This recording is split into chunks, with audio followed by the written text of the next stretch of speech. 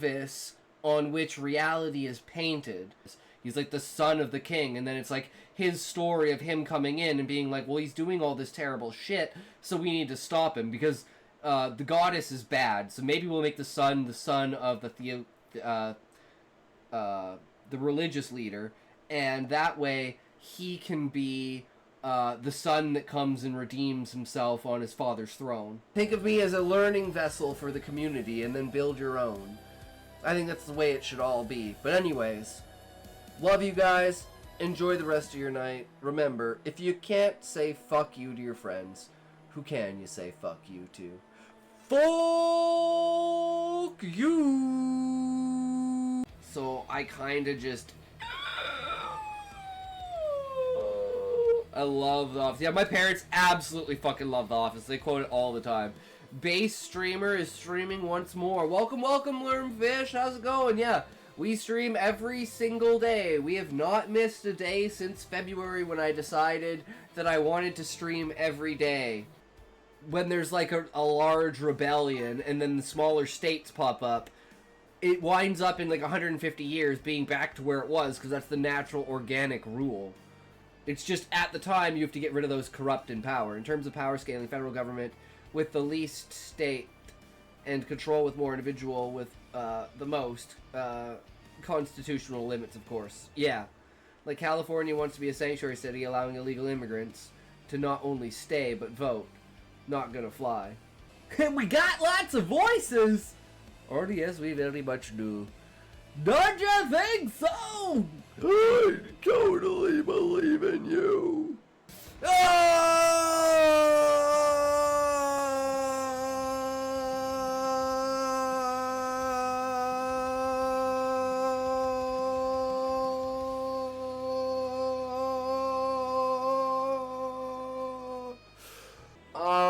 Callie, I don't think your writing is bad. I think you have to hyper niche because your writing is bad to an average IQ writer or reader who can't like connect and keep the ideas in their head and needs to continuously like be reminded of where the story is going with summaries. So like to a bad reader, you're a bad writer, but to a good reader, you're a good writer. But to be a great writer, you as a writer your stories have to be good to all readers. If you're having a bad day, just remember, there's somebody out there pulling the door that says push. Fucking dumbasses.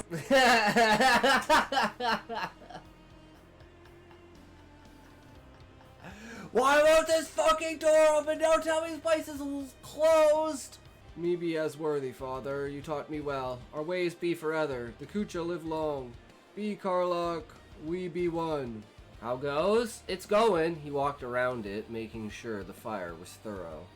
Placing the torch reverently in its holster, he steps back. True, brother. Zab, you still here, bro? Be my flesh of you. Thanks for coming by. Thanks for stopping by. You guys are fucking awesome. Thanks for hanging out. I fucking love you.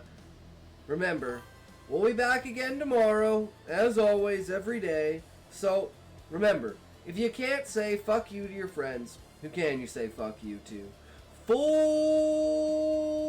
you. Sean is American. He could probably tell you more about that, but I don't pay attention to fucking anything. I try to stay away from, like, everything. I want to be as ignorant of the world as possible unless I can use it in my world building. That's how you get dysentery, fish.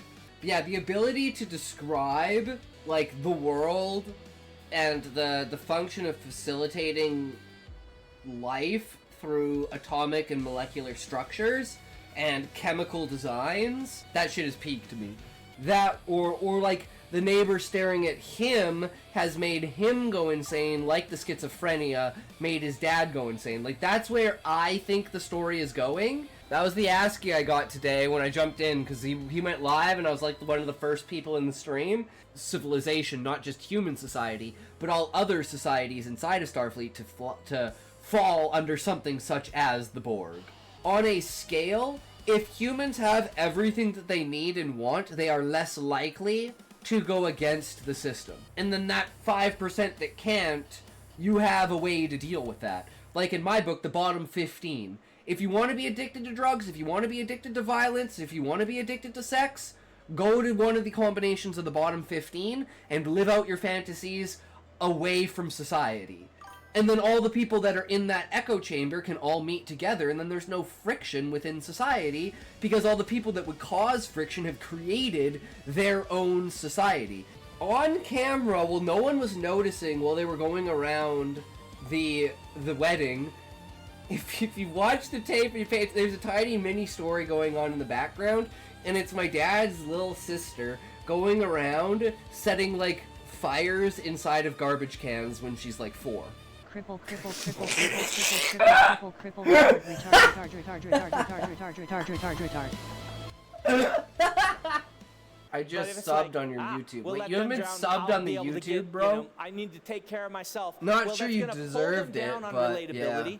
It's not Which really one? I have 4 of them, Smokey. Actually, I have 5. Actually, I have 6 YouTubes. Hell no. But we know that Harrison Ford is right. And so the dramatic tension becomes, Tommy Lee Jones is so good at this, can Harrison Ford stay ahead of him long enough? It is what it is. Thanks for coming by. Thanks for coming out, guys. We had a fucking blast today. Not very progressive, but very progressive in its own way for other people, which is, in turn, progressive for me for the stream, right? So thanks for, sharing all your stories and everything. We'll be back again tomorrow, and remember, if you can't say fuck you to your friends, can you say fuck you to?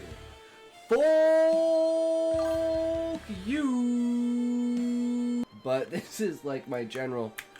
Yo, what's good, everyone? How's it going today? We back again. It's another day. How's everyone going?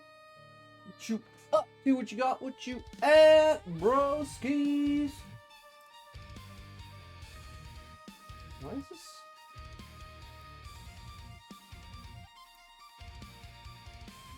I have no idea why it's like that. Anyways, it is what it is. Fuck it. So today we were thinking, let's go back to the basics. And let's try and work out an entire timeline of, like, things that go on, right? From basically, like, the small inception of the nations. Leading up probably about, I'm thinking, like, 200 to 300 years. And, that gives them enough time to build everything up, right? If we're thinking, like, timelines of technology, right? If we're talking...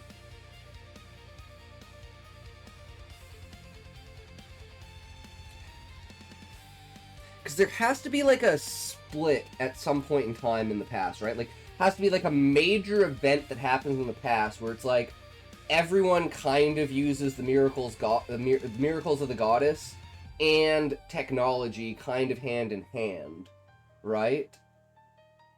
But then it becomes like, the more that they try to use technology and turn away from the goddess's miracles, the more that, like, those people lose, like, the goddess's miracles, like, losing grace, basically.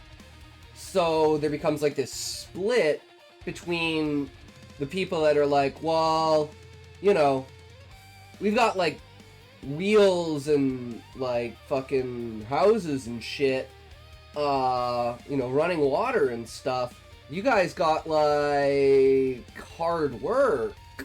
Yeah, I'm gonna go with the technology side. Fuck that goddess, bitch.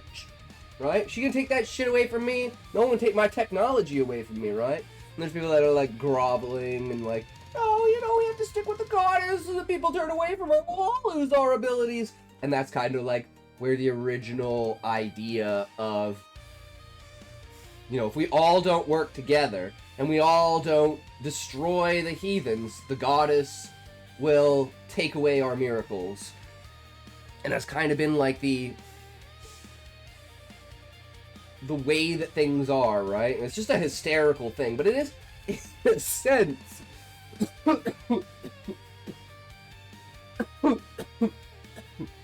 In a sense, it's true, because the goddess is a spiteful bitch. So if she gets to a point where she realizes that, like, she's gonna, like, having the technology is going to, nation, is gonna cause people to, like, leave the main nation. So that's why it becomes such a, like, strict theocracy, basically devoted around the idea of maintaining itself by destroying techno and saying that, like, you think the miracles of the goddess are good now. We're operating at like 20% power. The more overall population that accepts the goddess, the stronger the miracles become. Of course, this is a fucking bullshit lie. But hey, you gotta control the people with something, right? You gotta put something in their minds that makes them have this slight kind of fear or overwhelmingness where it's like, oh shit, how did that work, right? Oh, I think I know why this is fucked, because I moved it around for Asmon. Well, let me see if I can fix this. We don't have the chat on the screen. There we go. Less distractions. More overall everything, right? Anyways, so it's like everything from the beginning has been built in to make like war against techno, right? And at some point in time, again, I don't exactly know how. It's probably meeting on the battlefield or something like that. You know, the inspiration is like, of course, the meeting of the two kids of the Empire. They don't know who they are. They become friends and they realize who they are. It's like, well, they make the decision of, well, we're gonna try and kill each other. We're gonna work together. And their decision becomes, fuck our parents. Fuck this shit. You know, 10 stream streak. Fuck yeah, let's go, Rowan! That's insane, dude. That's over a week. Holy shit, dude. Thank you. I appreciate it. You know, sticking around and hearing me rant. You know. And I'm pretty sure you guys know this, but like, if you ever have any ideas or anything like that, throw them the fuck out, you know?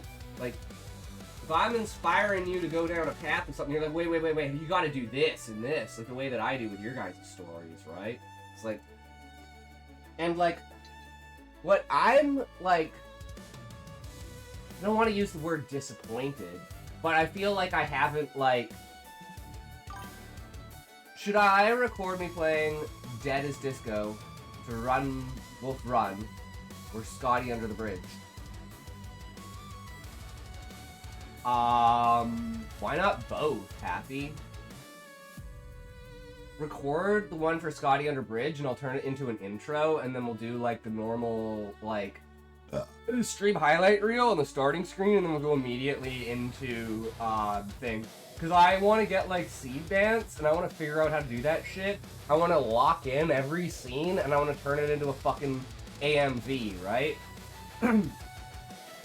Either that, or I just find clips from random anime that have to do with, like, the song, but I'm just, like, I ain't gonna find someone having their grilled cheese stolen by a pigeon underneath a bridge. I highly doubt that. I'm sure there could potentially be an anime out there like that, but like, I think it's some of the scenes you'd be able to get, but not all of them, right? And it's like, I've been meaning to do that for like a month or two now, but I'm just like, you know, I don't know, I just haven't really cared. I'm like waiting for an advancement in AI, right? Like, some sort of, like, next level thing that, like, brings it up, right?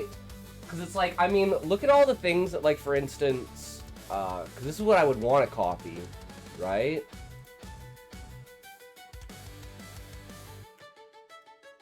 For fuck's sakes, how do I always click on the wrong fucking thing? Like, this shit is insane. This is the newest one. 100年以上ぶりとなる最も強い地震がベネズエラ中北部を襲いました。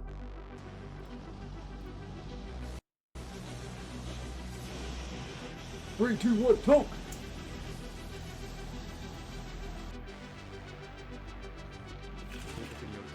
マグニチュード 7.2 保有 7.5 の地震により死者、不戦4乗者3000人以上、医療施設を含む数百棟の建物が損壊、8は倒壊。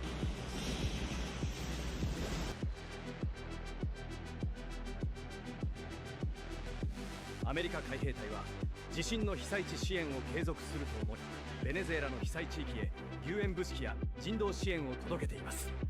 地球の磁極がかつてない速さで移動している。それが地球を不安定にし、地震も噴火も引き起こしているんだ。今起きている災害はほんの始まりに過ぎない。奴らは嘘をついている。来るのを知っていながら何も言わないんだ。俺たちを見殺しにする気だ。 It's just so fucking badass. And the fact that it's like all like basically real world politics done through like small little AI clips is fucking so epic. I'm like, I need to figure out this shit, right? Because it's like there's so much potential there. It's like, oh my god. So much untapped potential. And it's like, that's been going on for like a year now. It's like the increase and the like overall thing, right? The only problem I have is because like my original source was Sora, right? And now that Sora's gone, it's like, well, what do I do now? So I'm kind of waiting for like a new Sora to come out, where it's like everyone keeps talking about like Seed Dance and shit like that, and was it Neon Blue or something like that? And I think it'll be interesting to look into, right? But I'm just not good at those kinds of things. I've tried so many times, like trying to get into like the idea of like creating, like way back in the day, we wanted to do some epic AI shit. So we had like the whole, what is it called? It's on here somewhere. The Anaconda prompt with, where's the other one?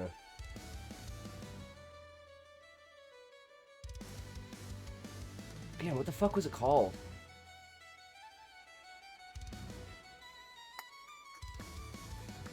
I think it's not on here.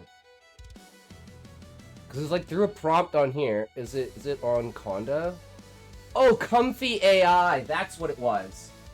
Comfy AI on Conda, running a workflow on the PC, so I could do like essentially set up entire things that would standardize characters, right? So you have like a 10-step workflow that always creates the same character no matter what, right? And then you build characters and you build settings and then you have those interact with each other, right? But I could never, because I don't have an NVIDIA card in my PC, right? I'm AMD, and like all the AI shit runs on NVIDIA, so it's like a compatibility issue that I could never fix to get the workflow to work, because it would never like initiate things because it would be looking for the NVIDIA drive. And even with like Conda running in the background to be like a replacement for NVIDIA, I could never get it to work properly. I spent like 2 weeks trying to figure that shit out. Because I was like, if I put like 2 months into doing the effort of getting the workflow done, and I just have the workflow for character, workflow for setting, and workflow for action, all I have to do is like replace the small details on it, and I can make like an infinite amount of outcomes, right? But there's a huge compatibility issue that just fucking derailed the entire thing. It pissed me off. I'd love to be able to get to that point, because one of the biggest problems with like the Sora or something like that, right, is there's no consistency across clips. Whereas with like an initiated workflow, it has guaranteed standardized generation. So you could generate like 100 of the exact same character, and you can do like different angles of that character, right? So you're basically essentially, it's like the idea of what they did like 3 months ago or so, and they built like a workflow around Blender so that AI could basically instructionally create continuity between characters using Blender with like an algorithm outline, right? So it's like all the angles and everything for like facial recognition is basically built in. So you say generate Sarah, and it's like it will always be the same character as if it was like the character was built inside of like Unreal 5, right? But just using Blender and then using the animation styles with the AI to change the movement, right? And it's like such a brilliant idea, but it's so minimalized in like what we can do right now, right? So it's like, I think it's gonna take another 6 to 8 months, and we're gonna have some sort of breakthrough with something that's just gonna like revolutionize continuity. Because continuity is the biggest problem, and, like, extended clips, right? Like, I think Seed Dance most extended clips are like 45 seconds, right? But the longer the clips are, the less continuity they have. Most people will use regenerated 15-second clips to, like, overlay them, right? And that's why you get, like, a lot of jump cuts, because the longer the clips are, the more they fuck up, right? But eventually that's, you know, not going to be a problem, not going to be an issue. You're going to just, you know, have a program. Like, I wouldn't be surprised if someone made some sort of, like, game for, like, release on Steam that its, like, entire processing was, like, basically video editing for AI. But it's a video game. So you use the video game to create your, like, AI video or, like, animation or whatever. And it's got, like, Unreal Engine and, like, Blender and everything built in with, like, AI workflows. All you do is you just go through, like, playing the game, because everything's already set up as a schematic, essentially, right? And I guess that's what I was trying to do, but it's just an inevitability. But I assume eventually someone would do something like that, right? Because I think that would be the smartest idea to do, is put it in, like, an Unreal 5 game engine idea, and then have the entire thing be an outflow workflow of AI. And then everything would be structured from the beginning. There wouldn't be any compatibility issues. It would all be in its own space. And you would just have, like, an output video editor that you could export your final product onto, like, an MP4. So you could literally use the game to output a movie, right? And because I think the ultimate, like, outcome of... I think it's the second time I've done that. 3, 2, 1, toke!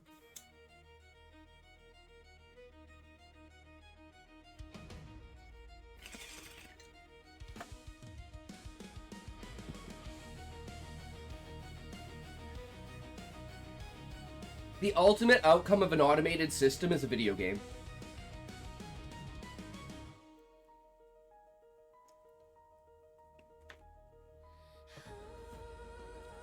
Because it's interactive, it has all the components built inside of it, it has its own infrastructure. And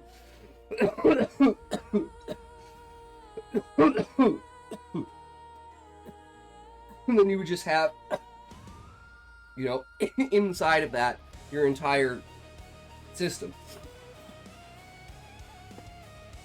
So I think, like, a baseline for it, of the concept, like a proof of concept idea, would be, like, running something like a combination between, like, a editing program, like Wondershare, and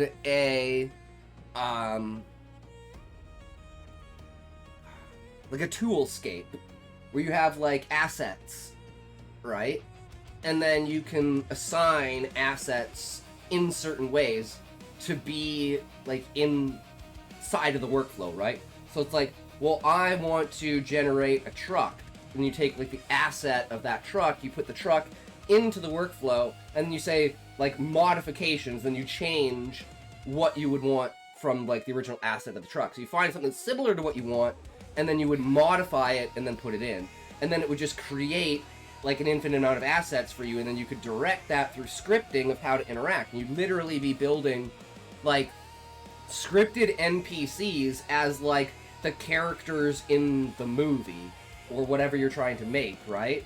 So think of, like how they do, like, RP in GTA 5, but imagine having an entire system like that, where it was like you just generated your own scripts for your own NPCs and did your own thing, and then just kind of, like, played it out. And then you could have, like, location sets for, like, timing of locations of cameras and stuff. So you basically have the entire movie in script playing in the background, while the camera's just, like, jumping all over the place to make sure that you're catching those moments and actions, right? But everything is, like, all happening at once, all on, like, a like, rendered scape, right? It just gives you the ability to manipulate what's there, and through, like, you know, image generation, script enablement, and, like, action of character, right? And that would be literally the entire video game, would just be, it's a video game made to make movies. And you could make your own games out of it too, right? It would be like, just as easy to make a game out of it and export the game as it would to be making a movie or something, right?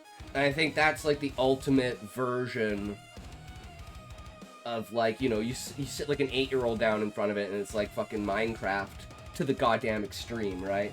And they're making like the craziest shit you can see because, again, I think just the way that our brains work and computing and stuff, the style of the idea of like a video game is something that gets, it just works well with your brain, right? It's like you can't miss things because you have to complete things in order to like move on. One of the biggest problems with the education system is like zoning out. What is Happy recording?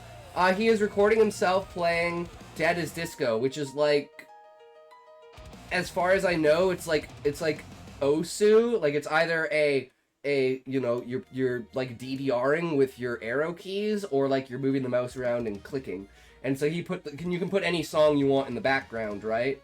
So he put his song, the Run Wolf Run, which is like his intro song for his book, right?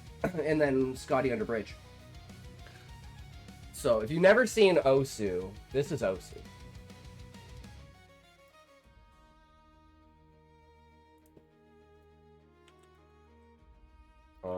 What's a good song?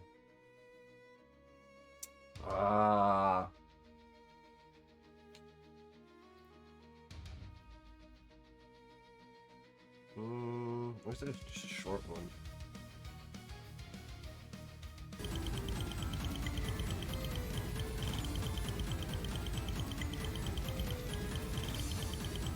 You play Osu for one reason.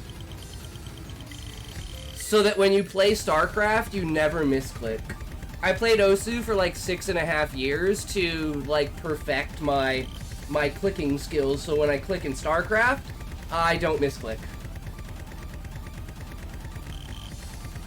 It's actually like one of the best things to like use to like precision your mouse movements. It's fucking insane.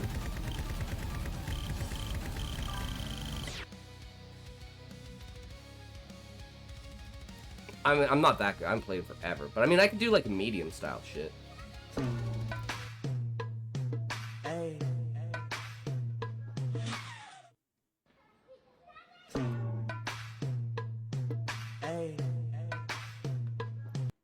It's like, have you seen these ones of I wonder if I can find it on Twitter.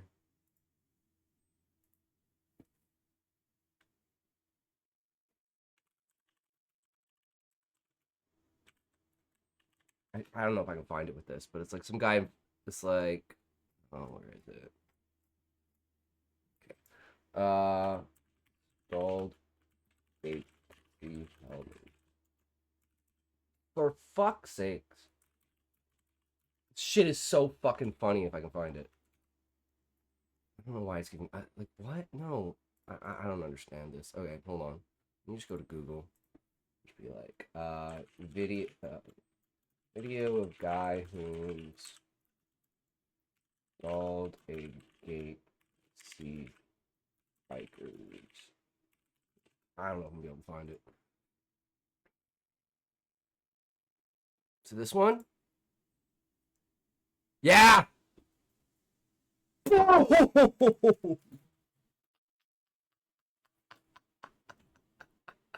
It's a bomb! There's like so many of these. People just keep fucking hitting it like it's just not there. Just like boom! It's like, how fucking stupid are you? Like, Jesus Christ, bro. Oh my god. And there's like 8 or 9 different, like, and you can tell that like they're different places because like the gates are in different angles across the house. And you can tell they're different people because of how they hit the gate. Or they might be the same person hitting it multiple times, which would be even more fucking funny. How retarded are people? Oh my god. It's like distracted driving, more like distracted biking. It's just like, oh my god. This is one of the things where like you've just gone down this trail for like 6 years. So you're just like, do. The gate was new, right? He was just tired of people fucking speeding past his fucking house, so he just put the gate up and he was like, fuck you guys. Fucking great shit. 3, 2, 1, toke.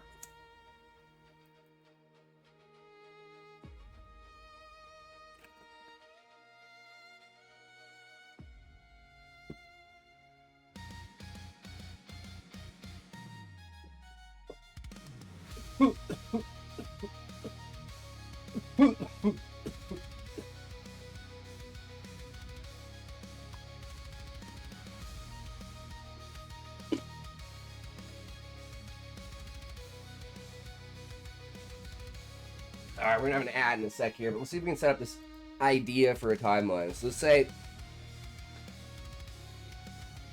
roughly 500 years.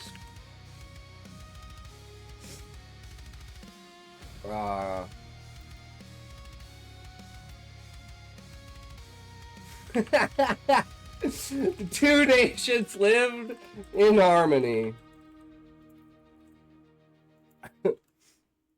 That's a great Easter egg. That's a great Easter egg right there. I love that. But one day, the Fire Nation attacked. So...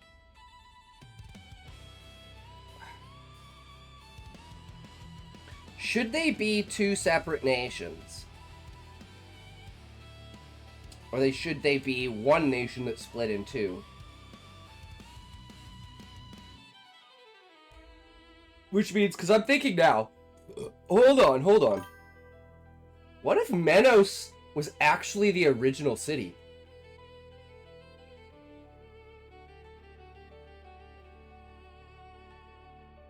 What if Menos is actually the origin and the people that split... this could redefine everything about Menos. Because we have, like, Middle Menos is where they live in harmony, right? And Middle Menos is, like, the most developed. Maybe we could have a point where even Middle Menos is, like... No, because the whole point... The whole point of Menos was to get away. So there'd have to be some way that, because I'm thinking like, what if Northern Menos uses, and I was like, oh no, wait, they don't. Because the whole point is it's supposed to be a rejection. Menos is a rejection of the faith and a rejection of technology. At least on the extreme, right? So, okay, well maybe that works actually if it's on the extreme. So they have technology, as in the idea of running water. You can build houses, you understand mathematics and engineering, but like you don't and you have like low levels of like metalwork and stuff, right? Because we got to be able to create armor, we got to create weapons, right? So having like original forges that are like super old and stuff as the origin, oh man, there's a lot of conflicts that have to be like nuanced out, but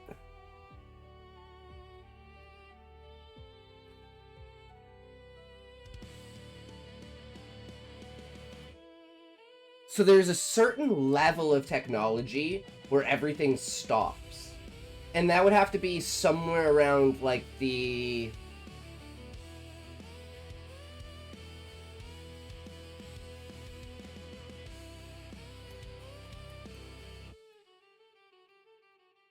So somewhere around the Iron Age, but it has to be past the Iron Age.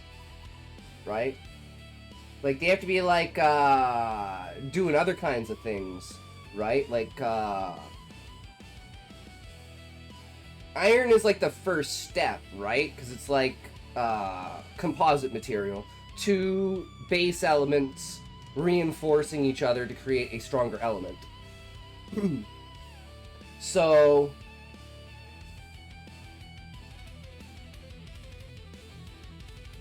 like, what?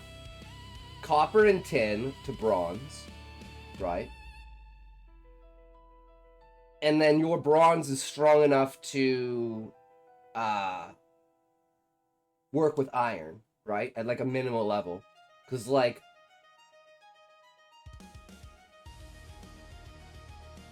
copper wasn't strong enough and tin is weak as fuck, right? But bronze has just enough that it makes it so that, like, you can at least start to work with iron. And then once you've got a basis for iron...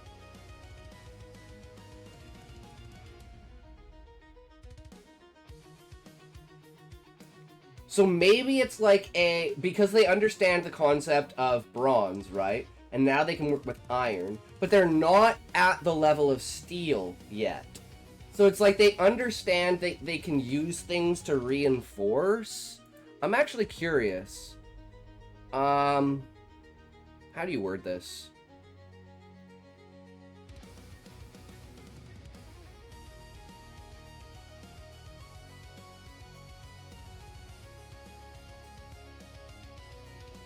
Because steel is just iron reinforced with carbon, right?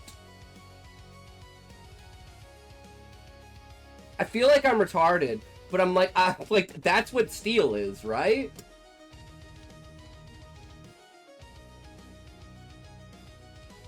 So, like, what would be, like, a step under steel if you didn't have carbon, right? So you have, like, iron and copper, iron and tin, iron and silver, maybe. So I'm thinking, like, a hierarchy list of, like, metals due to, like, strength and density. So, like, probably just do this on Google for an image, right? So this would be, like, a standard D&D thing.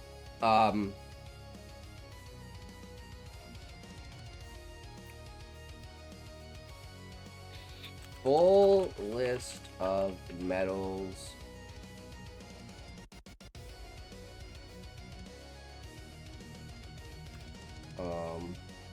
Organized by density?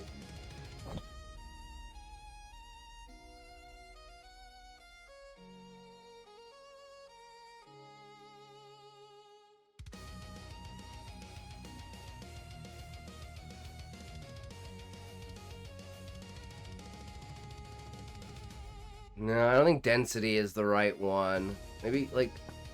I just don't know how to say... I don't know how to word this properly. Just be like, okay. What is the order of... metal ages and... I guess I'd just say this. And then we'll just figure it out. Well, we can just go from there, right? Because it's going to go, like copper, bronze, calcite, which is, yeah, and then iron, right? And then it's like, okay, how do you word this? What is the order of metals from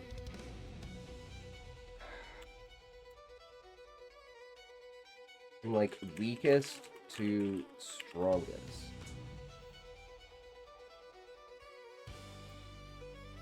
Okay, we don't care about these things. We want just like only Scotty loves dick. I do. Maybe we have to go through the whole thing.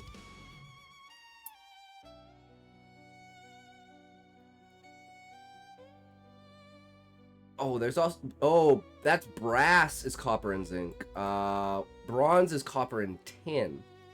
Okay, so we'd also need zinc. I forgot about zinc. And then there's iron, titanium, carbon, mild... Yeah, steel and carbon. Right? Chromium, tungsten.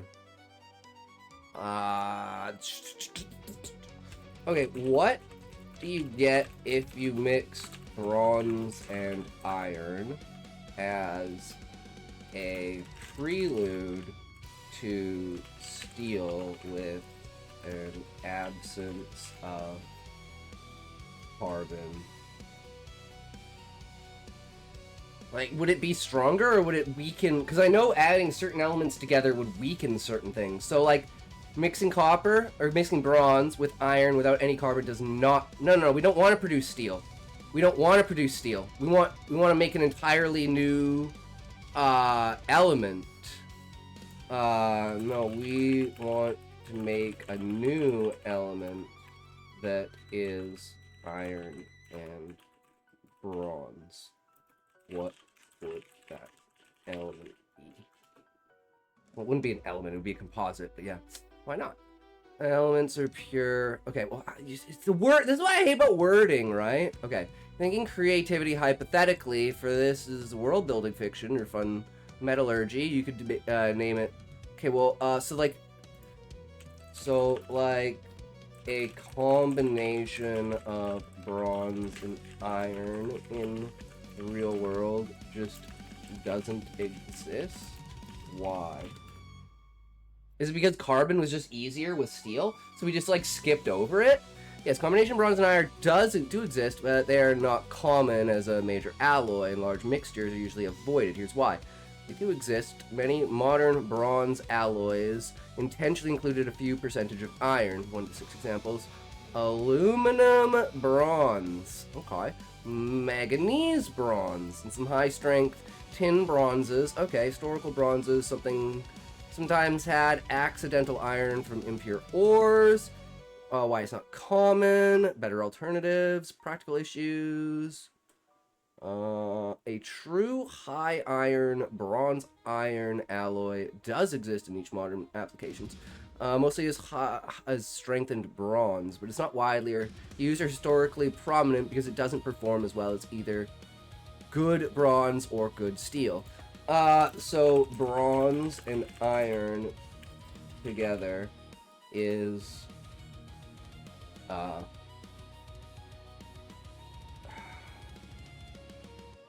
lowers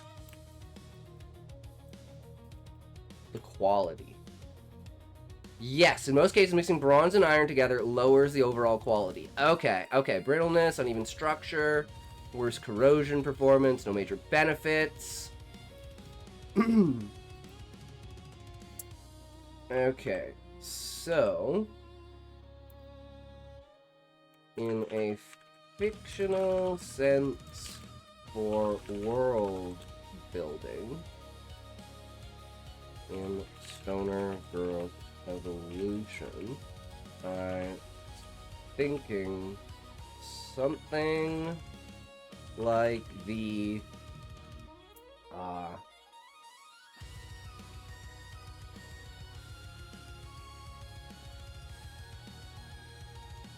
concept of combining metals exists, but the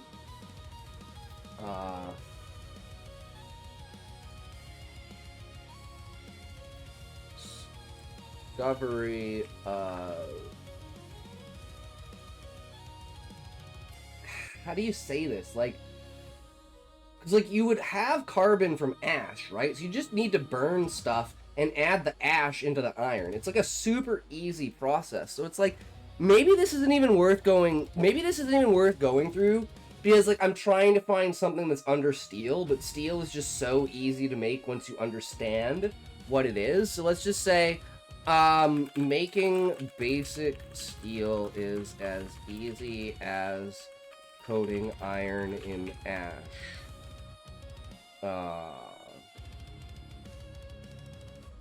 Or something, right? Because look, the ash is basically carbon. Not quite. It's close, but the key is carbon from charcoal, so not ash. Okay, well, we're just thinking recorded and uploading. Fuck yeah, I want to check that out. Did you do both of them? Materials after burning wood and charcoal doesn't provide the carbon you need. It's mostly what remains after the carbon has burned off. Wrought iron or low carbon iron is relatively soft and malleable. Steel is an alloy of iron plus carbon plus sometimes other elements. Carbon makes it harder, stronger, and heat treatable. Too little carbon, soft iron. Too much, brittle cast iron. Okay. Just one so far. Alright. Bloomery process, earliest for making iron that could become steel. heat iron ore with charcoal in a clay furnace.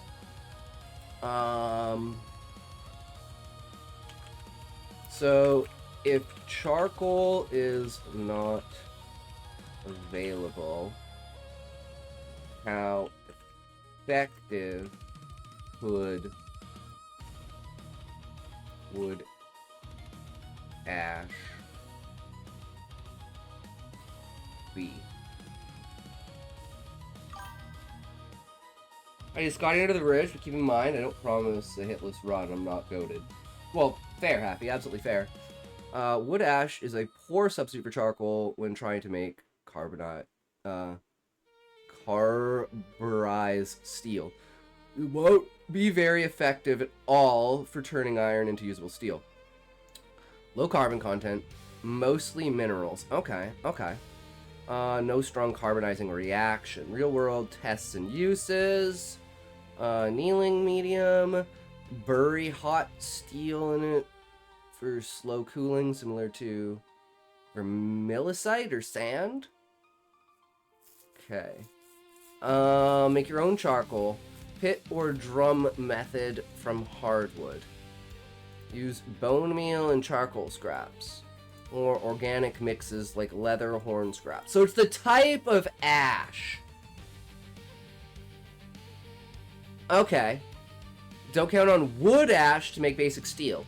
Mostly just protect the surface from scaling oxidization.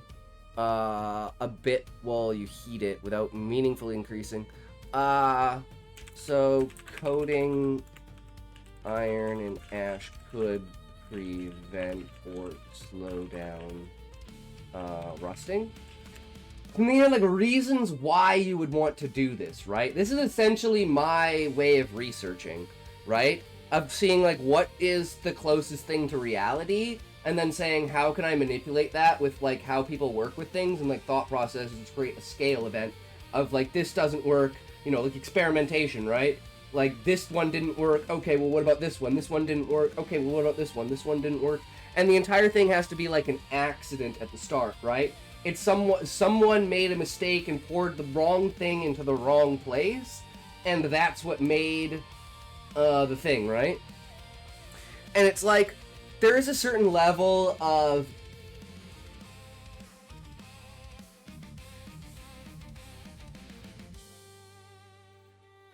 despite having the knowledge as the author, right, and knowing what everything is, there is also the what is actually going to be in the book, right? So the main reason for this would be giving potential to craftsmen to have stories, right? Like, let's say we go get a new weapon built, and we're like, we have like this like really in-depth like conversation moment about history with like the armor smith. And, like, as he's hammering down, doing his thing, it's like, you know, character that's interested in something. It's like asking questions about it. Scotty, shut up. True.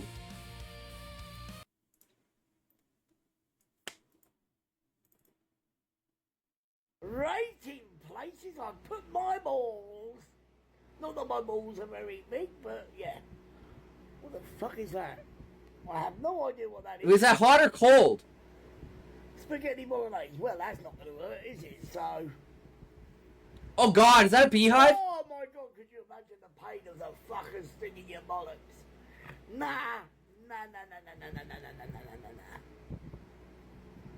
Oh, Okay, yeah, no. Christ, that would cut your fucking bollocks off. Yeah, that one's got to be a 10, right? Christ, they're getting worse.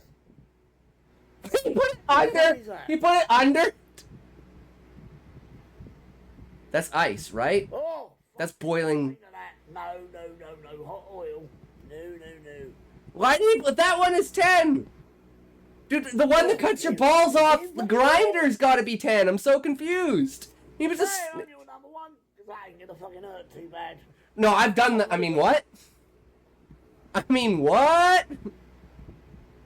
Sand? But it could be boiling hot sand. It could be boiling hot sand. You know, handy shandy. A shark.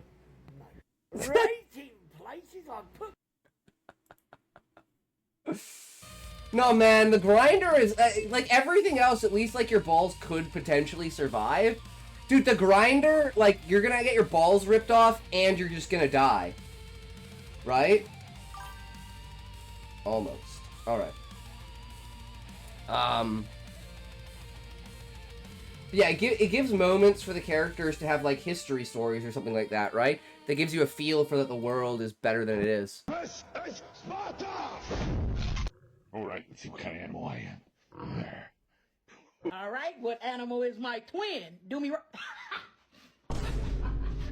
I wonder what they use to choose the animal.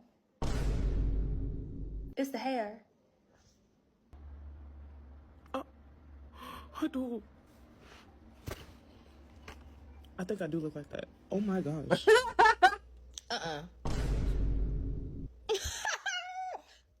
What? That's pretty good. What animal would I be?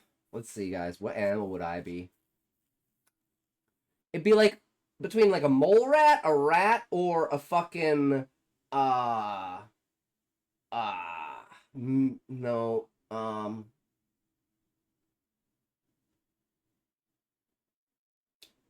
maybe a skunk or a badger.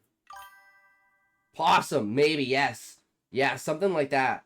Because I'm, like, thinking hedgehog, but it's like, I don't think I have a big nose. Check this epic edit out. Alright, let's see it.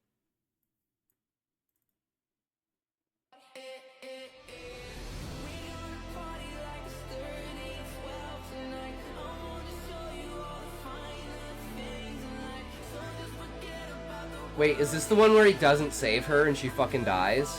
Because he's a piece of shit? Retard? And she dies?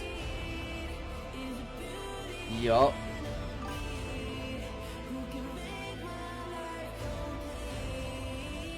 She gonna die, bitch.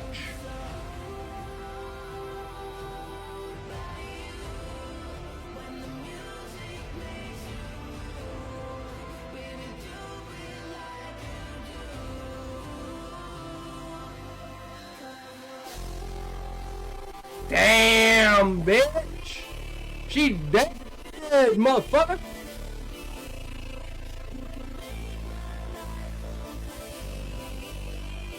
You ain't God, bitch! Yup. Just the way it is. Alright, let's see it. See it? Let's get it. Let's go.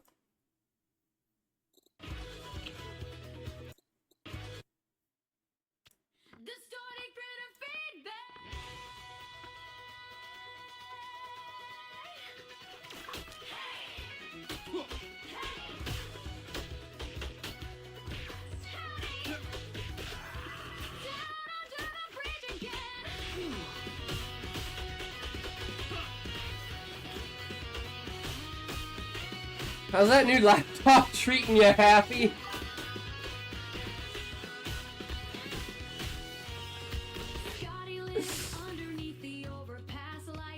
Was this what it was like playing it, or is this like a rendering issue? Fuck, man, this is like me playing fucking StarCraft on my old PC, or my old laptop, where it's like, it's literally like, it's StarCraft, but it's like lagging. You can't even fucking play StarCraft.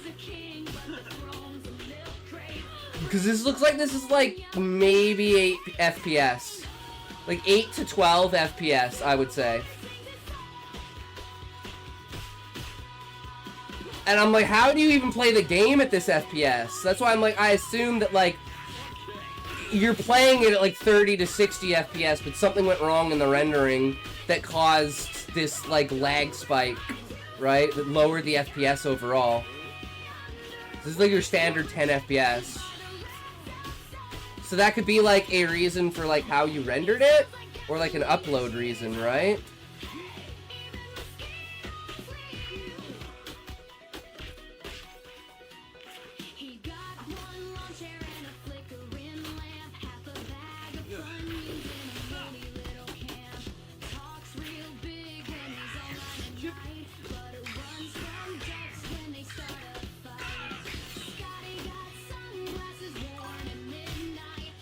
Something it was clean when playing. So either with the upload or the render or something like that. That's unfortunate.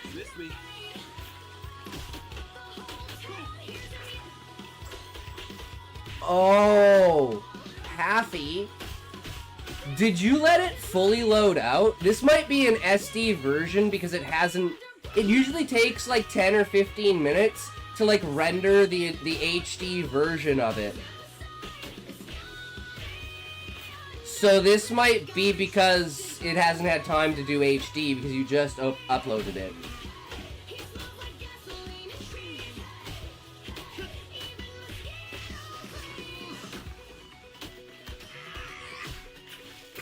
So like on your dashboard, Happy, does it tell you that the HD version is uploaded? Because it should have like an SD and an HD or like beside the video, like on the statistics for when you open up your dashboard.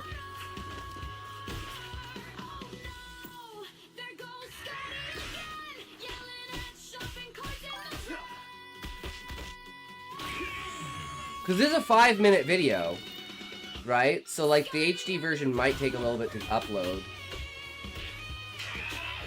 And if not, man, something definitely went wrong.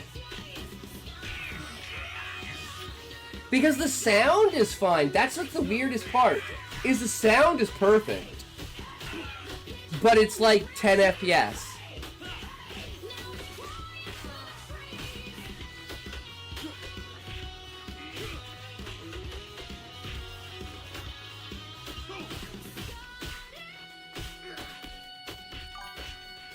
So I have oral surgery on Thursday. I'm not looking forward to... Oh, that sucks, Relic. That sucks real bad. I pray for you, bro. Fuck, man. I was told... I got tonsillitis like 6 times in a year. And they were like, if you get tonsillitis again, we take your tonsils out. And I've never gotten tonsillitis since. Because I was like, nope, not dealing with that shit. Fuck that. And body was just like, nope. Never again. Literally, never again. It's the power of manifestation, bro. That was pretty good. And the fact that like it doesn't have like the captions, it's like there's definitely like a thing about it, right?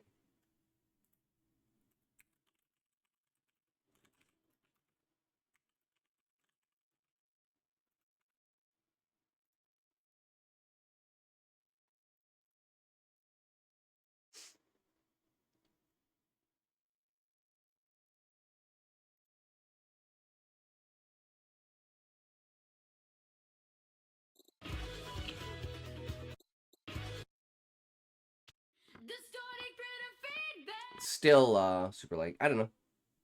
It was good though. I enjoyed it. Why am I not? I'm not subscribed to you. Probably was rendering because it show HD and SD.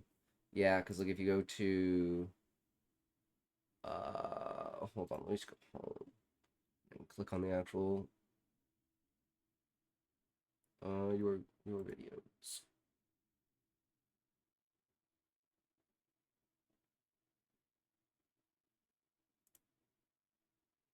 Yeah, because it has SD and HD, right? High definition complete.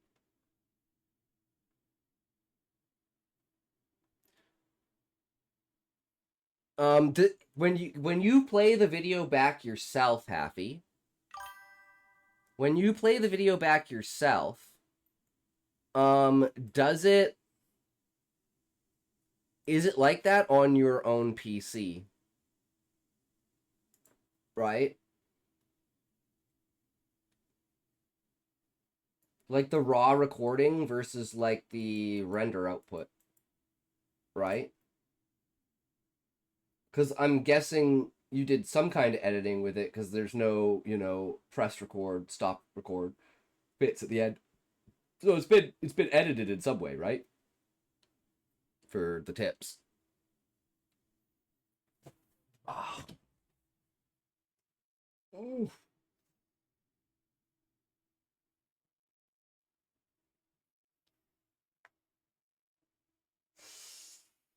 Oh, it is what it is, right?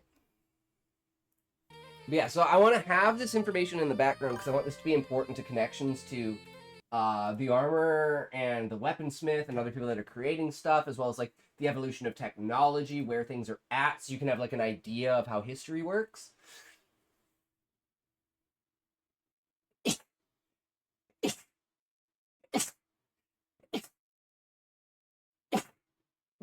Jesus. Not the capture full, just the game from OBS. Wait, what were you using? Wait, were you use?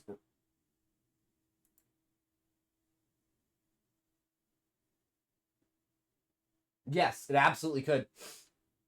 So what I would do, Happy, is just like pull up a YouTube video, record a YouTube video, and then watch it back and see like what it is, and then look at your OBS and like see, like for instance, like if I bring up mine, right, it says that I'm at 60 FPS, right? This is my kilobytes, my frame drops.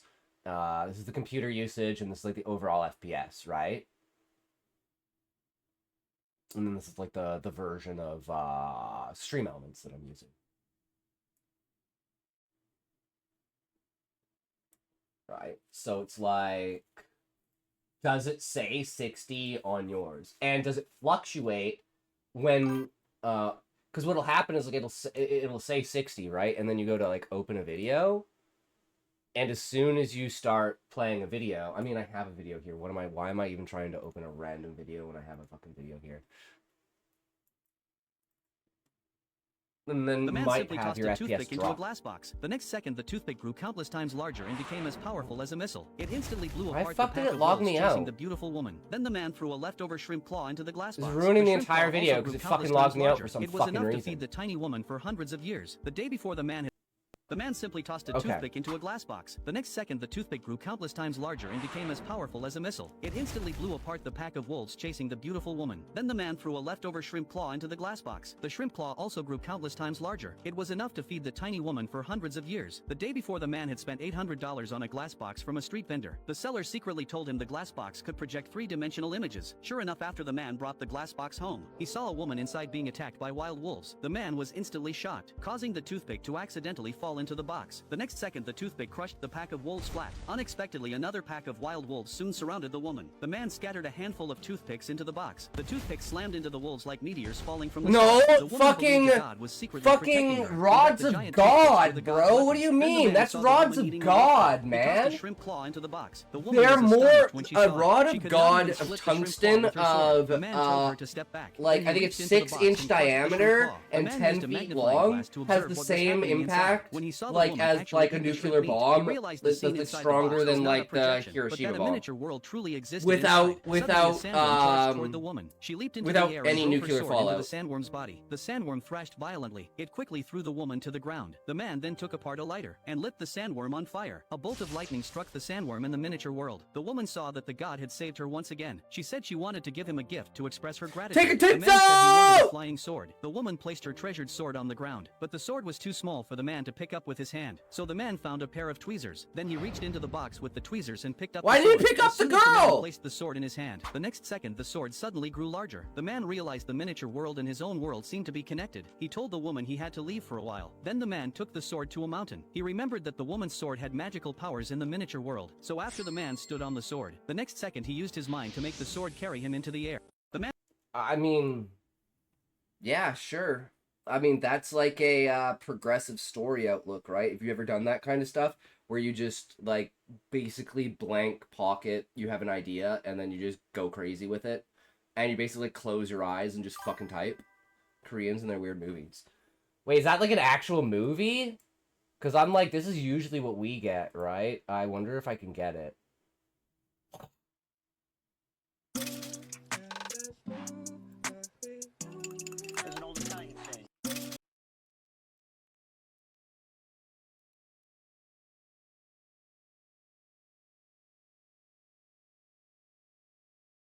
Man, they've got the guy one. Where's the tongue fruit?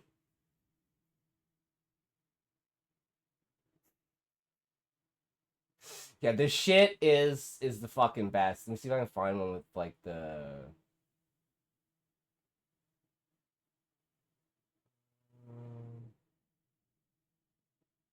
I Can't find the ones with the chick. Strawberry.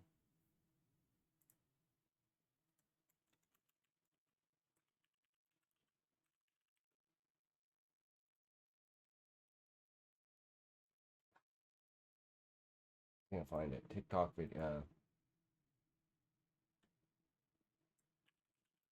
Tongue. Very AI video.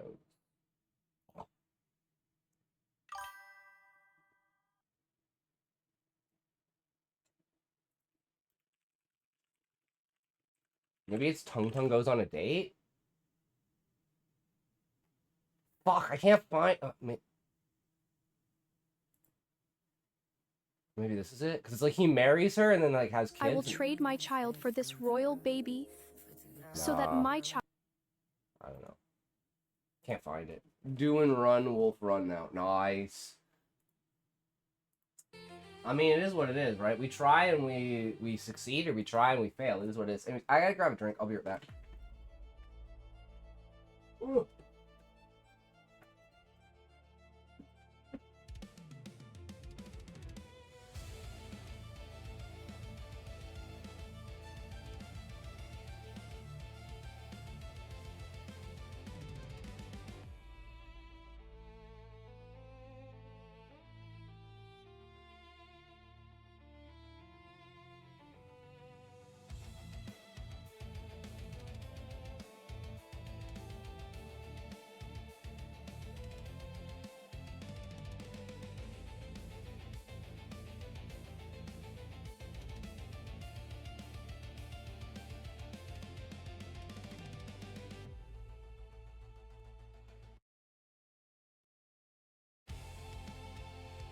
Just having the research and the understanding of this kind of stuff for, like, escalation, right? So now we have to, like, kind of take these steps and make, like, small stories out of the steps of the evolution, you know? And this could be, like... I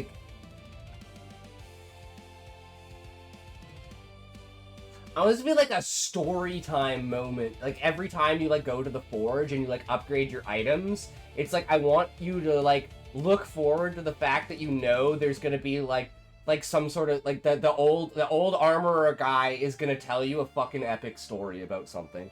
Like, I want that to be like a looking forward to moment of not just being like, oh my god, they're gonna get new armor and new weapons and they're become more powerful, but like, oh my god, we're also gonna learn something really cool about the past and some epic fucking story from this dude, right? I want it to literally be like moments like that where you can like anticipate when something's gonna happen, right? And it's like same thing with like the bard. Where it's like he starts playing a song and you like fucking know there's gonna be some sort of epic tune that's like gonna say something about the world. It's like all of his songs are like, you know, mythologies about the world and different things like that, right? Origin stories of the goddess, where miracles come from, shit like that. And of course there's gonna be like contradictory stuff, so you have to be able to pick out what's real and what's not based upon how you like how the world is enacted through the book, right? You can be like, oh, well, that obviously isn't real because we witnessed the event and this outcome happened, not this outcome. Whereas you have like two stories of like two different possible outcomes from something, right? And it's like you physically have that happen and then you're like, well, this is obviously the outcome because that's all that could possibly happen, right? The simplest example would be like lighting a wick on something, right? And maybe something to start a forge. Something like that, and it's like the escalation, so it's like flick of a spark and all of a sudden it explodes into like the entire furnace being fucking lit up and shit. But it's like the story is like how long it took to like design a furnace that would like actually do that, and then you see like all of these different styles of like furnaces and stuff and you're like, well, if there's only like one specific way to build a furnace but everyone else builds the furnace like this, maybe this guy wrote this song about furnaces, maybe this is like an ad campaign thing. Like, I'd love to have like an Easter egg like that, where it's like a song or a story or something is literally like an ad for like a brand of something, like in that day and age. It's like trying to get people to do something specifically so they buy it from that person to create like an economy around it. That would be fucking hilarious. 3, 2, 1, toke!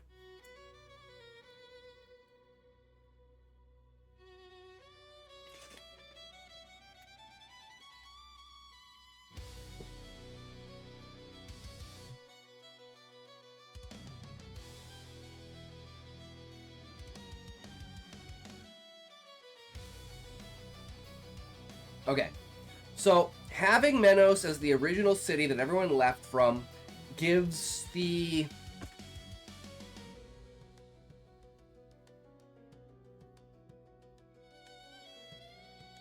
Okay, so it'd be something along the lines of, Menos is, like, the main population city. Like, this is just, like, where we're gonna start, right? We don't care how Menos was created or how everyone congregated there. We just know that, like, this is, like, something along the lines of the environment of, like, the Nile and, like, the Mediterranean in Egypt, right? And it's like, this is the valley of life, in a way, for, like, it has all the things you need to survive. You don't need to trade between other areas, so it causes a congregation of everyone to come around this area, right? And then they build Menos around it, so the landscape itself, like, I envision it a lot like,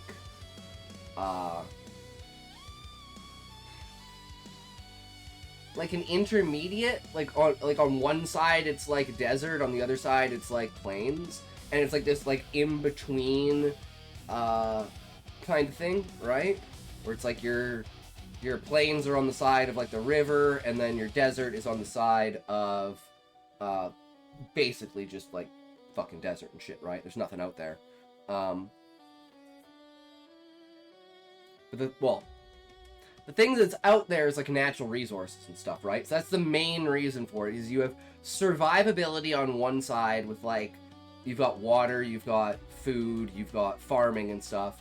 And on the other side, you have like your materials, your metals, your mining and stuff like that, right? So it's just like the perfect place where you have everything in its, you know, conglomerates. That brings everyone together in this place, which creates the evolution of a society at some point in time, going from, you know, wood and like dealing with stone to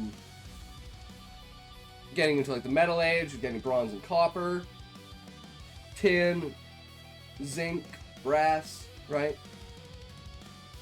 And it's like the like one of the stories would be like the origin of things, right? And I want like the trope of the origin of discoveries to be accidents, right? So I always loved the idea that the first guy who ever drank an alcohol was so desperate, and he's like, if I don't drink this, I'm gonna die. And you know, it's like this like old fucking moldy barrel of apples that's been sitting there for like 2 years, like fermenting and like, you know, mushing itself together, mixing with like rainwater and shit like that. And he drinks and just gets like hammered out of his mind. What the fuck? And eventually someone reverse engineers how, like, the idea of like fermented fruit and stuff like that, or you know, wheat or rye or whatever, just like fermented life to create alcohol, right? And then it's like the origin of it is like a complete accident of someone who's like, fuck man, I have to do this. This is so gross. And it's like, oh my god, this is so good. What the fuck happened? Right? Same thing with like how like the original inception of the idea of mixing metals together, right? Some guy accidentally pours tin into the copper chamber because he's a retard, and then it's like, wait, this came out like really good. What happened here? And then you work your way from there. So all of the like advancement origin stories will all be thematically accidents, right? And it's like, oh, well, how did you discover like at this point, like fire would obviously have already been discovered, right? And like flint and charcoal and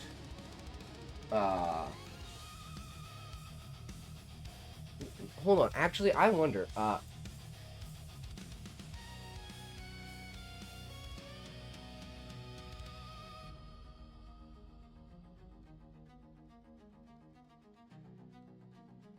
and stone and flint create spark. I'm pretty sure, right? Like, you just have to have something that scrapes the flint off. So you could have, like, a strong stone that you... Because, like, I have to think about this, because the pipe that the botanist has is, like...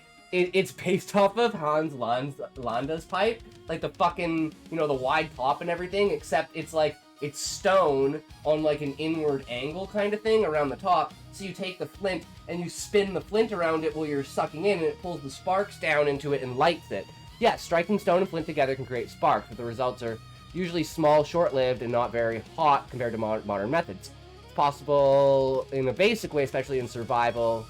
Sparks of flint on flint, or flint on most stones, are weaker. Flint and steel method, yeah, that's why, because it's like, steel is strong enough to scrape enough of the flint off, right? Technique matters. Okay, so I'm just gonna say, so, for one of my characters, they have a pipe with a angled stone in around the bowl, so they can take a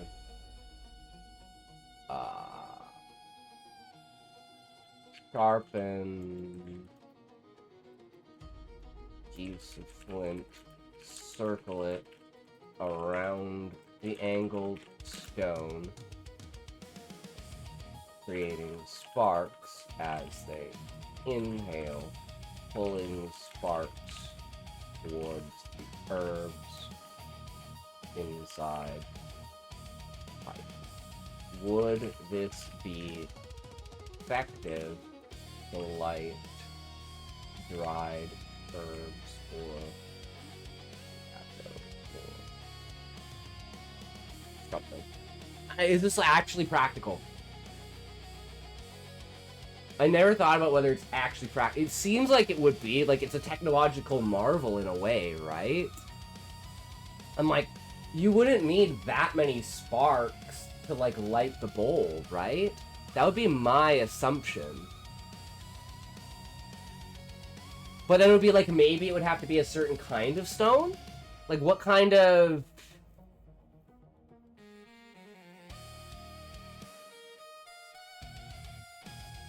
I don't know why it's like looking for real-world examples. It's just like, it could work in a fictional or highly optimized setup, but it would be ineffective, inconsistent, require significant skill and practice in reality.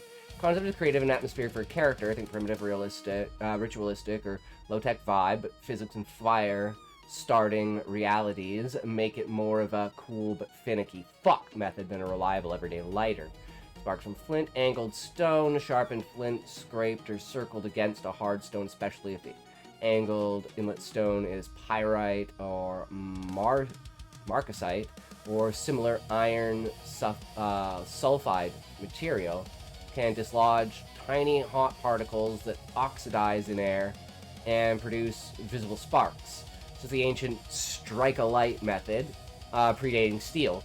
Regular stone on stone, flint on quartz, or chert, also sparks, but weaker and less reliable. Angled inlet design. The angle helps direct sparks inward toward the bowl if the character circles the flint. Inhaling creates airflow, suction that pulls sparks and oxygen to the O's. Ignition. If sparks land on dry, fine material, they can create a small ember or a glowing spot that spreads. Effectiveness for dried herbs. Realistic, marginal to low reliability, especially compared to matches. Lighters. Okay. Challenges. Stone on stone or flint on pyrite. Sparks. Often small, faint. Okay, so let's see. In this setup, what would be the most effective way to maximize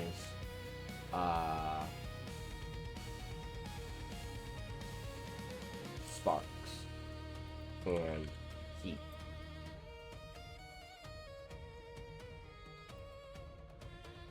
I don't know if it's gonna get it, because it's like, should the flint be around the bowl and should be stone that's going on it? Like, what would be the most effective way to turn this into an actual lighter? So that it can be, like, realistic in a way, and it's, like, super designed in a way, right? Maximize sparks and heat in your pipe setup. Focus on these key factors. Material quality, edge sharpness, striking technique, tinder herb preparation, and airflow. The goal is hotter, more abundant, longer-lasting sparks that land effectively in the bowl while inhaling. Choose the best materials and biggest impact. Angled stone inlet. Use pyrite or marcasite, iron sulfide materials. For the inlet, these produce the hottest and most reliable sparks when scraped with flint. Far better than generic stone. Fresh, oxidized surfaces. Flint, high quality cryptocrystalline flint chert quartz. Very sharp edge. Sharpen it regularly. Pressure, flaking, or abrading. Dull edges drastically reduce spark production. So it's absolutely viable. It's just, it has to be a technological wonder, in a way. Which, as long as you can describe it and present it that way, right? Like, I'm thinking, like, the idea of, like... So you'd have, like, a grinder kind of thing. I'm thinking, like, a pencil grinder, right? Like, something like that. And you have, like, the two stones grind together. And then you put the flint in it. And it just, like, literally sharpens the end of the flint. And then you would just go, like... And it might take a little bit to get it to go, but I think, like, I don't think people are going to be like, that's so unrealistic. It produces many small to medium sparks, better than basic stone on stone, but not as hot as modern ferro rods. So it's like the setup becomes a distinctive skill-based ritual for your character. Reliable enough when done right, but dramatic when conditions aren't perfect. Okay, so we could use this absolutely in a way of, like, having other characters trying to light the pipe and, like, smoke. Because there's going to be a point where it's like, Stoner Girl Evolution starts out with a lighter and a pack of rollies. Because she has a lighter in her bra, and she has a pack of rollies in her Lululemons. Like her shorts, right? The fucking spandex, right? And eventually, like, the lighter's going to die, and she's going to run out of papers. So she's going to have to find, like, you know, maybe even invent the idea of glue. I don't know. Maybe we have to have some sort of glue or some sort of idea like that. But, take some hoofs out. You know what I mean? Horse factory? I mean, what? So it's like, you know, she's seen botanists do it. And since, like, she understands the concept because she's, like, flint and steel from Earth, right? But it's, like, the technique used and the way that it is and, like, how fast you have to do it and how you have to know, like, these certain techniques to get it to work. It's like, Stoner Girl can just never fucking light it.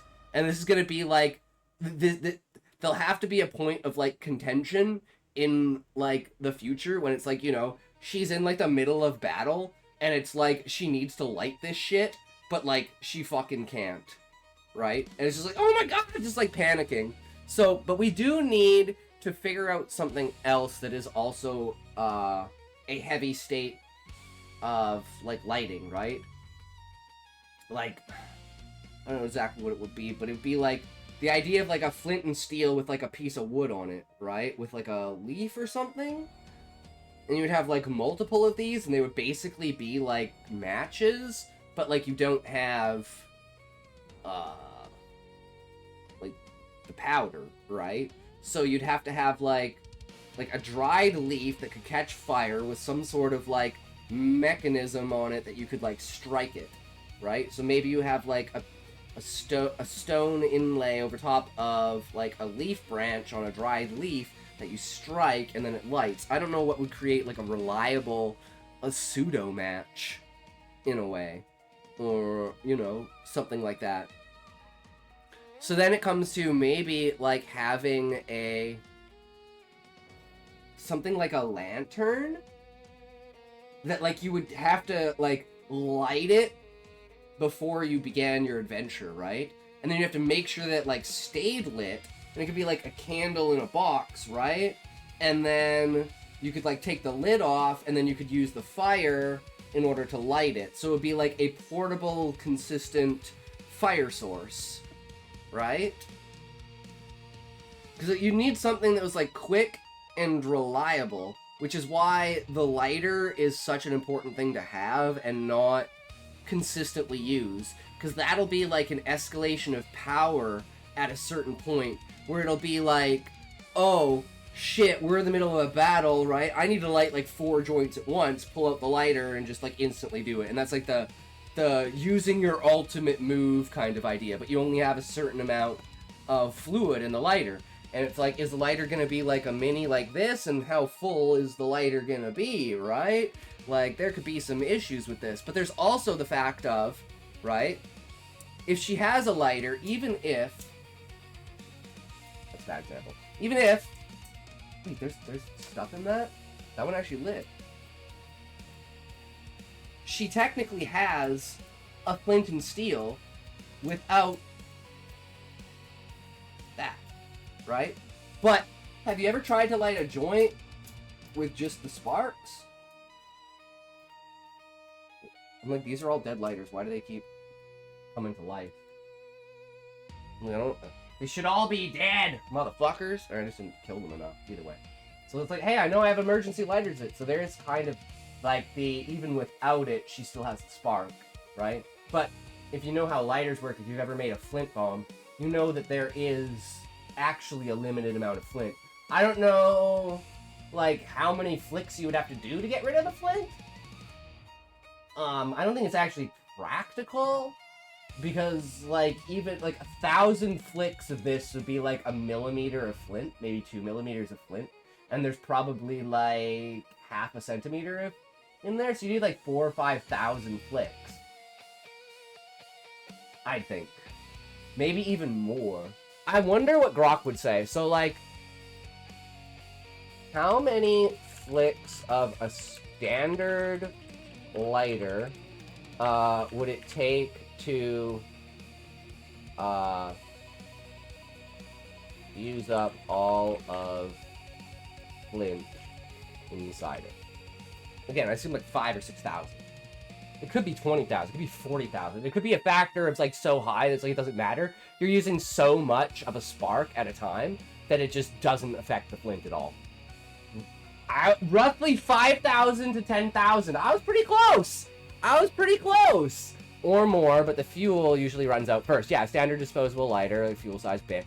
Uses a small ferrocurium flint rod. It's pressed against serrated steel with wheel. Each flick scrapes off tiny particles of the alloy, which heat up from the friction and spark. The rod is gradually worn down over many uses. Replacement lighter, flint typically, because like the same thing you'd have like if you have like a refillable one, right? Or you have like a Zippo or something like that, right? Y fuel limit is more than flint. So I'm just thinking this in terms of stoner girl evolution. Stoner will have a lighter with her, but limited fuel. But once fuel runs out, she has the strongest flint and steel in the world for sparking.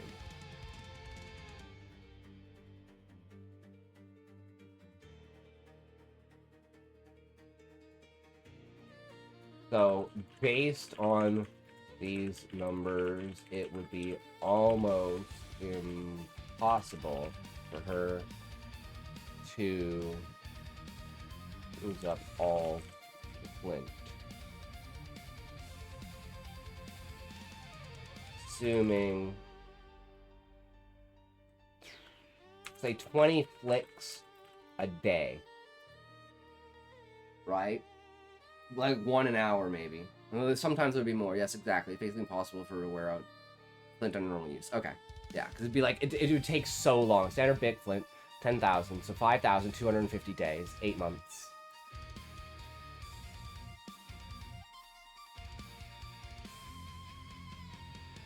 So yeah, like it could last up to a year. If she's a heavy flicker, say 50 times a day, that's still 100 to 200 plus days of consistent use before the flint might start getting too short. Okay. And it's like the entirety of like the story takes place over... The first part of the story is like 2 months. Then there's the 4-month training, like 4 to 6 month like training montage, time skip after botanist and cook and alchemist get abducted and kidnapped by a cardinal.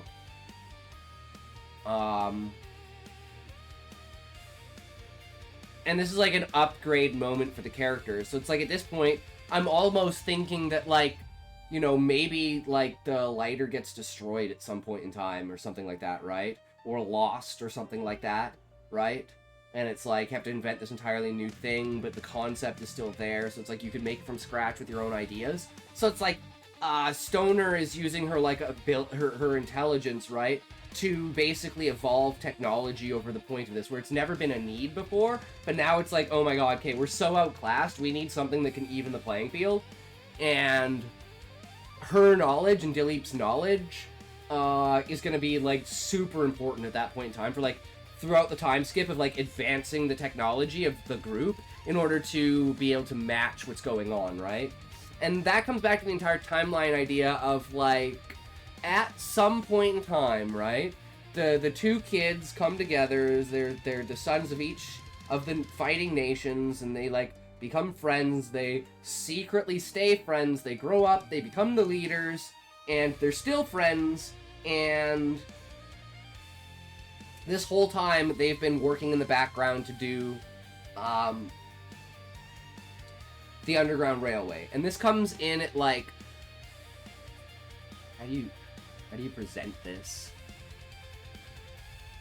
Like, we know that there's things that are like invisible walls, for instance. For in Zombies chapter, when he comes out of the underground place, right? And he like looks back and he like goes to touch it. It's like, it's not just an illusion, it's a solid wall that's like a one-way force field, right? So we know that that exists. So inside of the Underground Railway, when the train ends, there's something that the characters notice, or at least Stoner does, it's never been discussed, is the fact that it's not like the train tracks just stop at the wall. It looks like the train tracks just go straight through the wall. Even though you know that the wall is solid. But it's because it's like an invisible wall, basically, right? So the train tracks that are underneath, like, let's say, you know, this is like what from one side to the other, right? Like this side, right, is Techno, and this side is Legion, and like this in the middle here is like the wall, right? So it's like the actual train goes all the way from Techno to Legion. It's just it has a wall in the middle that they think they stop at in the middle of Menos, because anything past that wall is either an entrance into the underground space underneath Menos where the machine is, or it can go all the way to the underground station in Techno, which is like a normal subway station that again has like another invisible wall on the other side to stop it from like going on there. But there'll be like this connection you make when we go the first time there and we mention and see the tracks, and then later on in the book when we go and we see the tracks on Techno. And that's what gives the inference of like the underground area inside of Menos being the in-between of those. And now that we're inside of Techno and we know everything about Techno, we can understand how the invisible walls work and like phase shifting. So basically you get like a device that detects what the phase shift is, and then you can either change the phase shift or you can like have a device that changes your phase shift, right? So it's like you can walk through the walls even though they're like stopped on one side, because there's like a mechanism that you could use to control the wall to basically turn it off and go through both sides, but you wouldn't be able to access that unless you were in the middle. So you'd need some way to phase through the wall originally, and I'm thinking this like the fucking Poland from Stargate with like their super advanced technology, right? And it's like the ability to like phase shift through that so they can walk through the iris and shit like that, right? So it's like, of all the ideas that I had today and like yesterday that I never talked about for like the origins of the timeline, I think like the baseline of having those ideas and then adding the detail and like refining and like researching what's the word?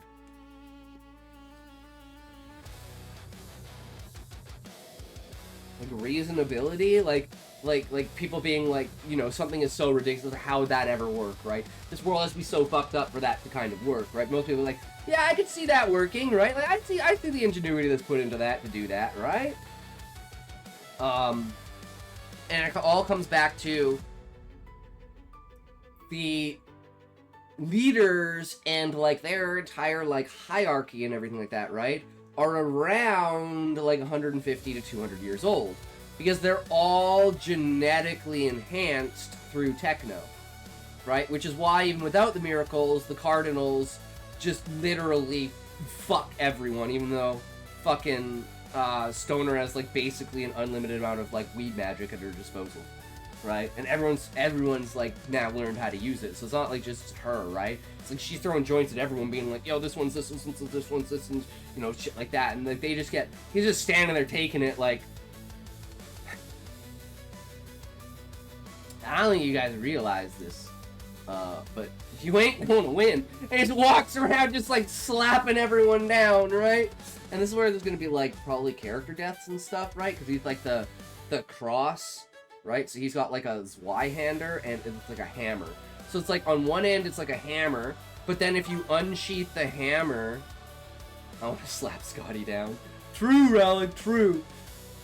It goes from like being a hammer for the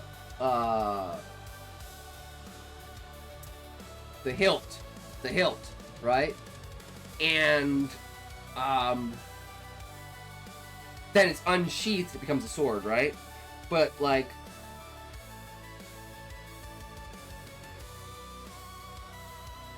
I don't know if it's like a strapping mechanism or a connection or a magnetism thing, right? Because it's like the weight of the hammerhead is like 50 pounds, right? And it's inside of a sheath, so it's like if you're swinging the sheath around, right, like the sword's just gonna fly out of the sheath, so it needs some way to connect, but it also needs some way to disconnect so you can draw the sword, right? And since they're so strong, it's like he's like got a literal like 75-pound sword that he's just kind of like, just like guts wielding around his sword, right? It is what it is.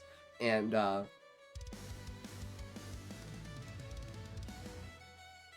so there's definitely the possibility of characters getting fucked up. Because it'll be like, hey, I'm just here to collect what I need. You guys don't want to get fucked up? I don't want to have to fuck you up. You know? That's not the reason why I'm here. I'd like to. I'd love to. But, you know, don't give me any reasons to. I don't necessarily have to. You three are just coming with me. And it's like massive fucking battle. Everyone gets fucked up. You know? I'm like, it kind of gives that important moment of like, we could kill someone. We could absolutely kill one or two people, right? And it's like, which characters at this point would be like, be able to kill, right? Because at this point in the story, there's gonna be, we'd have like, I think 23 characters by now. So maybe this is like that first initial point of N-word, like coming to like help Stoner, because like they're kind of on the same side now, right? Because it's like, this is while they're building the tavern, so they've already gone through the court case, and they've already, like, basically been absolved and said that they'll just rebuild the tavern, and, like, they won't let it happen again, and it's like, the, like, distribution of, like, magic and the understanding of everything would be, like, total public knowledge now. Which, again, this is, like, 3 weeks of them, like, building the tavern. Somehow word gets over to Legion about it, right? And that's where it's like, oh shit, now the Cardinal comes over. Which means there has to be a betrayal by a character. Because that's the only way the Cardinal will be able to get through the forest. Because that's like their main line of defense is the forest. And if anyone could get through the forest, right, that would be a problem.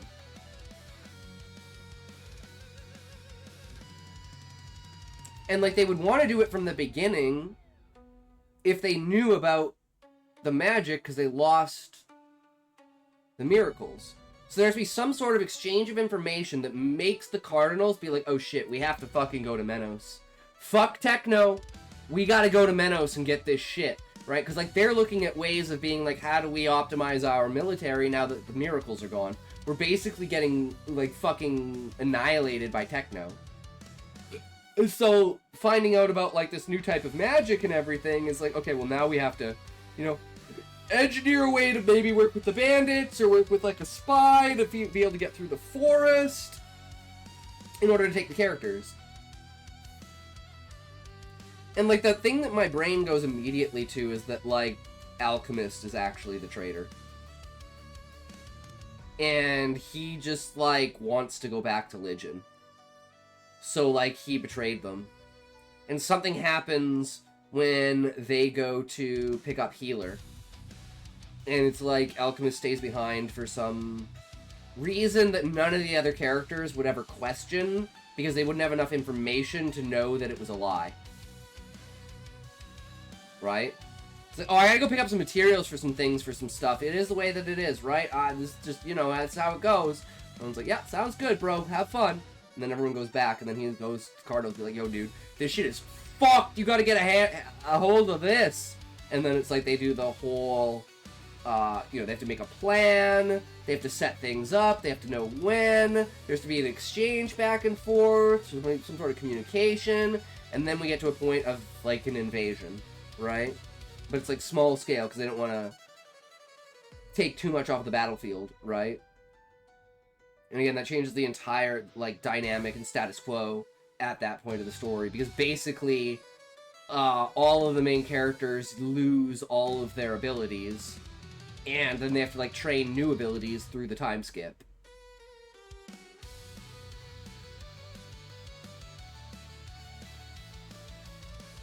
And it's like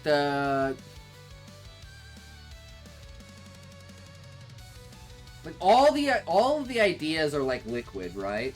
Like, there's nothing is set in stone. Any idea can change at any point in time if another idea overwrites it, right? And you just think of it like a hierarchy of, like, what you think are, like, the coolest ideas that you could implement that would work with the story, right? And just now, it's like building the entire timeline and having that backstory gives you so much more to work with how we get to, I'm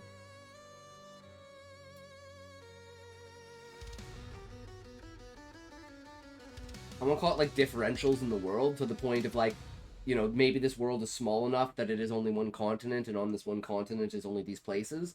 Like, I never want to allude to the fact that there's anything beyond what it is, despite the fact that, like, far-off vistas are, like, one of the most important things for world building, because it allows the reader to believe that there is more beyond the horizon that is shown, right? It's like talking about Valinor, but you never go to Valinor, right? It's like, oh, well, there's an entire expansive other part of the world that exists, right?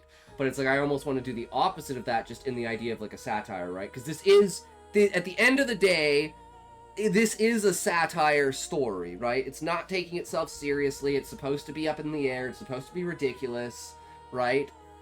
But it still has those, like, foundational grounding elements that make it, like, I would say, like, followable, right? Like, you can go step by step with it, because there's enough that you can latch onto, despite the fact that it's like, well, everything is presented in one way and then explained in another, right? Like, you would just assume, oh, it's a coincidence that, you know, everything of the inciting incident and how weed magic came into play. But it's like, if you know anything about Goddess and Akasha, it's like, it just kind of makes sense that that would be the way that it goes, right? It's a spiteful marriage, essentially, over a change in personality due to, like, it's like the Dr. Manhattan effect, right? Where it's like, he's so connected to knowing everything and seeing everything that he's disconnected from the emotional reaction, because it's like, it's already happened, and to him it happened a million years ago. So why would he even care about it, right? And it's like the thing that completely destroys his relationship, right? Causes his exile because he can't relate to people anymore because he's lost that connection. And that's literally the entire thing that happens with Akasha, right?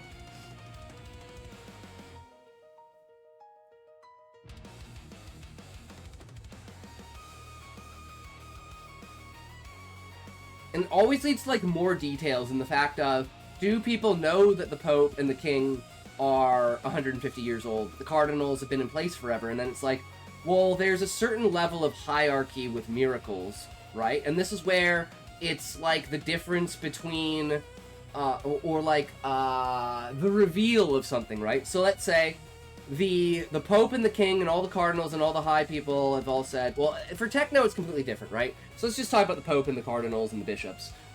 Anyone who's at, like, a substantial power inside of the theocracy, right, has been in power for between 150 years. And it's assumed that they are just, because of their status and station in society, they are more privileged to the goddess, so that the goddess has granted them basically the miracle of, like, superhumanness, right? Like, their superhuman strength, kind of almost superhuman intelligence, which is, like, actually AI chips in their brains, but that's a whole other fucking story. And, like, genetically muscle enhancements and shit like that, and, like, extended life and everything like that. Everyone thinks that it's their devotion to the goddess that's made this happen to have them, you know, this powerful. Which is, like, a key component to people wanting to rise above and believe and go above and beyond that they are, they want to be worthy, right? Even though it's, like, there's a certain angle of people know that, like, devotion doesn't directly relate to how miracles work or the strength of miracles, and it's still kind of a lost science as to how miracles work, and because it's like the presentation is based upon faith, so it's like people just assume, well, if you're not strong in a miracle, you're not strong in faith, and that's just like a massive stigma, even though that's not true at all. But it's like a crutch and a like chain around the society in order to keep them complacent, right? Because the goddess's entire thing is, I want you to worship me, but not just worship me, I want you to be your entire existence. Like, without me, you wouldn't be able to survive, right? Like, I am the be-all, the end-all to your existence. I am the oxygen that you are fucking breathing, right? Like, that's what she wants people to basically think of. Like, if I think badly of the goddess, I'm just not going to be able to breathe, and I'm just going to instantly die. Like, it's so ingrained in their thought process that it's just, like, this... It's unimaginable to think that you could even go against the thought of the goddess, right? And then that comes down to the faith, where people are discriminated against and pushed against, because it's like, well, obviously, if you can't create a miracle, you're not strong in faith, right? And I want there to be the three connections that you would eventually figure out as the reader, right? Which is, okay, well, miracles are gone, but the leaders are still this powerful, which means there's something else going on. We've seen what the army of Techno looks like with genetic enhancements, right?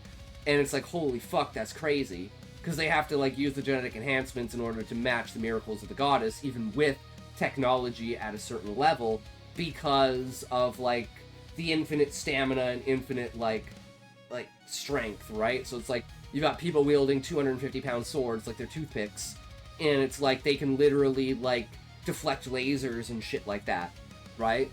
It's like it's like placing medieval technology on the level of like Star Trek technology because of, like, the influence of, let's say, the Q, right? The Q come to this people and they're like, yeah, we're just gonna make it so, like, if Starfleet throws a photon torpedo at you, it just doesn't do anything, right? Your sword could just absorb it.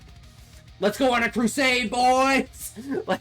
like there is a definite origin idea of, like, that's where the basis of it comes from. And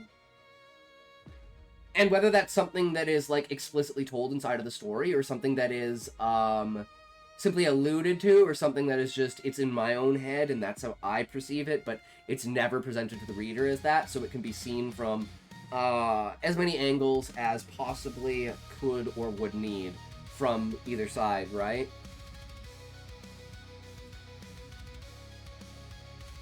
And being able to be like, well, the comparison between the level of strength of people inside of the army versus those in the top hierarchy of the papacy of Legion versus, you know,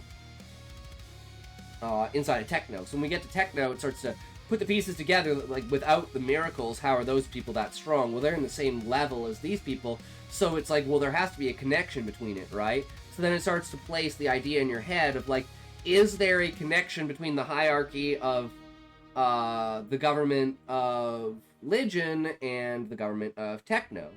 And absolutely the answer to that is yes, right? And I don't know exactly how that will be presented, right? But it'll give you enough information, then it'll just straight up tell you, right? Like, you one of the things is, when we go to Techno, we gain cameras, right? And this is how the whole, like, Saddam scene, right, with like Saddam taking over Iraq, is like basically we go to Techno, we get like hidden cameras, and then we go back to Legion and we set up those hidden cameras. And that's how we expose everyone, because they just don't understand like what a camera would be, right? So they're not even thinking that the things that they're doing could be, like, if they're doing it in private, no one can do it, right? Anyone could ever figure it out or know. But due to, like, the technology, now this is something that's possible. And the only reason why it wouldn't be possible in the past is because with miracles, you could basically scan to see if there's any technology around, right? So you'd be, like, persecuted for having, like, advanced technology. That there's a certain level of technology that's, like, acceptable of, like, the foundation of society. But the second you go into, like, electronics and, like, physics and, like... Well, I guess you have, like, a basic of physics and engineering, but it's when you're getting to the level of, like, quantum physics and you're getting to, like manipulation of energy and, like, understanding of frequency and stuff like that and, like, how powerful vibration is. It starts to become, like, heresy in a way that, like, you're trying to prove that you're better than the goddess because you're trying to create something. And that's essentially the entire ideology against Techno, is that these people think that they are above the goddess and that they can manipulate the world in their own way, and, you know, they can basically be their own miracles. And it's like sacrilege, right? So of course there's going to be a holy war over that, right? Plus the fact that there's the belief that the more people turn away from the goddess, the more the goddess will turn away from people. So the fact that there's an entire other nation of people that don't even believe in the goddess means that, like, there's this impending sword of Damocles over everyone's head where miracles are just going to one day disappear because the goddess has had enough of people not listening to her. And the fact that that actually happens is, like, what causes even more of a fanaticism inside of Legion. But it's like, no matter how fanatical and crazy and, like, over the top you are, right? Like, you lose the main elements of your infrastructure in your society. It doesn't matter how angry or, like, how powerful your belief is, right? Like, that's not gonna that's not gonna sanitize your water, right? That's not gonna light your streets, right? That's not gonna heat your homes, right? That's not gonna cook your food, right? So now they have to go back to the basics of basically having the ability to, like, snap their fingers and turn on the forge, to now needing, like, a flint and steel to light the wood in the forge, and now you have to fill the wood because the wood doesn't infinitely burn. So it's like, the longer that events go on, the worse the situation is.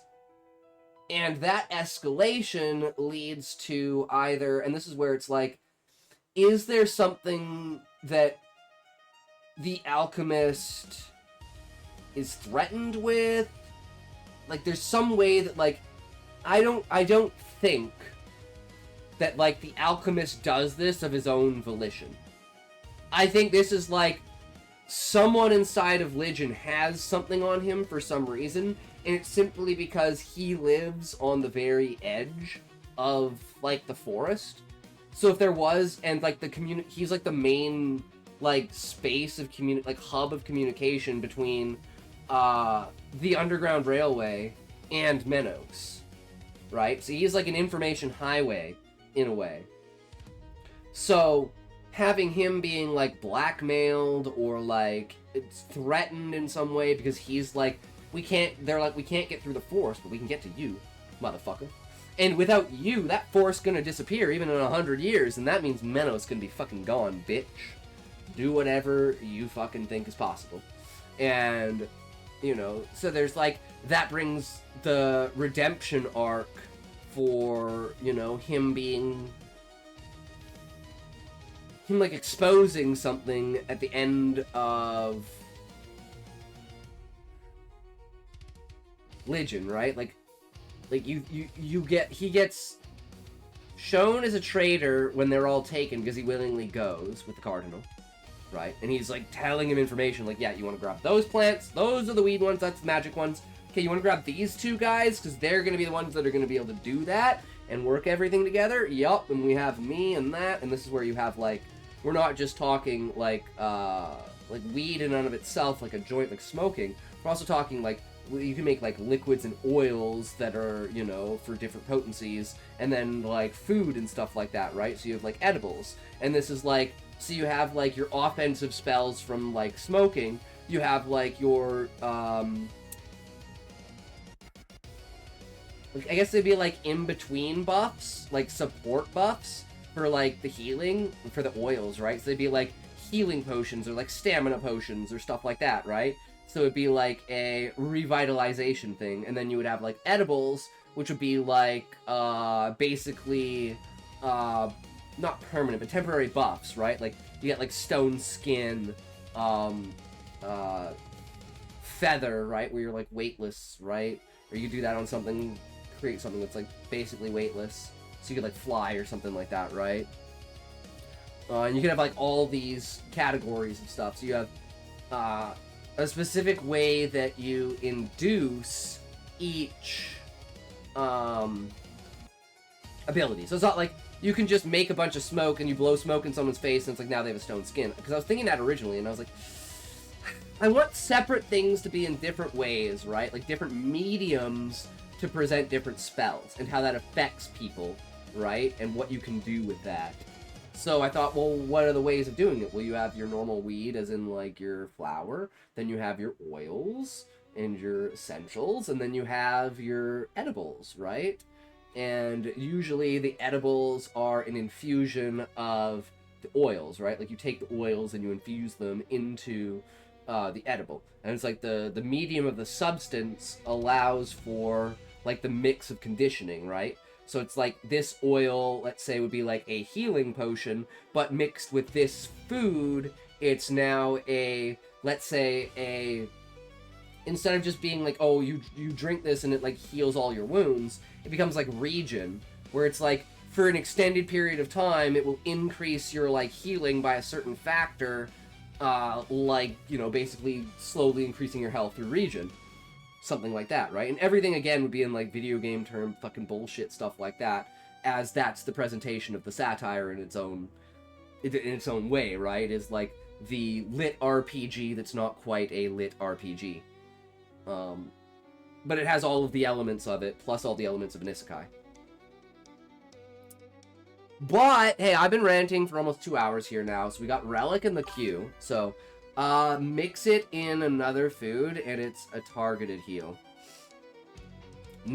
See, Sean, that's the thing, where you have, like, rations on the battlefield, right? Where it's, like, you could have people that, like, inflict poisons and, like, debuffs and stuff like that, and you could have rations that cancel them out, right? And you could have, like, different mixing of them, right? And you could eat, like, different ones at the same time. Like, if you're eating, let's say, this ration and this ration at the same time, it's, like, phalanx versus stone skin. So it's like stone skin is like there's a threshold and then it like breaks, right? Whereas phalanx is just, it's a % negation overall, right? So it's like if you had stone skin and phalanx, it's like your stone skin would never be able to be broken because of the reduction overall in percentages. I don't have anything to share yet. I thought I'd be done with it, but nope. Okay. Well, because like at this point I'm like, I have like 3 or 4 more things before I'd move on to like an entirely new topic. But I'm like, I need to let like this brainstorming session cook. Right? And come back like tomorrow with like finer details for things and how everything works together. Because I'm just like throwing random shit at the wall and seeing what sticks. Right? That's like the process that's going on right now, right? I was thinking for, like, one food would target heal lungs, another would target heal limbs. See, Sean, you know what's great about that? Is I've already thought about that you putting it into words like that is like, oh my god. Cause like, for instance, I wanted something that would be, like, mint, that would, like, numb your lungs. So you could, like, eat, like, a mint ration, and due to the mint, it would specifically numb your lungs, and then it would make it so, like, when you're taking a toke, right, and you're using your magic, because your lungs are numb, you're not gonna cough. So it's like, because you're not gonna feel it, you could take, like, the fattest tokes to make the strongest spells, and it's not gonna, like, affect your aim or your concentration or anything, right? Because, like, you don't actually feel it. And then, like, the talking, it would, like, numb your throat, too, so you could literally have, like, a ration that's, like, a super-powered buff for, like, your next spell. It would be, like, an ability. It would be, like Elemental Seal or something like that, that's, like, makes it so your next spell can't be resisted, right? And it hits, like, its maximum potential. And then you have, like, all of your other buffs with it, and then you do, like, your largest possible spell. Well, another recipe, it could cure pneumonia. Yeah, and that would be the thing, Sean, because it would be something that is, like,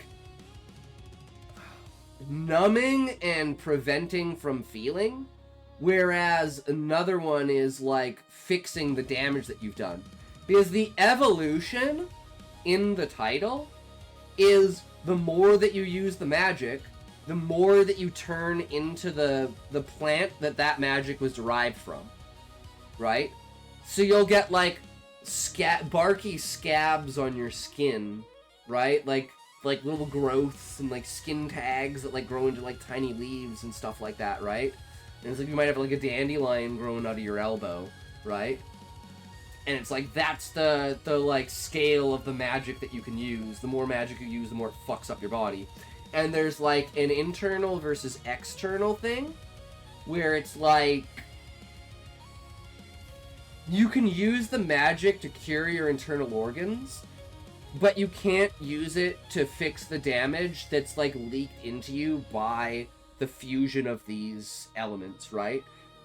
So it's like, you could heal the damage in your lungs, but you're still gonna have these growths.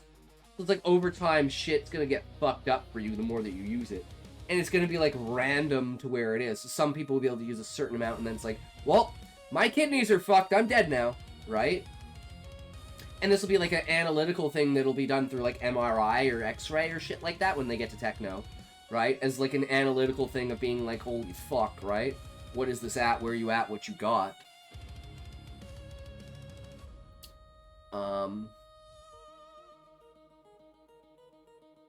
So the extent of it will never truly be known, and people will just think it is, like you said, like pneumonia, or some sort of lung damage, or some sort of overplay, some sort of organ damage for something, strain on your body in a way, right?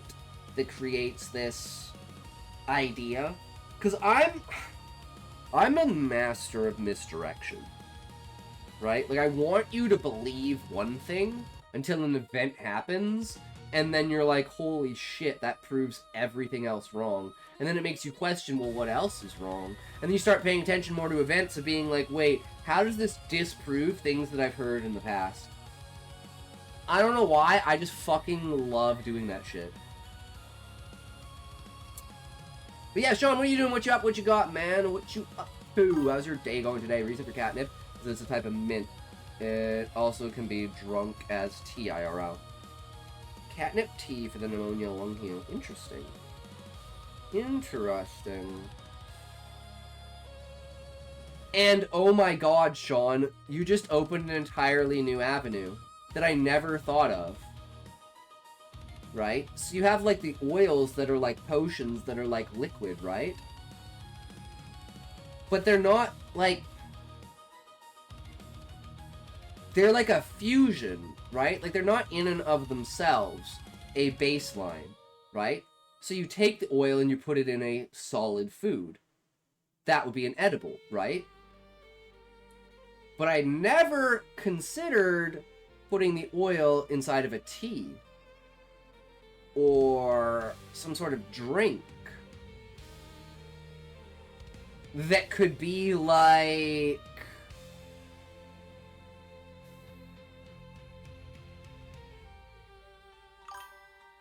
added elements of it, right? So this tea is a tea that's, like, helps your body do this one thing, right? Like, oh, this tea is good for your kidneys. This tea is good for your stomach. This tea is good for your muscles. This tea is good for this, right? And it's like, depending upon what leaf and herb you're using to make the tea, and what combination you add to them, now you have an entirely, like, different type of potion. Where instead of having, like, a overall healing potion, an overall stamina potion, and an overall, like, strength potion or dexterity potion or something like that, right? Now you can take the essence of the element of that, put it inside of a tea or a drink, and dilute it down to make it do a specific thing.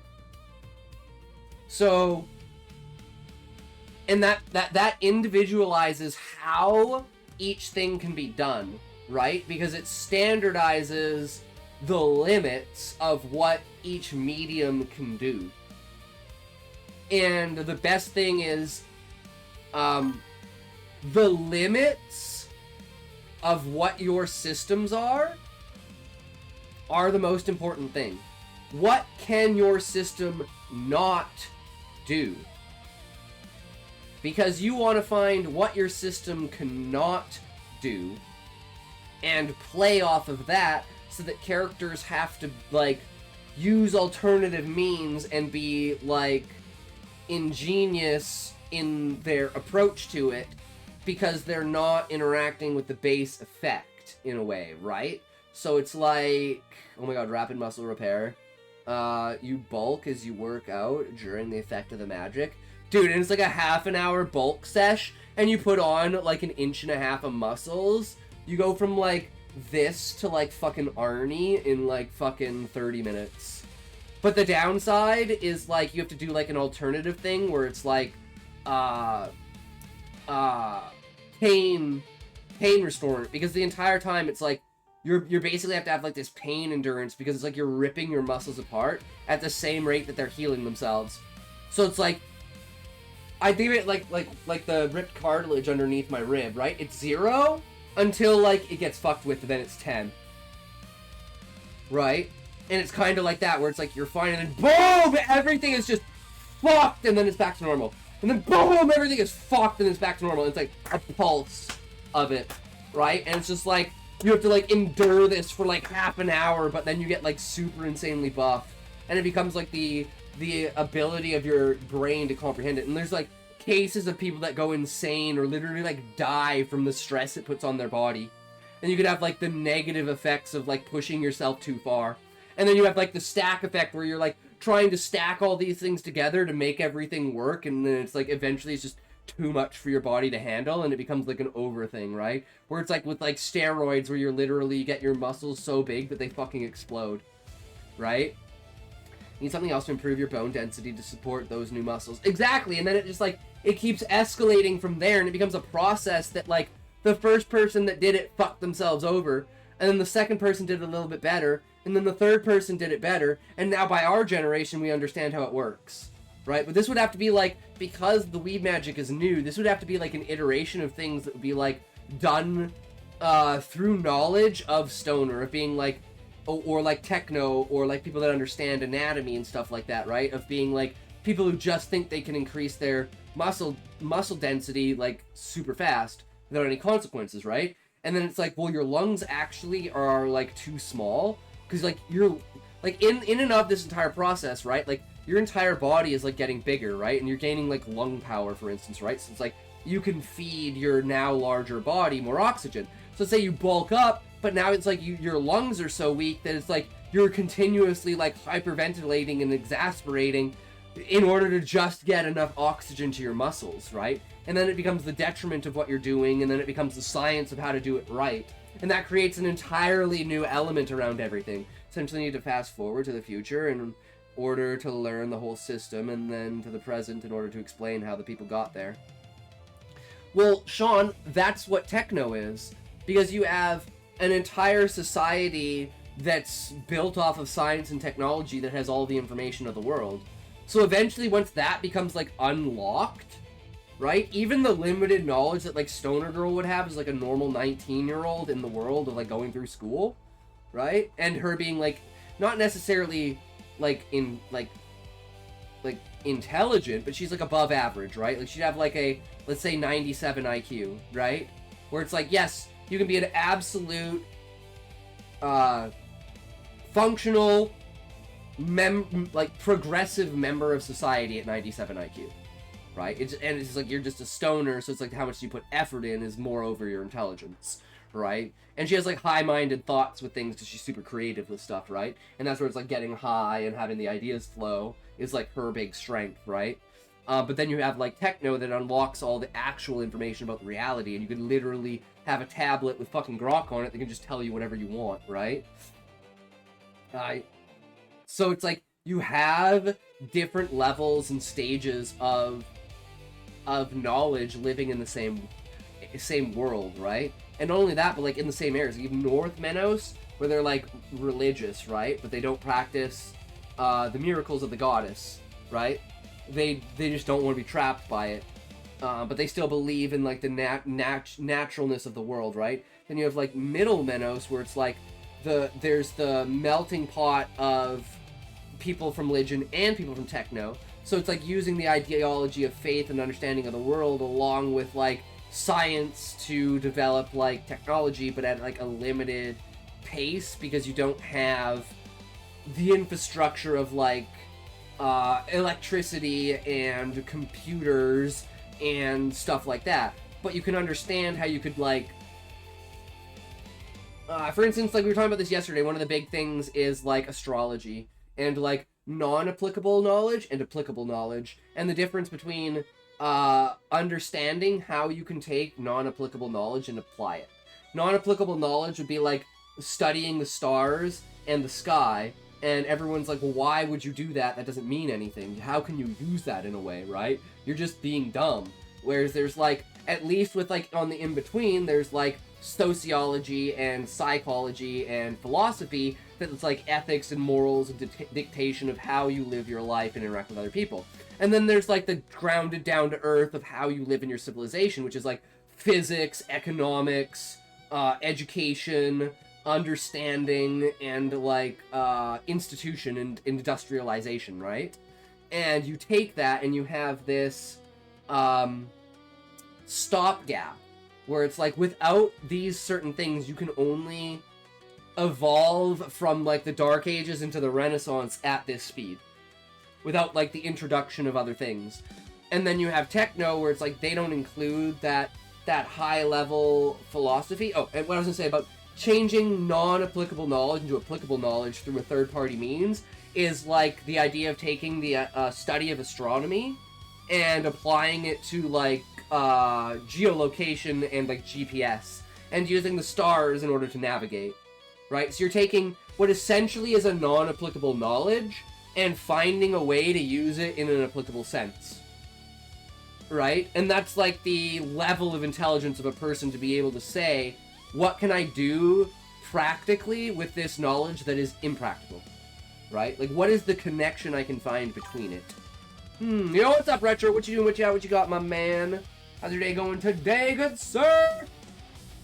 I've had so many ideas, Retro, and I'm brainstorming so hard. I've literally just been ranting for 2 hours about random ideas inside of Stoner Girl Evolution and how like basically like how all history is connected in ways and expanded, and the different levels and speed at which certain civilizations would expand that technology, how their faith and understanding in the world would change the direction that they would want to go with that understanding of technology, and how techno just threw that all away and just went full cyberpunk and said, fuck it.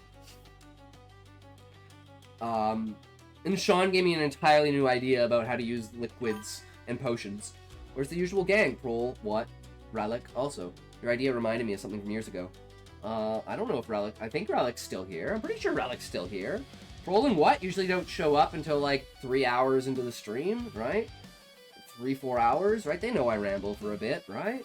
And they're not here every day, right? They got their own lives that they gotta do, right? I'm sure they got other streamers they want to watch and stuff, right?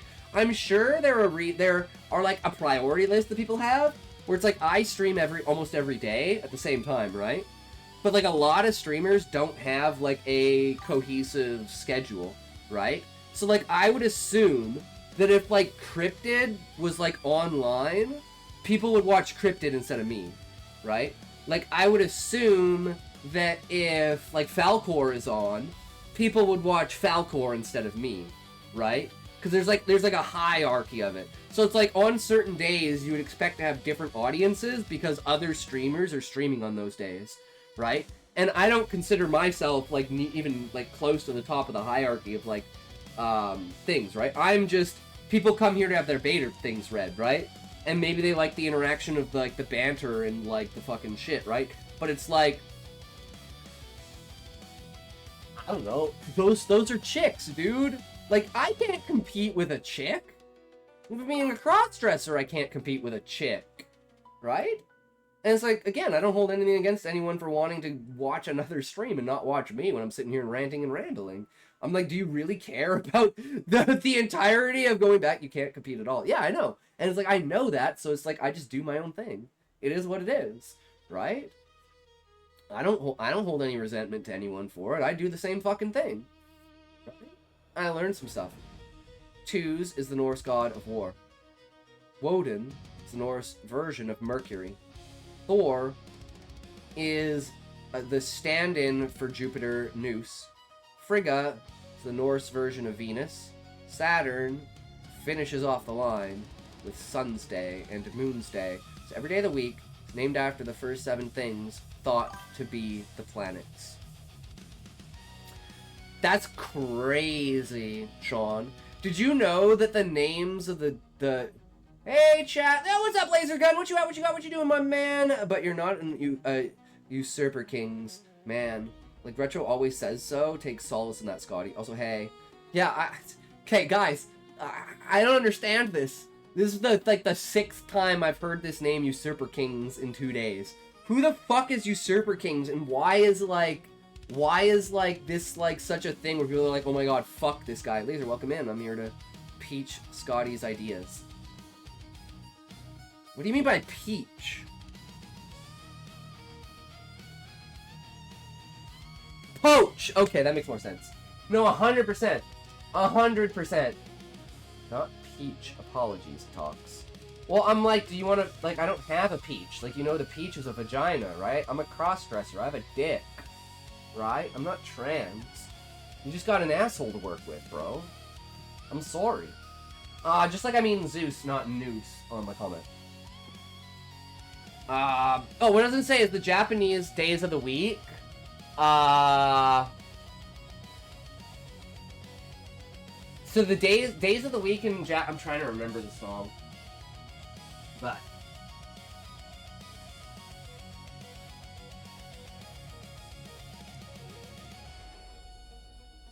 no, I don't remember how to, if I knew the first word to start the song, I did it 500 years ago. The 2 nations lived in harmony. Avatar, Ba, idea, hook. Yeah, no, I was typing it out and I was like, I have to do this as like a thing. But the actual thing is, it's not 2 nations. They were 1 nation. They were 2 peoples. One were people that believed in the divinity of the land, and the other people believed in the divinity of humanity. Be nice, Retro. No, it's 100% Laser. It's supposed to be that way. It's a meme, it's a joke, right? Like, I was just trying to figure out the timeline. So it's, like, just funny that happened. And I love Easter eggs like that, so I'd love to put that in a story. And for work, because, like, I love fucking, like, alluding to things inside of it, right? And it is a satire. The whole story is a satire. So it's like, why not? Right? Why the fuck not? Again, the days of the week in Japanese are the elements, right? It's like wood, mokuyobi, kinyobi, like gold, like silver,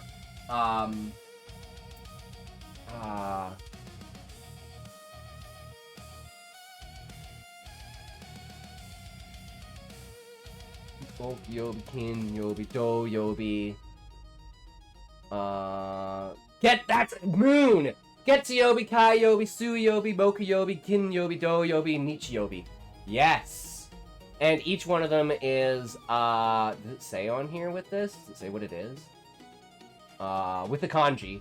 So this is moon, right? This is fire. This is water. This is wood. This is metal. This is earth. And this is sun. So it's like the days of the week are named after, like the elements, right? But I do love that concept of like the original days of the week are the 7 planets, right? Because we know that, like, for instance, studying of the stars and celestial bodies is like the invention of science, right? Like, it's the inspiration for the... Oh, this is me being nice, good sir. You only saw me angry on the Floyd Glot stream earlier. Goy plot? Is that what you're trying... Why do you... What, Retro, why do you go out of your way to try to not be anti-Semitic, bro? We know that you're not anti-Semitic. You're allowed to say Goy slaw.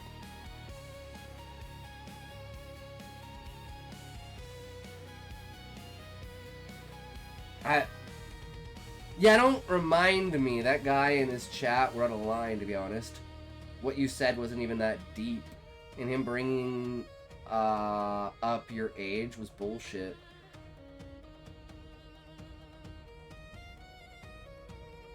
Wait, so, like, I'm, like, just late to the party in a way, right?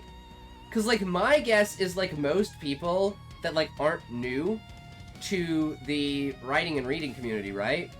Like, have probably been in the writing and reading community for 5+ years, right? We're just coming up on our 2nd year of streaming, right? 2nd year anniversary. And I didn't even know the writing and reading category existed on Twitch until I started streaming. Until, like, actually after I started streaming, because I didn't start in writing and reading section, right? I started in IRL with, like, makeup and tutorials and shit like that. Moon isn't a planet, but the Earth is. So, when Copernicus realized that people were wrong about planets, we went from 7 to 6. Then he tried to name the new planet George after the current king, and nobody was having it. And I can't remember if that was Neptune or Uranus. This man sees a world he doesn't recognize and says, "You can stop LARPing anti-Semitism now." Talks. I mean, Scotty. No, Retro, I was making a fucking joke, bro!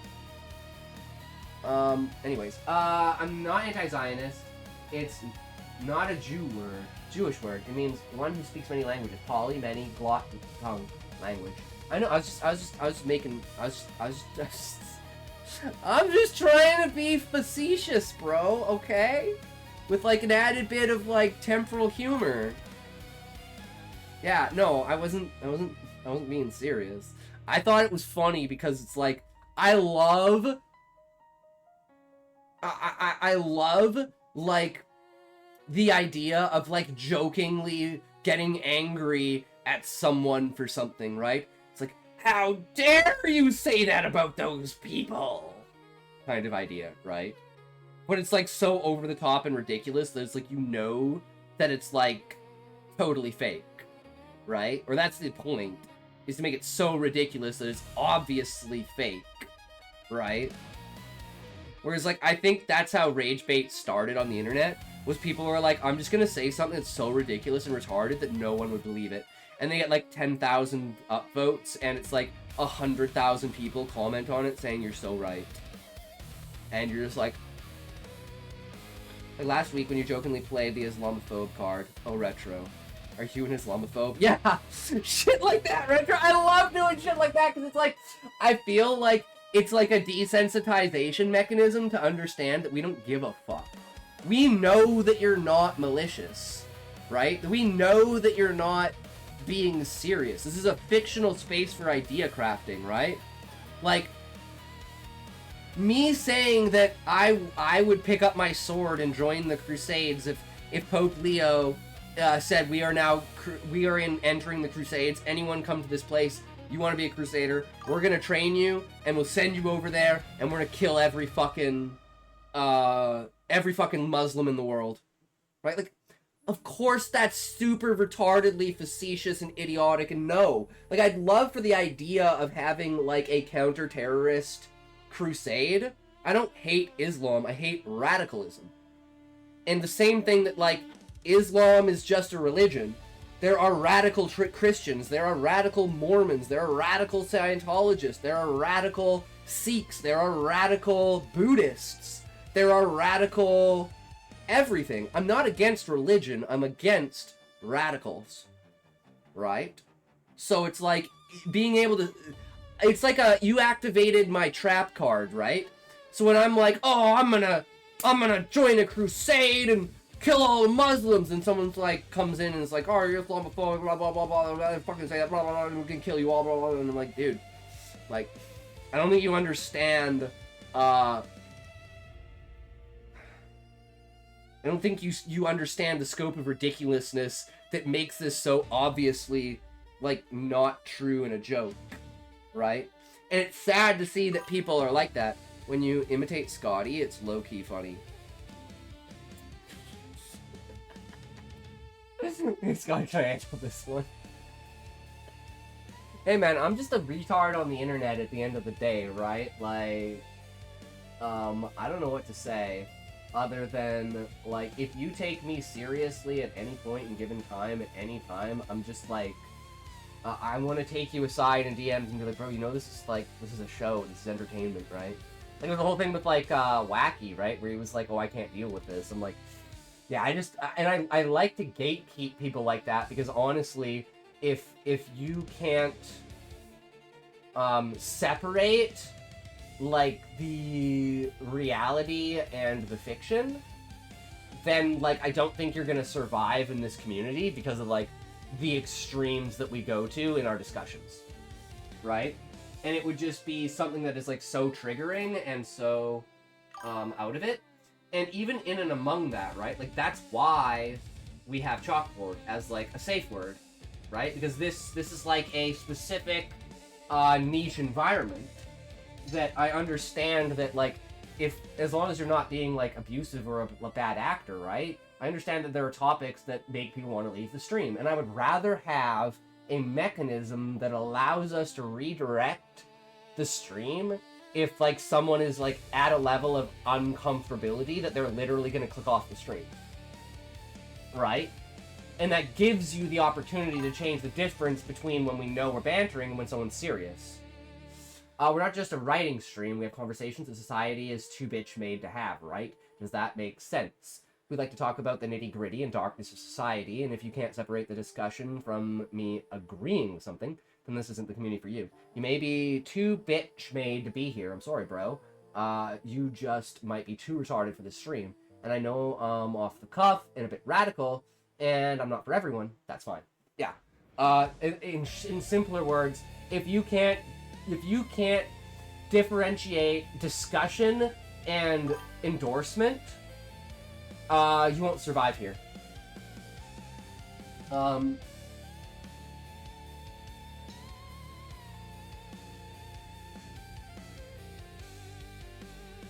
Because, like, most things I will be with a preface with, how do you say this?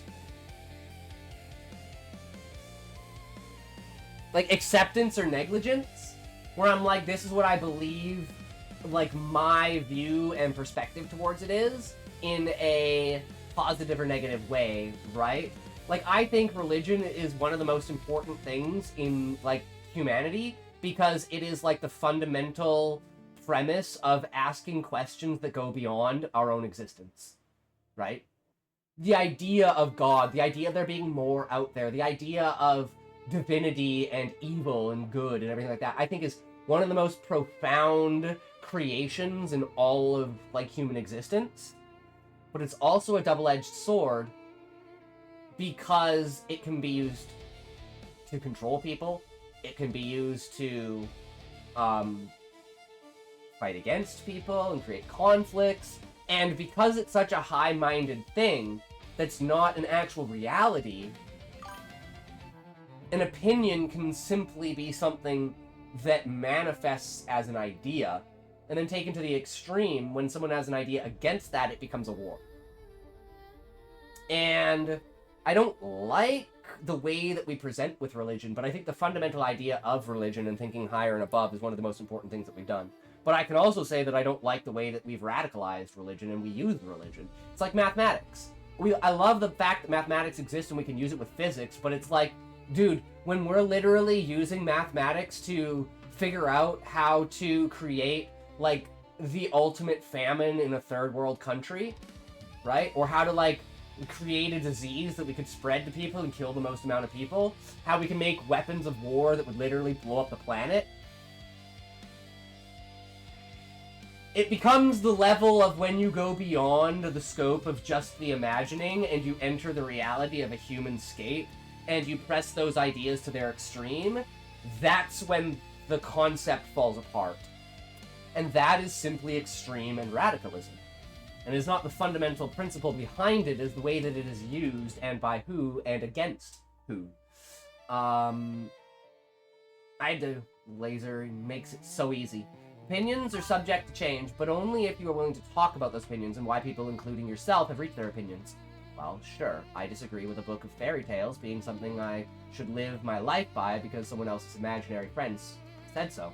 That said, I enjoy reading about mythologies from various cultures. I just keep those myths in their books to myself privately. I don't rush the Congress and tell them to draft their laws over them. Yeah, exactly, like the idea of, like, Sharia law. And it's like 2 or 3 months ago, right? I didn't know this. I've read the entire Bible, but I don't remember anything, and I read it when I was, like, 12, right? Or, like, between, like, 6 and 12, and then it's like I never read it anymore, because that's when we kind of, like, moved, kind of, you know, our parents were like, okay, you're old enough now, we think we've taught you the morals and stuff. If you want to go to church, you can.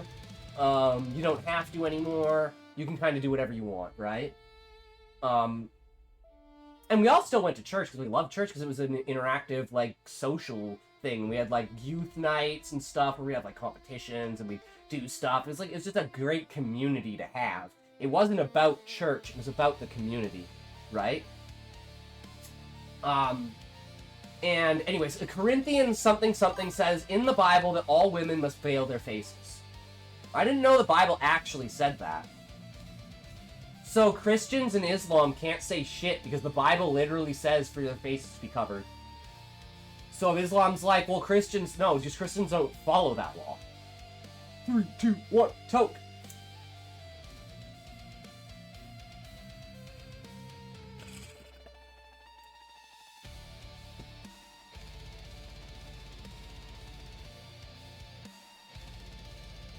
Like, I'll even try to find it on Grok. I'm gonna be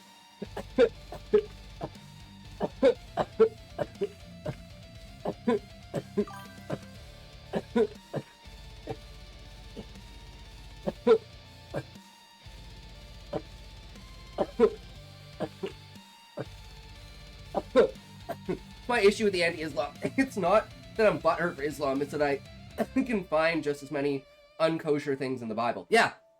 And we have just, as a Western society, we have picked and chose which parts of the Bible we want to follow. Right? Corinthians 11, 2-12 in the New Testament, written by Apostle Paul. It doesn't say all women must veil their faces in those exact words, not compound. But every wife who prays or prophesies with her head uncovered dishonors her head, since it is the same as if her head were shaven. If a wife will not cover her head, then she should cut her hair short. But since it is disgraceful for a wife to cut her hair or shave her head, let her cover her head. Hit 9,000 on Instagram. Holy shit, nice, Soinko. Let's fucking go, bro. I don't know what that means, but fuck yeah. Is that like 1,000 followers? 9,000 followers? Like, I don't know. There must also and always be a separation between immoral and illegal. Morality is individual. Legal is a totalitarian concept.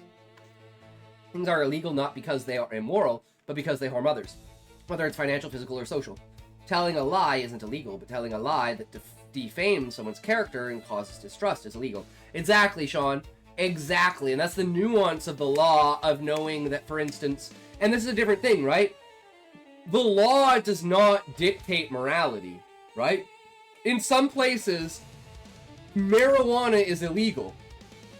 How is it immoral to smoke marijuana, which is a plant, but you can smoke tobacco, which is a plant? Like, that's just pure discrimination, right? Following, not follower. Wait, you're following 9,000 people on Instagram, Zoinko? Because the government said so. That's the problem, Retro. That statement right there is the problem, because that's not true.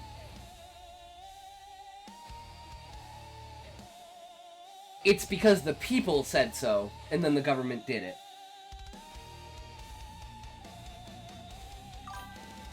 I see you talk. So you're being oppositionally defiant.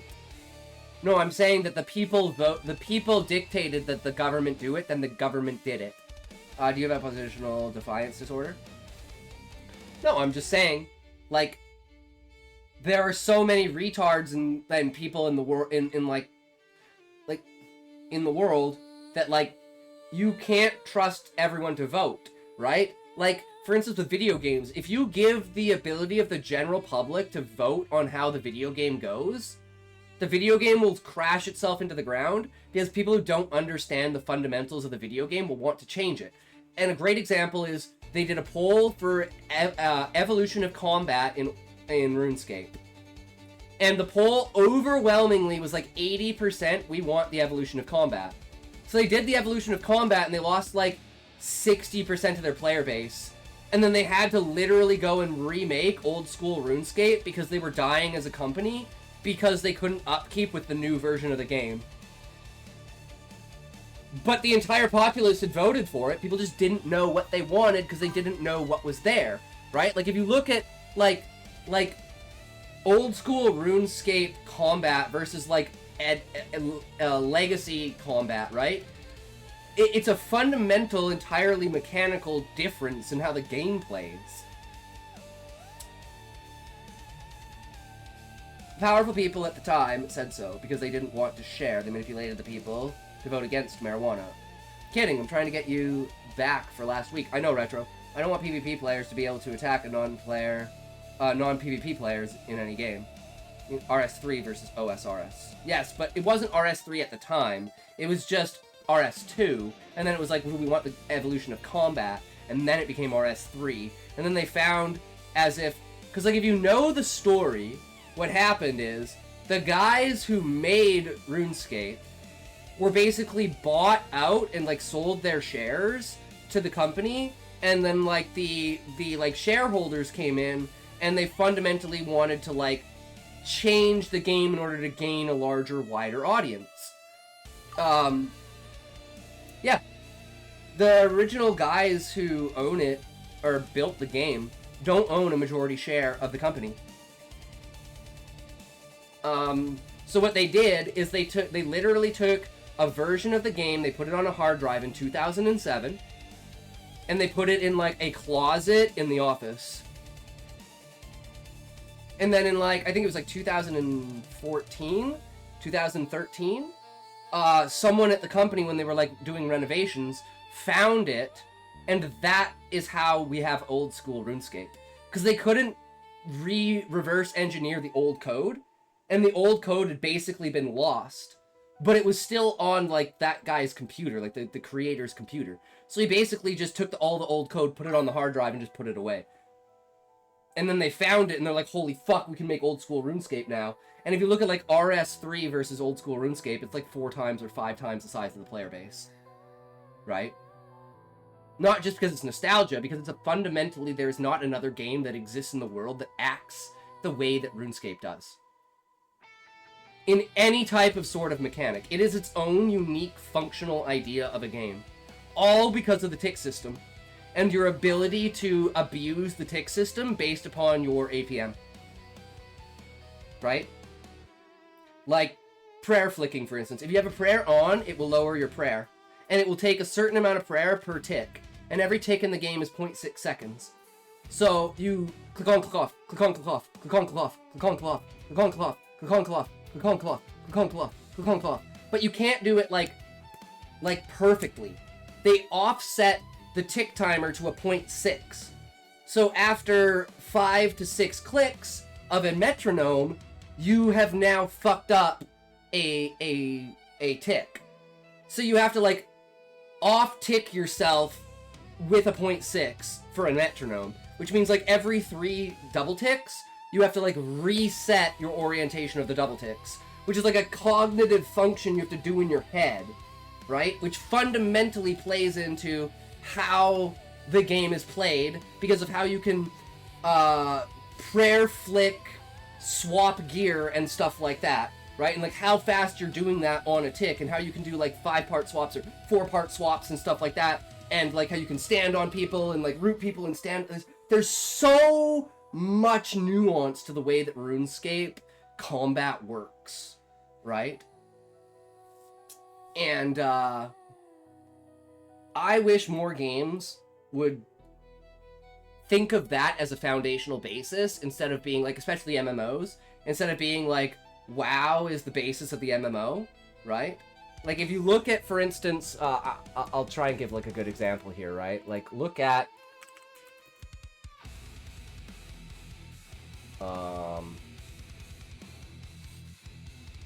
let's do a Chains of Prometheus. Just so we can get an idea for like where the in-game. Okay, this is what your UI looks like, right? Okay, let's see this. What the fuck? Oh, it's a video. That's why. Okay, can I like open image? Open image in new tab. That's what I want. Okay. There's a new story I'm reading called Mushoku Tensei Gender Bent. Same MC, but a girl with a new life. Interesting. Interesting, Sean. So look at like the setup of the AI, right? Like you have your menu here, you got like your magic, your abilities, you got like your HP, your MP, and your TP for stuff, right? Like you've got like the enemy that you're fighting, right? You've got your entire dialogue here. Then look at something like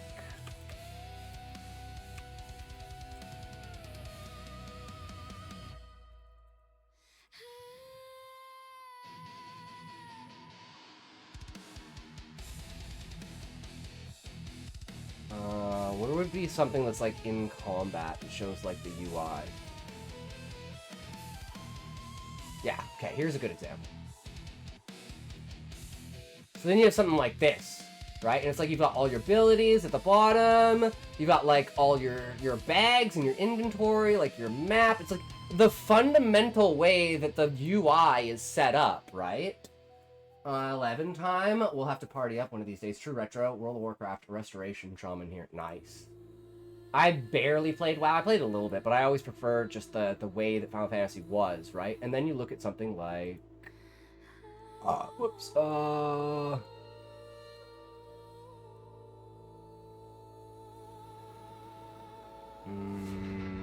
let's look at, like, maybe something in combat.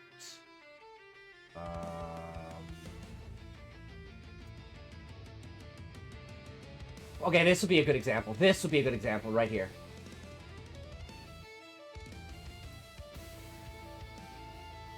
Right? So look at the fundamental differences behind how, like, these three UIs are, like, set up. Right? Like, the basic understanding of how you do it. Now, let's look at...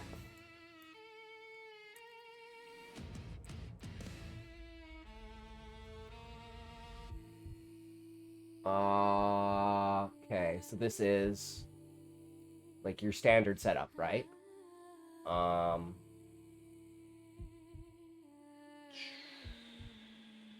Okay, it's not giving me like different ones. So like, let's say, right,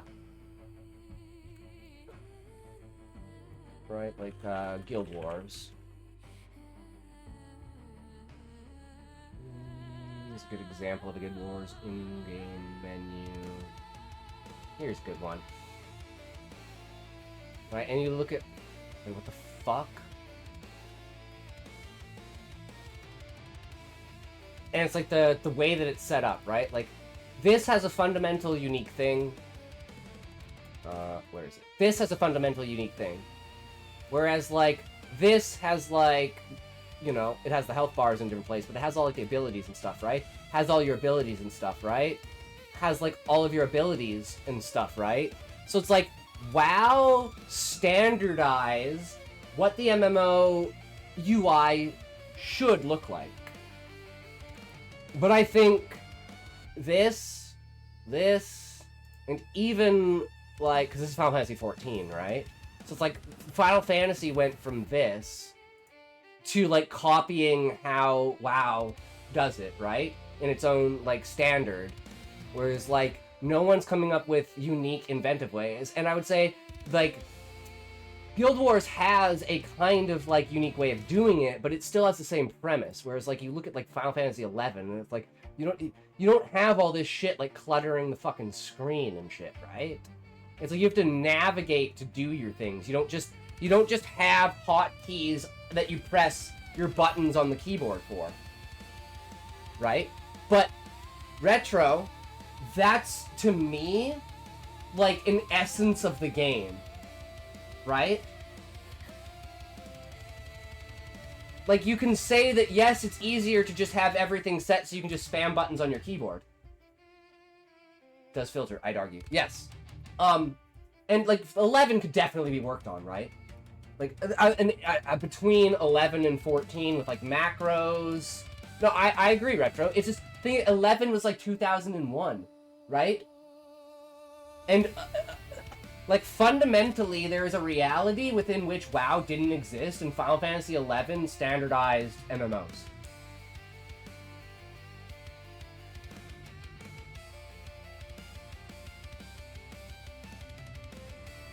Shadow Realm, true. And, yeah, like, this could definitely be improved on, and, like, this could definitely be improved on, but the fundamental idea that it could be different, separate, and not just have the same bullshit. And again, when I mean the same thing, I mean the way that you play the game, right? Like, when you play Final Fantasy, you're, like, you're either going through the menus, manually doing the stuff yourself, if you have, like, some sort of program that changes your gear, or you have, like, you're using macros for, like, gear swaps and stuff like that, right? Like, you're actively playing and navigating through the game, right? Whereas, like, this is how you play WoW, right?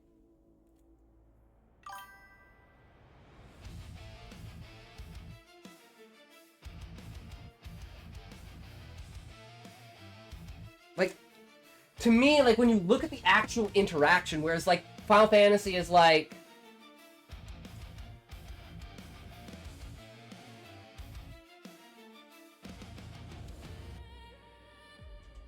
And then old school RuneScape's, like...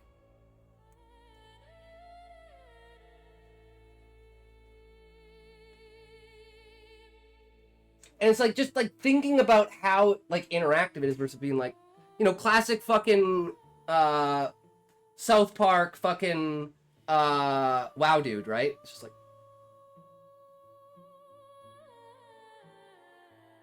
It's like, where is the actual engagement and the actual fun in that type of engagement, right? And it's not just pressing buttons, right? Yeah, South Park meme. Because it's like, StarCraft is essentially the same thing, right? You have keys that you press to do things.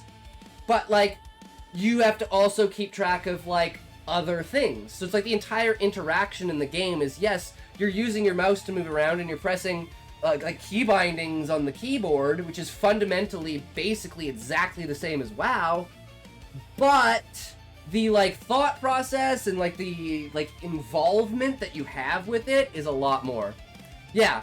And even in, like, WoW, it's like, even if you don't have, like, all the programs that, like, call everything out for you, you're just eventually going to memorize your rotation, right? And you're just going to be like, QE, RT, YH, QE, RT, YH, QE, RT, YH, QE, RT, YH, QE, RT, YH. Ah, fuck, I died. Like, and then, so to me, there is an element of, okay, this is like a min-maxed menu of being able to, like, see what you're doing when you're doing it. It's got all your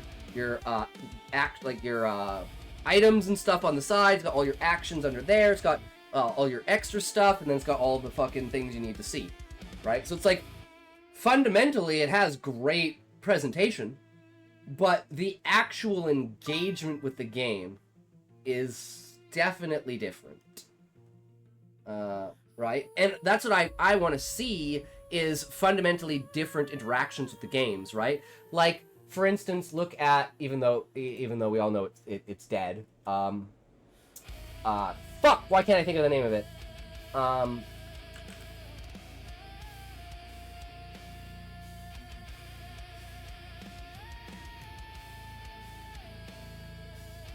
Here's probably a good example. So this was supposed to be the next new generation of, like, MMO, right?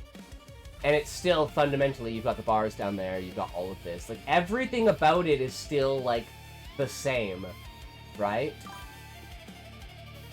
New World's different, isn't it? Wait, am I thinking of a different one? Wait, New World? No, I think I'm thinking of a different one. What's the other one? The Korean Lost Ark. 'Cause it's an ARPG. It's an ARPG MMO, not a thing, right? Because it's all about, like, top-down view, right? Like you're playing Diablo, but it's an MMO, right? D2 looking RPG, yeah. And it's like... New World definitely has, like, a Korean twist on it, right? But I think you guys understand what I'm saying, right? Like, I think we need to fundamentally go back to the drawing board and find out how interactions with games, and we can have that WoW menu with Final Fantasy interaction. I think that's the ultimate form of, like, the next-gen MMO, besides having, like, Deep Dive. Like, fucking literal virtual reality. I didn't want to get into Lost Ark, how is it? Unfortunately, Retro, Lost Ark is super pay-to-win. I am Retro, but I'm thinking, like, my problem is that I don't think anyone's searching for it. Right? I don't necessarily want to find it. I want people out there looking for it. I don't want people complacent with what they have. Right? Yeah, like, I wonder if I can pull this video up. Because this shit is fucking hilarious.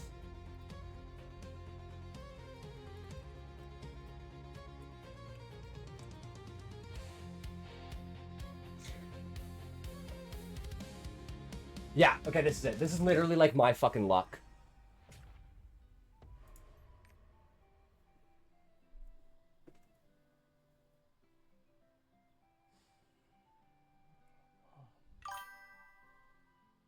God, I just had a flash for a Harry Potter fanfic. Harry boards the chain. You can't stop losing? Oh, really? Really? I can't stop losing? Then explain this. Watch me win right now. Watch me win right now. Here we go. Watch this. I can't stop losing. Boom.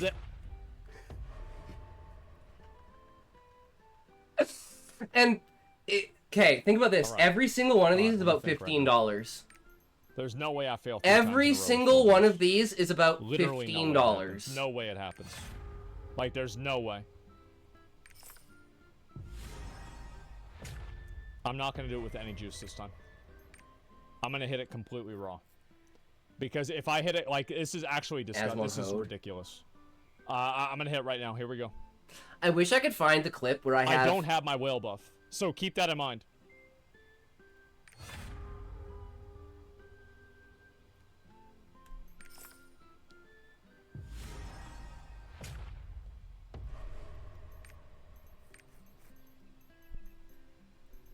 %36 chance, let's go! But yeah, it's like everything that he's adding there is like $15 to $20 per fucking run.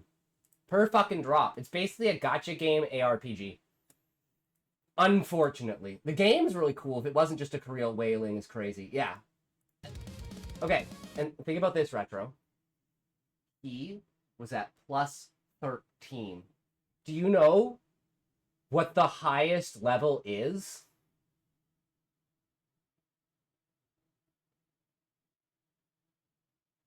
And once you get past 15, it goes back down once you fail. 25. 25, at least last I checked, it could be 30 now. It was 25. And past 15, if you fail, you go back down a level. So it's like fucking impossible to get to plus 25. But if you're a whale, you just spend like $10,000 to get to plus 25 on one piece of armor. So they just hoe you out of your paycheck. That's a gacha game. Yeah, exactly. And that's like the new style of gaming, right? It's just the way that it is. Unfortunately. like the meme of the grandpa being like, Grandpa, how did you play? Or it's like the grandpa looking at his kids like, back in my day. And it's like there's a bunch, there's like, you know, it's like 4 phones with like gotcha games on it, and there's like a stack of money, and it's like the grandpa's like, back in my day, we just played the game to unlock characters. Oh, we put in the cheat code and unlocked it all for ourselves. You guys have cheat codes in those games? What happened to cheat codes? It is a good day to die. Operation Qual. What? You don't have built-in cheats in your video games? The fuck's wrong with you? Where's your invulnerability if you just want to have fun and stomp shit? Could you imagine? Could you imagine if games nowadays still had cheats in them? You go like PoE and you put out the cheat to like one-shot everything, cheat for invulnerability, and like cheat for like infinite like not consuming things. You can just like get a map and you just run that map infinitely at like level 1. Or it's like unlock every area and everything. So you're like level 1 doing like endgame maps. And like one-shotting the fucking... Dude. We lost so much to corporate greed, guys. My day, we unlocked the game by playing and beating it. And there's no fun in playing it. It was handed to you. Retro, I know, but there's certain people that like that. I'm not gonna lie, I'm one of those people. I always used cheats when I was a kid. Cause I'm fucking bad at video games, and I just couldn't... Like, I couldn't beat, like, the first level of Doom without cheats. I'm just bad. I'm just terrible. I just want to have fun. So, I just want the ability to just put in cheats and just have fun. Or like playing StarCraft and I get rushed by 12 zealots and lose every fucking game against Protoss. So I was just like, fuck it, I'm just gonna put on invulnerability, put a Sturgling out there, and they can attack them all, and I'm gonna actually play the fucking game. I rarely used them. If I did, it was for messing around, but playing a serious attempt was no cheats. See, that's the thing, Retro. I never considered playing a game serious. I just wanted to fuck around, like clip through walls, fly through the air, and fuck around, right? I never even considered the idea of taking gaming seriously. So it was like boring to me that I just like die.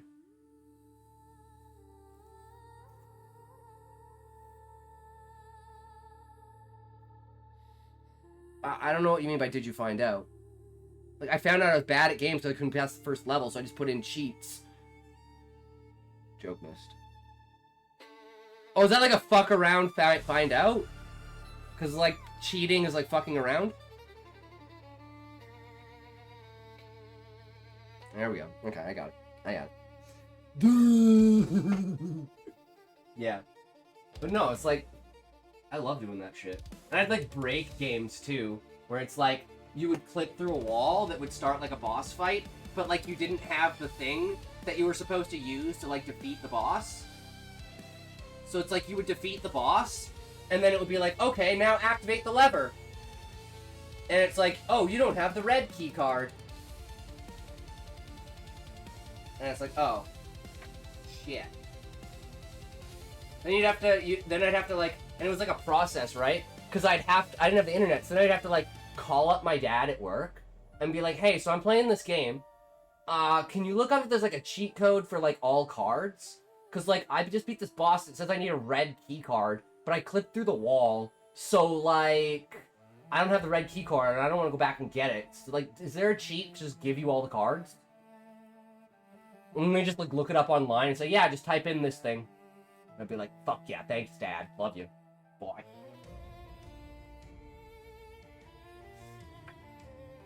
And then I remember one time, I don't give a fuck. Ah, damn it. I'm gonna actually blame myself on this. Did it crash? It did not. That's me. That's on me, bro. You caught me, Sean. I think the last 2 days I haven't done that. I've just been so distracted with everything else, trying to figure everything else out with fucking everything that's going on right now. It's just like, holy shit. Overwhelming. You know, my birthday, Canada Day, fucking trying to figure out this, like, heartbeat monitor thing, whole new ideas with the book, whole new perspective. It's just overwhelming, man. It's just overwhelming. No, I don't give a fuck. It's code in Doom. You get all the keys, firearms, and ammo. Oh, okay. The one I was thinking of though is like, do you remember? I don't remember exactly what it's called, but it was like two hillbillies with like wrenches, and it was like it was like red something. And you had like a crowbar. You were literally just like a skinny and a fat hillbilly. I don't remember what the fucking premise of the game was.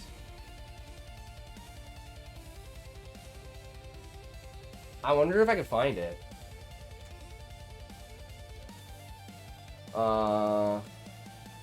Play game in childhood. Like in 1997. It's a FPS about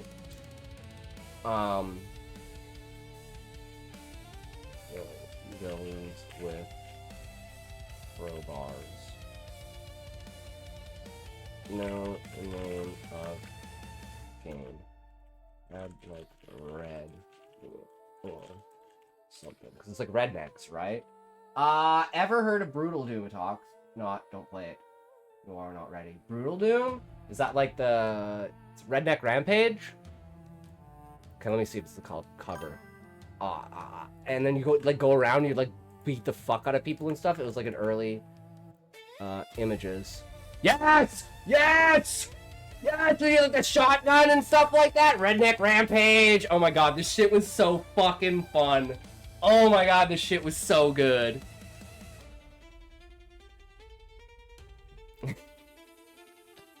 Shoot the fucking chicken with the fucking double barrel shotgun. Oh my god, bring back core fucking memories, dude.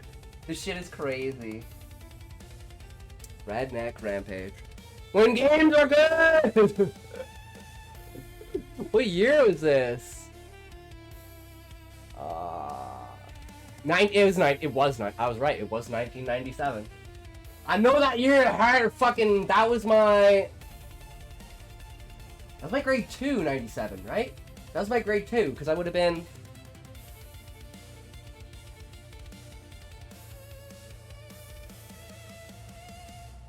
Well, depending upon when it was either end of grade 1 or beginning of grade 2, because born in 91, halfway through the year, so it could be either or on either side of 6 and 7 in 97. Right?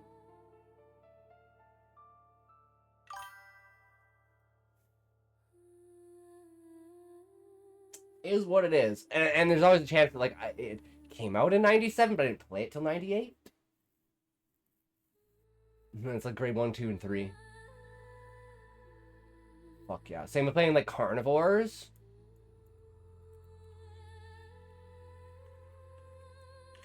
Carnivores? Fuck yeah. Having to, like, shoot the T-Rex in the eye. Fuck, man. This game was so fucking fun. God damn, man. Bring him back, man. This is the kind of shit we need. This is the kind of shit we need to fucking recreate. Be epic with this. Alright, we gotta add Subtoke. Subtoke! Ugh. All the codes in Doom started with ID, because that's the name of the game devs. ID Beholder for the auto map. ID Beholder for the radiation suit. ID DQD was God mode. ID Beholdy for invisibility. Yeah, man.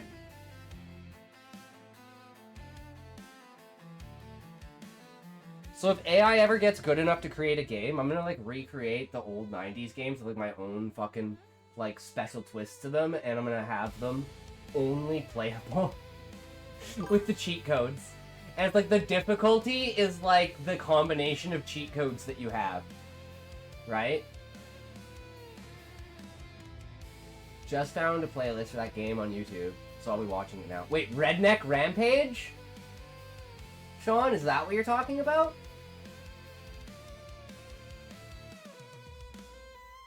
Dude, that is fuck yes! Of course there's a playlist on YouTube for it, bro. 43 videos? Oh my fucking god. That sounds amazing. Holy shit. Are they like how old? I remember old Jurassic Park side-scroller game back in like 2000s. I remember there's this game called Heart of Darkness, and in the beginning it's like there's an eclipse, and I was asking my dad, because all the kids are like staring at the eclipse, and I know that like you're not supposed to stare at the eclipse and fuck up your eyes, but I thought it was called a clips, like just clips, right? So I was like, asked my dad, why do people watch the clips? And my dad thought I was talking about like the cutscenes, right? And he's like, oh, because they're entertaining and they tell you the story. And I'm like, no, the sun. And he's like, wait, an eclipse? And I'm like, yeah, an eclipse. And he's like, oh, because people are dumb. Based dad back in fucking 1998. Scotty would look at the eclipse. I've never directly looked at the eclipse, but do you guys want to see a fucking retarded statistic? Do you guys want to see a fucking retarded statistic? Something like map of searches for my eyes hurt after an eclipse. And there's like a heat map for this.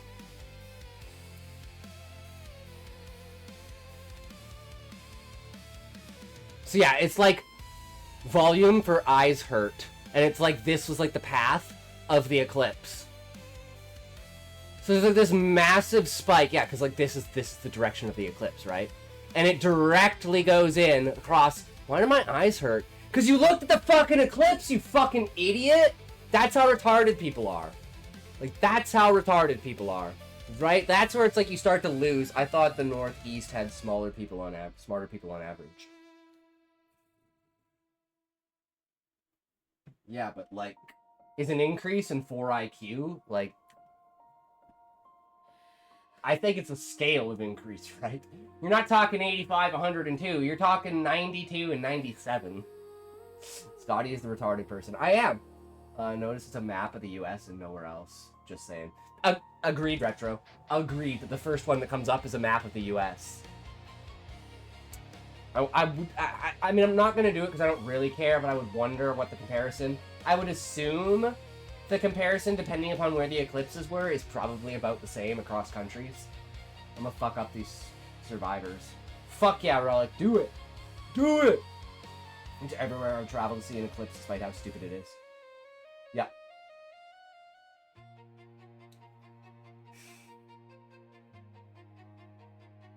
It's like... Guys, we don't live in ancient times. We know what's going on. The eclipse isn't something special and unique. It's just, like, an outcome of physics. Like, people will say, well, what are the chances of the Earth or the Moon being the same size as the Sun? Because it's 400 times closer, but the Sun is 400 times larger.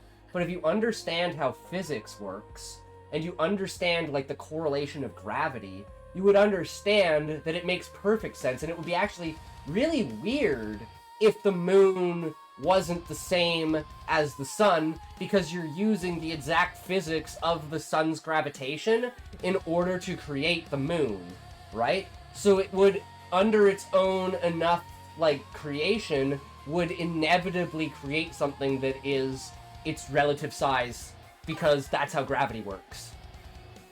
I was for a bit. I made Scotty laugh a lot. Fuck yeah, let's do it. The building I was in had roof access, too. Oh my god. Everyone's going up with their telescopes, looking up straight at the sun and burn out their corneas.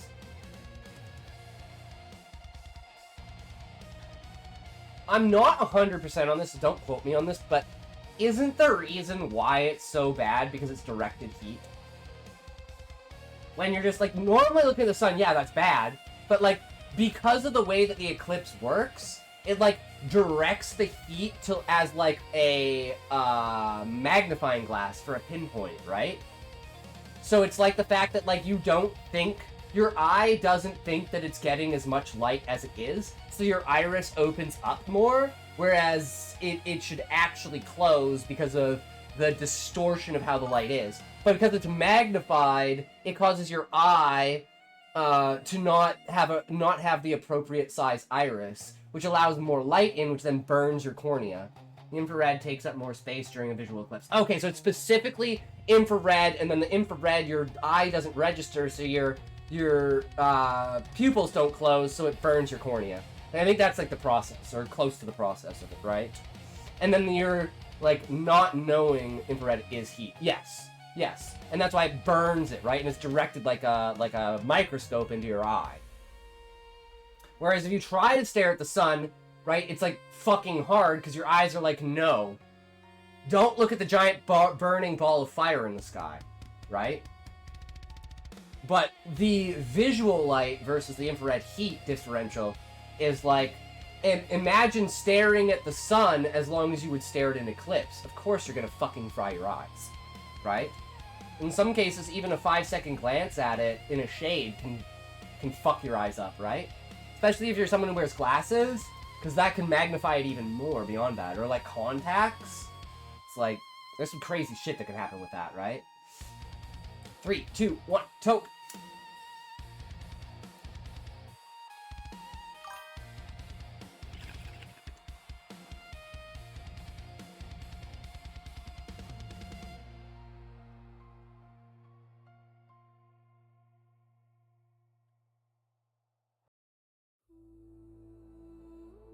I don't believe you, Retro.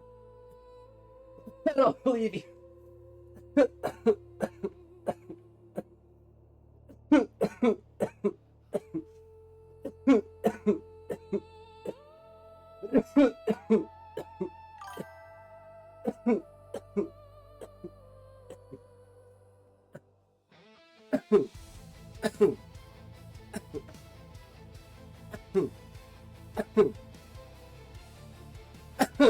I'm like, the only thing it's like, fuck, are you talking about Asmongold? What the fuck? I have no idea. No idea how that gold Reddit is. I don't even know where to be one of them. Oh, the Russell Peters? Wait, what? You're talking about Russell Peters? Wait, what? Or are you talking about Indians in general? Just saw the pistol. Swear it, redneck rampage, straight up stole the pistol from Doom. Probably some Indian guy. Okay, so how you fix your eyes is you stare at the sun for 10 minutes a day, okay? And when you go blind, then you don't know where the sun is anymore. It is the perfect problem. Now, if you have, like, special glasses, and you're, like, you know, because they make special glasses, like, special UV glasses, that are specifically designed for if, like, for instance, you're, like, using a telescope or you're looking directly at the sun, or, like, in the direction of the sun. Like, they have very specific lenses that stop, like, UV and infrared and stuff like that, and, like, have, like, protection layers inside of them, that, like, you could even get telescopes that have those on the lenses inside of them. This shit-ass accent is killing me. No, you stare at the sun and don't have to consume nutrients from food anymore. First question is, how long did it take this guy to go blind? Second question, how long did it take for him to die? I'd assume he'd go blind within about 15 days. And... well, no, if you're talking prolonged, like, how long are we talking? Are we talking 5 minutes, 10 minutes, an hour, like 10 hours? Because I'd say the accumulated time looking at the sun that would cause blindness, depending upon the,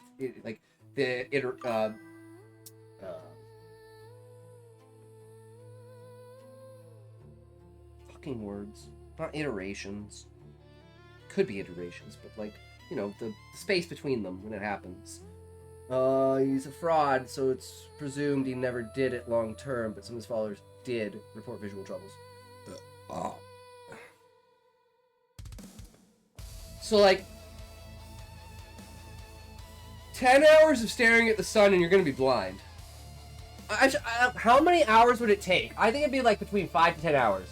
How long would it take to go completely blind by staring at the sun. Like, how many hours total continue?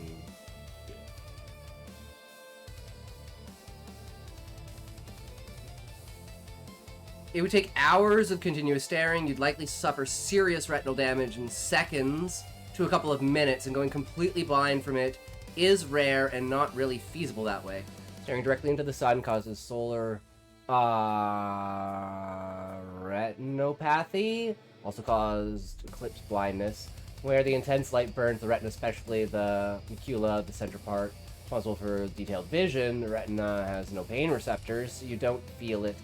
How quickly? A few seconds. Permanent symptoms. Your eyes would intensely water, squint to close. No, not typically complete total blindness. Recovery and common milder and short. Significant harm happens fast. This is just hypothetical to get an idea.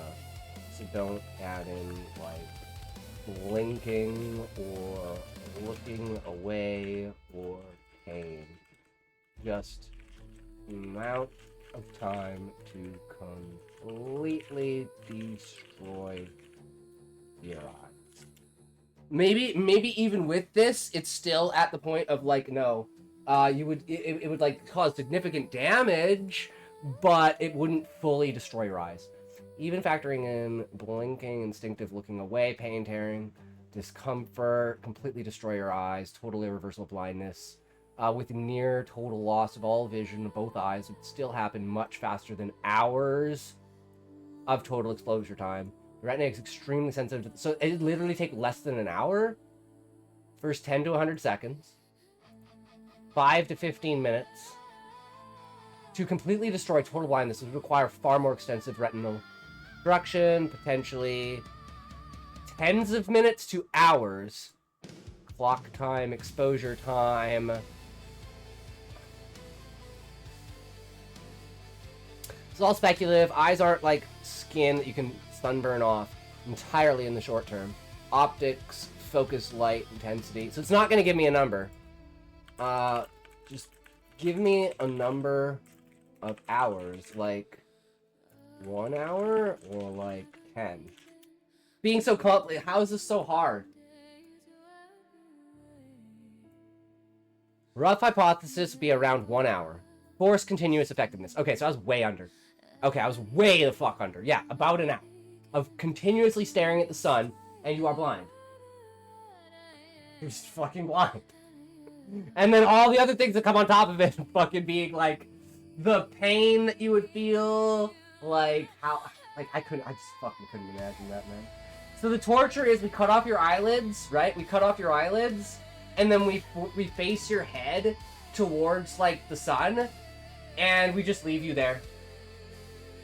And we leave you naked, so not only are you like burning and boiling in the sun, but your eyes are also getting fucked. And you can't blink because your like eyelids are cut off. Oh man, I love it. So that's what we do to pedophiles, guys. Man, even if you are a pedophile after that, you ain't doing anything. You ain't following those urges, I tell you that. You don't want to be like him. I mean, there's something to be said for impaling you up the ass. There's another thing to be said for literally burning like a vampire in the sun. Fuck, man. We put you out in Dubai at like 135 Fahrenheit and just watch you cook and literally light on fire. Oof. Oh, man. Oh, man. I would pay fucking money to see that shit. I would pay money to see that shit. But yeah, okay, so like, how does staring at the sun get you nutritions that being exposed to the sun doesn't? How is there a mechanism inside your eyes that takes in the nutrition from the sun?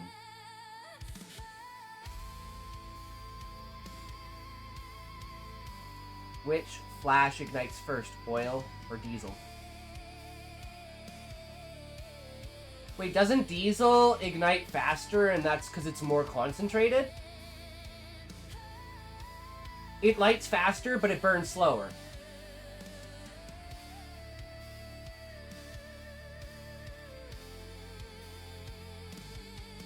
And that's why it's like used for like high-end mechanical stuff that's like more heavy duty, because it's like it's more efficiency. But it's like if you used it for like a normal car, it's like it would like clog it up because there's like a differential in the percentage, right? This is why you never want to put like normal gas inside of a diesel engine, because you would destroy the fucking engine. Same with putting diesel engine in a normal engine. Flash ignition happens when it reaches a certain temperature. Diesel has to be compressed in order to burn in an engine. So oil could be lit by a flame, whereas diesel can only be lit by compression.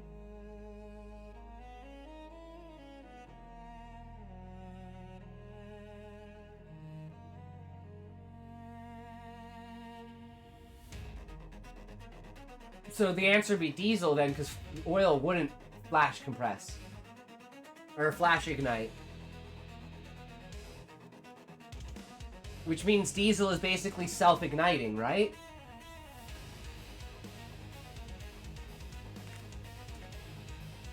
I have no idea. No, I'm saying with oil and diesel will flash ignite when they reach a certain temperature. The question is which one goes first.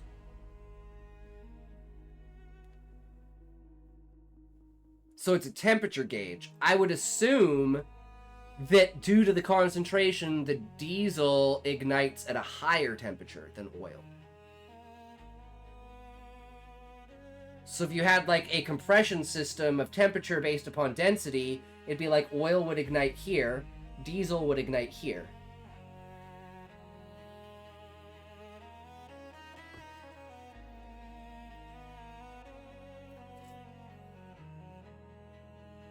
And is, look in your DMs. Oh, I usually don't have this, like, overlaid, so I can't see it. Hey, guys, this is actually real quick. Can I take this bar and put it on this side? Like, is there a function inside of Discord that lets me do that?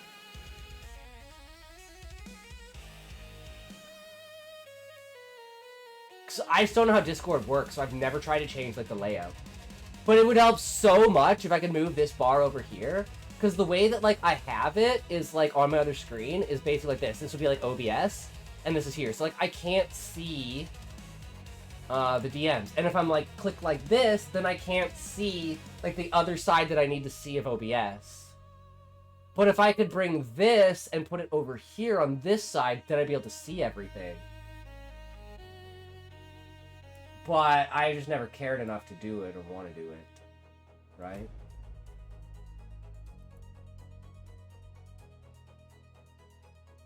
Oh, I want to let you know I'm live. Wait, you're live, Happy?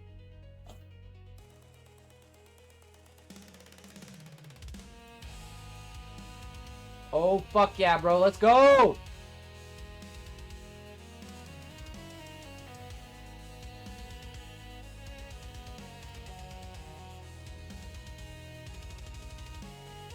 Wait, did you send me that DM, like... Don't watch Happy? Hold on. Let me just do this first. There we go.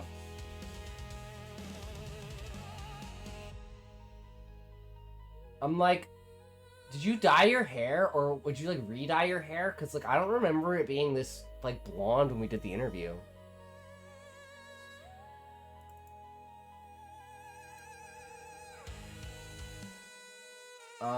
Wait, Happy, are you gonna show? Hold on, let me catch up in chat. And what are you gonna show us?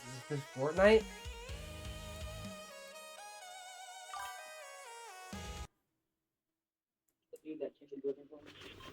Oh yeah. That's cool. Fortnite? I never really understood Fortnite. So you can play Fortnite on the outside.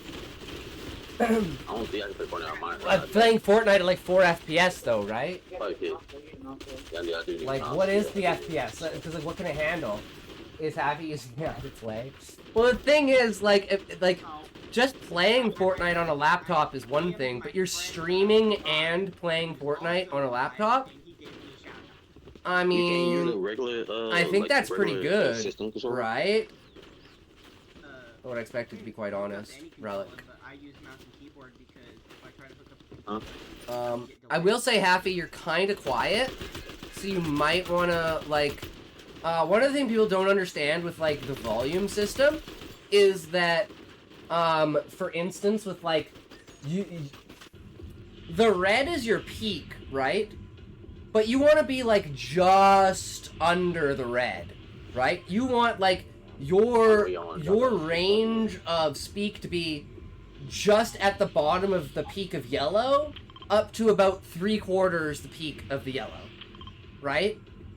So, like, if I pull up OBS, right, and, like, my standard talking is about here, and then if I get, like, over-exaggerated, like, oh my god, go up there, it kind of gets to the top, and then if I'm, like, moving away, like, over here, it's kind of, like, down on the lower end, right? But most people would kind of put it around here, which causes the output on the other end to be, like, extremely low. And that's why there's, like, a lot of streamers that, like, their mics are super fucking quiet. Because they don't understand, they think yellow is bad. But yellow is your sweet spot. Yellow is where you want to be. Yellow is the Goldilocks zone, right? And I'm a professional when it comes to sound, because I did sound design and shit like that in film in school, right? Like, I was the sound guy, right? I was the sound editor. I was the guy who could listen to it and tell you you're 3 frames off. That shit was my jam. Well, I'm fucking tone deaf as shit and can't sing, but I could pick out a 3-frame difference on a fucking, and I the exact frame, like, oh, that's 5 frames out, that's 6 frames out, that's 7 frames out, you know, of, like, a lip sync or like, a sound effect or something, with, like, a dissonance. People are like, oh, it's on point. I'm like, nah, it's 3 frames out. And they're like, oh, dude, actually, holy shit, you're right. Right? People just can't see it on that. About what I experienced, to be quite honest. A wall, that might, the device, laptop can't handle all that generally. Only Republic, you know, these stars. I mean, it is that kind of thing, right? Where it's like, the overheating of it is a very much change, right?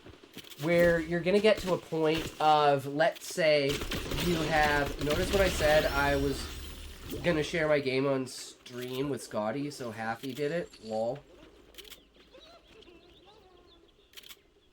You know what, Relic? You know what? That's actually kind of fucked up. I'm not gonna lie, that's actually kind of fucked up. Dude. Dude. I'm sorry, but I have to say it. It's Tolkien. Evil cannot create, it can only corrupt.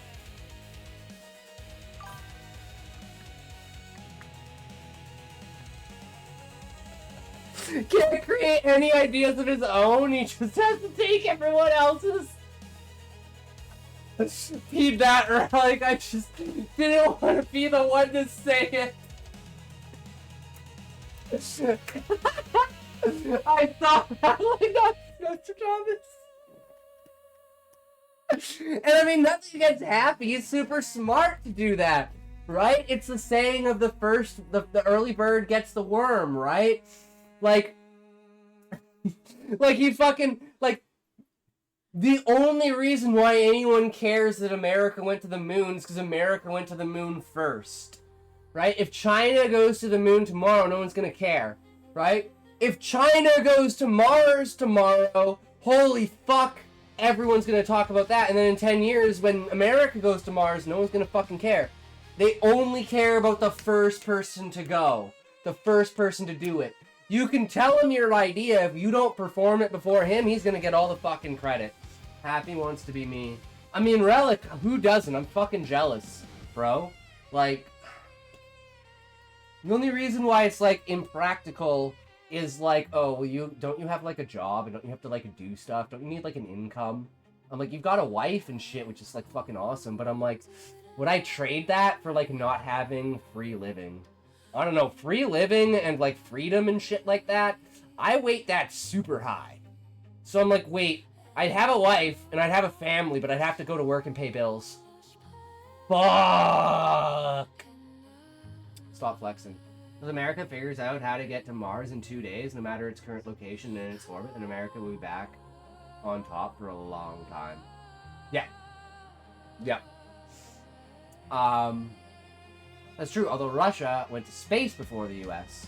But space isn't that big of a deal, right? It's like, space was a big deal until we went to the moon. The moon is a big deal until we go to Mars. It's like an escalation factor, right? It's like the first satellite, but the first rocket to actually, like, you know, do something was the US. It wasn't until von Braun perfected the V2 that they were able to go to space. But before the V2, America had the highest height of a launched rocket. So they were like, we beat the atmosphere, and then Russia beat space, and then America beat the moon. And now we have no idea who's going to beat Mars. Because we have rovers on Mars. China has rovers on Mars. But that's not setting a man on Mars. Right? No one cares about a fucking rover. We need to be able to go there. Stop flexing, True Retro. I am flexing. I love flexing my easy fucking life. Sucks to be all of you guys. Fuck you guys. You guys suck. Right now it takes nearly half a year to reach Mars, and you have to wait 6 months before you can come back to Earth. Yeah, because you need the planetary alignment for the gravity pull so that it cuts it off. Right? Unless we have some sort of major change in how we do propulsion.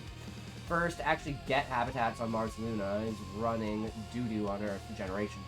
Imagine having men on other celestial bodies, not just walking, but setting up. And see, the way I look at this, Retro, is I'm like, honestly, if Elon Musk was the god of Mars, and he got to Mars, and he made his colony on Mars, I personally think it would be heaven and it would be paradise. Now, if China gets to Mars, we're fucked. I think if anyone except Elon gets to Mars, we're fucked. Musk was already him. The US would already be on Mars.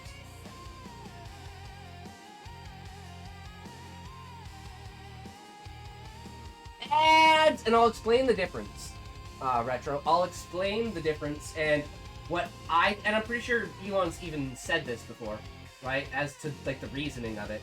Musk isn't him. Thinks he's him, but he's not him. No, I don't think Musk thinks that he's God. I don't think Musk is an arrogant piece of shit.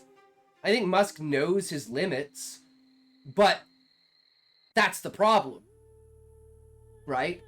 Everyone thinks his limits are here, but he knows his limits are here. So this dissonance between this space is like the, like, projection of, like, hate towards Elon. So, like, he thinks he's God, but he's like, no, I don't think I'm God. I just understand certain things, and I know how to do certain things, and I work with other people that know how to do things. I'm not a one-man army, right? It's not even me, really. I'm the facilitator.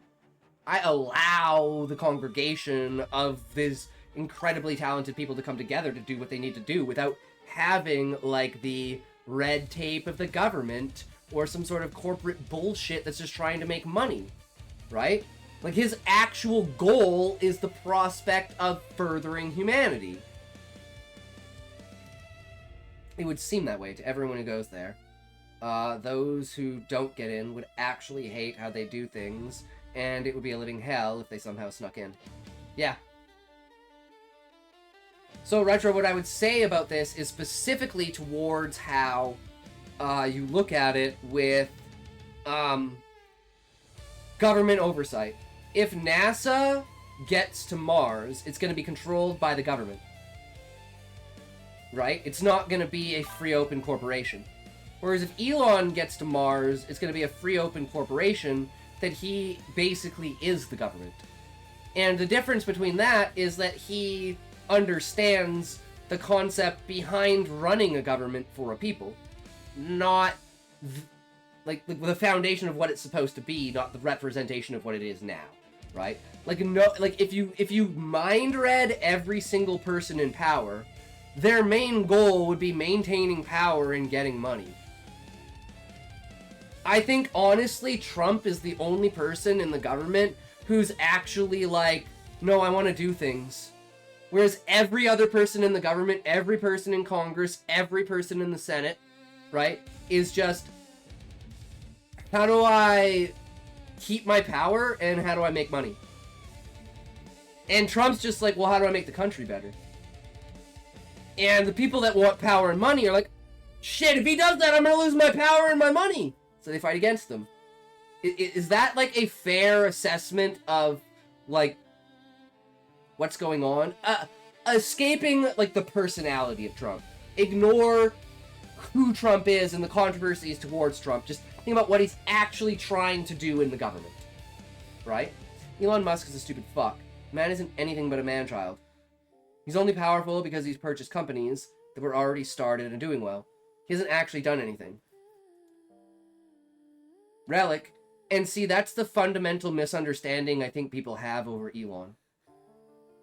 I agree with you. But that's what makes Elon so good. He is a capitalizer. He finds patterns in success and he escalates them. No, Relic. It's a misunderstanding that it's a bad thing or it's not influence, that he has great business sense, that he knows when and how to buy up businesses, how to connect businesses together, how to reinforce certain things, right? Despite the fact of none of that having an original idea, none of that having anything, he is a conglomerator. That's his power. That's what makes him so good. And his ability to overwrite the government in red tape and just do it because he owns all the companies is what makes Elon so fucking powerful. Doesn't have great business sense. He just gotten lucky. Lost so much money from purchasing Twitter. Yeah, but Relic, why did he purchase Twitter? Right? You have to think beyond that. Elon purchased Twitter because he wanted to preserve free speech. He didn't buy Twitter because he thought it was a good business decision. And the fact that Elon is able to make those decisions is why I say his prospect is for the future of humanity. Does that make sense? Mars doesn't need CEOs, it needs engineers and scientists. But Retro. He wanted to preserve free speech, yet bans anyone who talks shit about him. Stop, Scotty. Okay, Relic, give me proof that he bans people that talk shit about him, because I think that's fucking bullshit. He doesn't ban people that talk shit about him.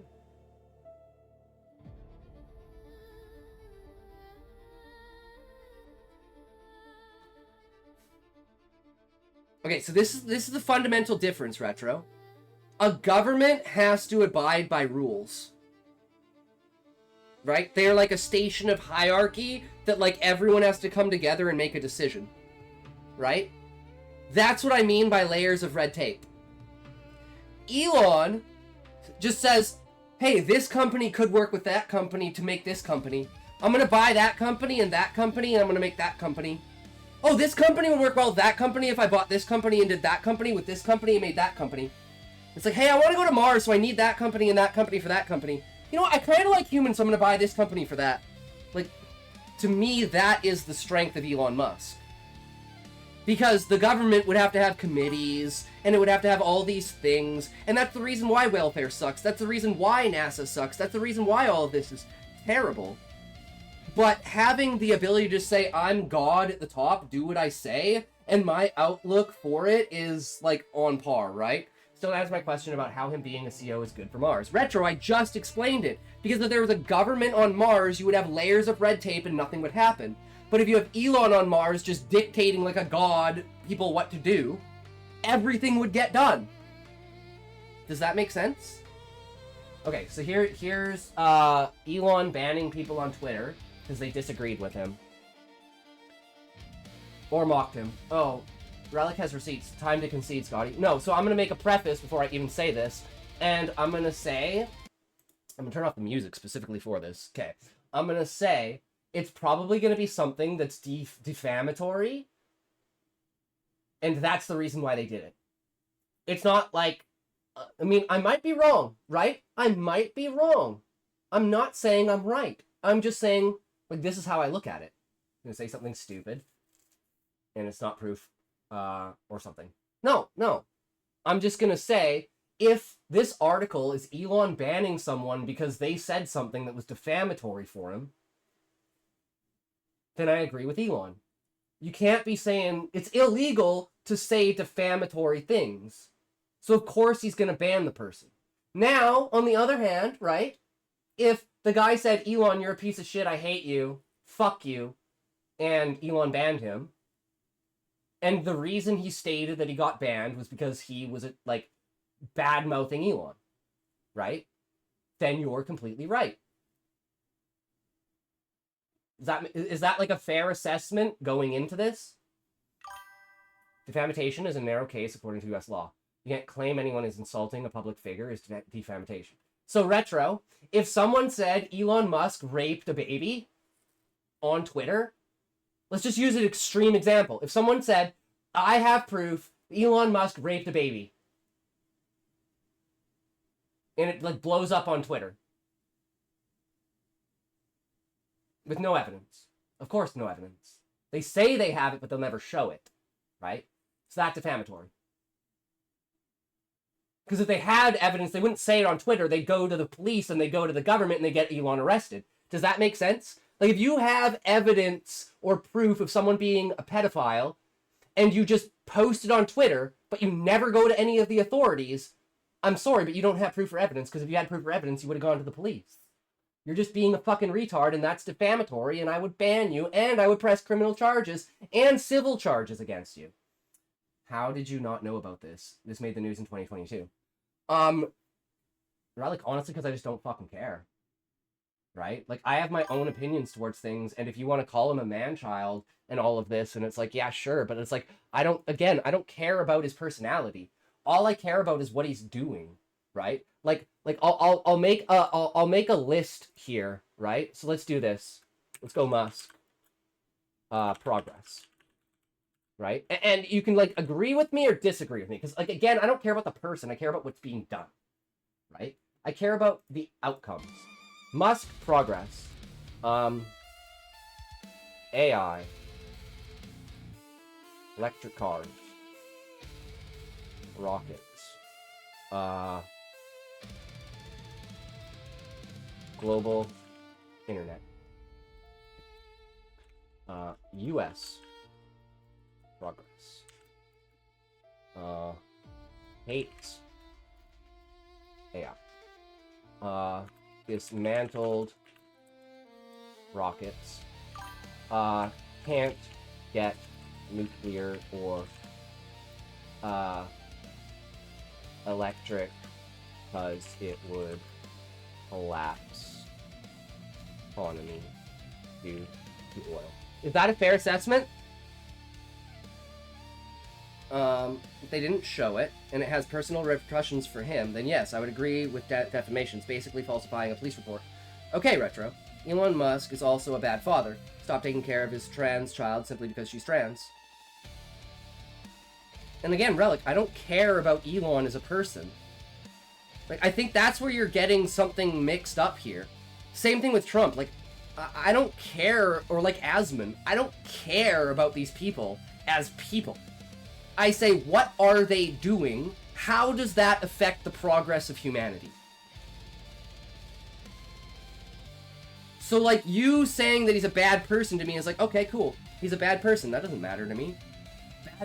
Bad people fucking all over the world invented some of the greatest technologies. I don't give a shit. Does that make sense? Okay, so then we'll look at this. Trump and Elon are not helping the progress of humanity. Okay, Relic. Give me an example of how they're not doing that. Okay? Because, like, this is progress for humanity, this is not. Do you agree or disagree with anything on here? Right? Do you disagree with any of these statements? Literally took look at anything Trump is doing. Trump attacked Iran in order to stop Iran from basically becoming the next 9/11 and inciting the next 9/11 on America. Congress didn't like it, so he said, okay, I'll compromise. How is someone who's trying to stop the main nation that is funding terrorism... No, it hasn't. What do you mean it's been debunked, Relic? What do you mean it's been debunked?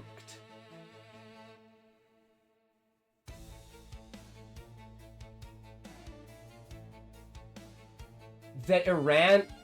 I'm not going... Relic, I'm having a conversation with you and you're just telling me that I'm wrong. No, Relic, I'm giving you exact examples. This example of this happened, and then you said, oh, that's been debunked. Okay. How was it debunked? 9/11, most of the terrorists were Saudis. Retro, but the idea is, okay, I'm gonna just, you can agree or disagree with Grok, but I'm just gonna, allowed to continue, without any interruption or plan of defense.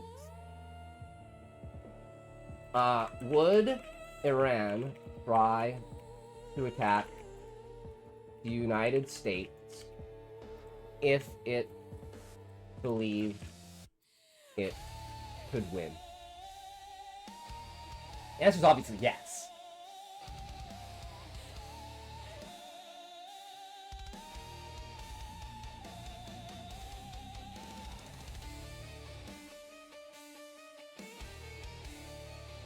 Okay. Oh.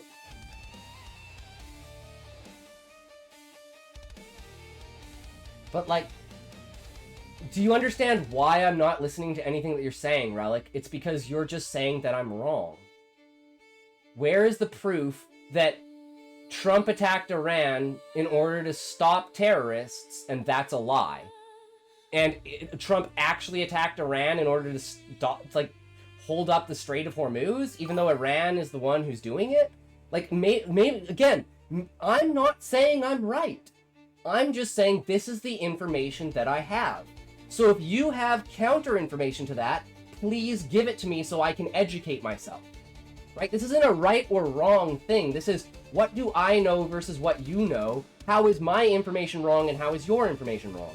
You understand that there is evidence that friendly governments had hints about 9/11 occurring before it occurred. Retro, of course. There's literally, like, proof that they let 9/11 happen. It's not my job to provide the proof. If you want to go out and find answers for reputable sources, then by all means. But, Relic, do you understand when it's like, I give you exact examples, and then you say I'm wrong, I say, okay, how am I wrong? And you say, go find it out for yourself. Like, I don't want to be rude, but why would I take the opinion of someone who says that? Like, does that make sense? Like, would you listen to anything I said if I was just like, no, you're wrong? No, you're wrong. Actually, go look it up for yourself. Trump is real. Like this is such a like bad argument that I could just literally say the same thing to you. I could say, you're wrong. Go look it up. No offense, Scotty. I take a lot of your talking points from the hardcore extreme right-wing media and people who follow it. Why do you think that, Relic? Because I don't think I do. I think I listen to both sides and I come to a logical conclusion about it. I never take a stance based upon what people are. I take a stance on what the reality is believed to be. As you've constantly said, you get your info from Twitter and Asman. Well, okay, well let's go back, Relic. Would it be better if I got my information from Wikipedia or CNN or BBC? So, like, your argument is that my sources are bad. Which, again, sure, there's never 100% on anything, right? Because, like, what about, like, for instance, Ilhan Omar? What about, AOC? What about, like, Hassan? What about Vosh? Right? Like, what about Moist Critical? What about, Mudahar? What about... You know, and these are all different categories of different things. Like, you're getting economics from one, you're getting technology from another, you're getting entertainment from one, you're getting government from another, you're getting politics on the side. Right? So it's like, I don't think you understand the full scope of what I look for. Right? And the reason why, like, I don't watch Vosh anymore is because I think he is too radicalized. Why don't I watch Hassan anymore? Because he just lies about everything.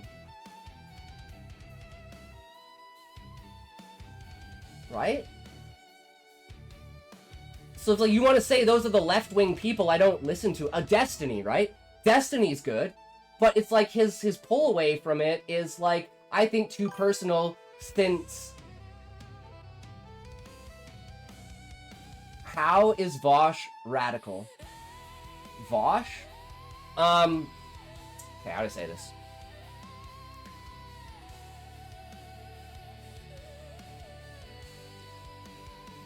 It's the idea that...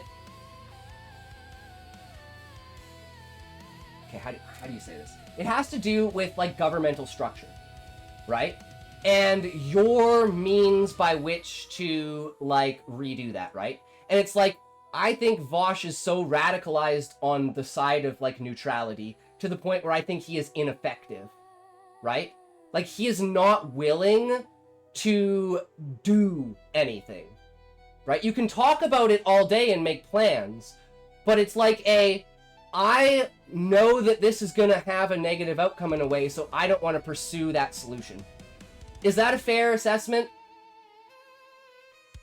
And again, I haven't watched Vosh for probably 4 years.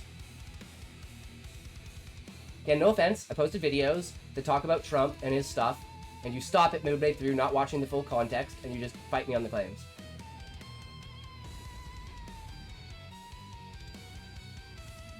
Okay, Relic. Then can we come to, like, a moment here, we come to, like, a consensus where we can start over? And call me out if I ever do it.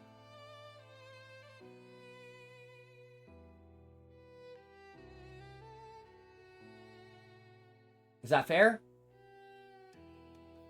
And then we can, like, look at this. So, Twitter bans accounts mocking free speech absolutist Elon Musk. Okay. Days after Elon Musk declared that comedy is now legal on Twitter, platform banned several comedians for parody tweets in which they impersonated its new owner. Among the suspended accounts were comic Kathy Griffin and internet personality Ethan Klein, who both had verified blue check accounts. Yes, I could have ended world hunger instead of buying Twitter, wrote Klein in his 2.3 million followers after changing his username to Elon Musk, and his profile picture to a depiction. So let me get this straight. You can agree with me or you can disagree with me on this, right? So someone impersonated him and then made a comment about his decision-making. Is that correct?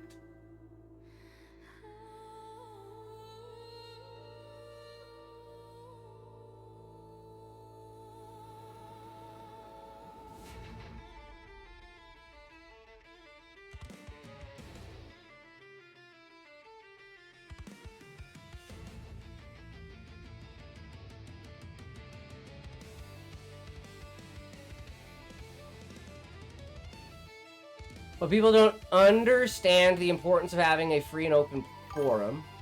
Let's state facts about Trump's war with Iran. Fact, in 2015, Obama made Iran nuclear deal called the JCPOA to limit Iran's nuclear capabilities. Fact. 2018, Trump pulled out of that deal. Fact. 2026, Trump said multiple times they destroyed Iran's nuclear sites and stopped them from ever getting nukes. Fact. Trump then started a war. U.S. intelligence agencies have said we have not destroyed their nuclear sites. Fact. Trump made a deal with Iran, which is the same deal Obama did, just adding $300 million from the U.S.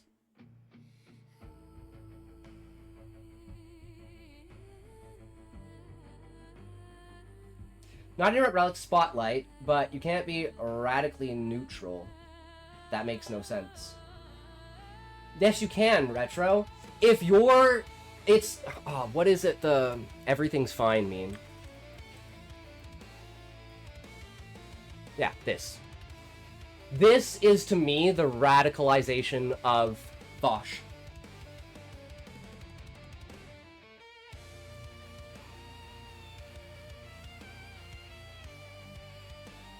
Inaction is what causes this. I don't know if I can pull up, logic is how you seduce me. True, Relic. So, if he says that he has a plan, let's say, to enact some sort of social reform for, let's say, specifically child daycare, right? And that entire plan displaces certain ethnic groups due to, like, interactions, right? Where it's like, we don't want to have these certain groups, such as, for instance, if you're in, like, a ghetto black neighborhood, right? Where you have, like, an overwhelming majority of black people at the school, right? And then we want to create a segregation thing, well, like, the opposite of that, where it's like, hey, we need to make sure that there is an equal amount of every person in each of those schools, right? So it's like you're willing to go through this process of displacing people for the simple aspect of having a, like, ratioed diversity. And then you look at that plan and you go, well, this isn't realistic in its approach, so you throw away the plan. And that's, like, the entirety of Vosh's politics. I have a plan, but it's not good enough, so I'm not going to use it. Oh, this is a good plan, but it's not there yet, I'm not going to use it. Is that a fair assessment? Fact. The Trump administration said the strikes obliterated Iran's program and later argued it had been set back by years. Fact. Early U.S. intelligence assessments reportedly concluded the strikes did not destroy the enriched uranium stockpile, and that some key components survived, potentially setting the program back by months rather than eliminating it. It's not neutral, that's ideology. That's wet noodle. Okay, Retro, but to me, if you're like a person who's advocating for change through politics, yet you're unwilling to act because you need it to be perfect, that is radical to me. Because you're not willing to take the compromise. If you're not willing to take the compromise, you're fucking radical.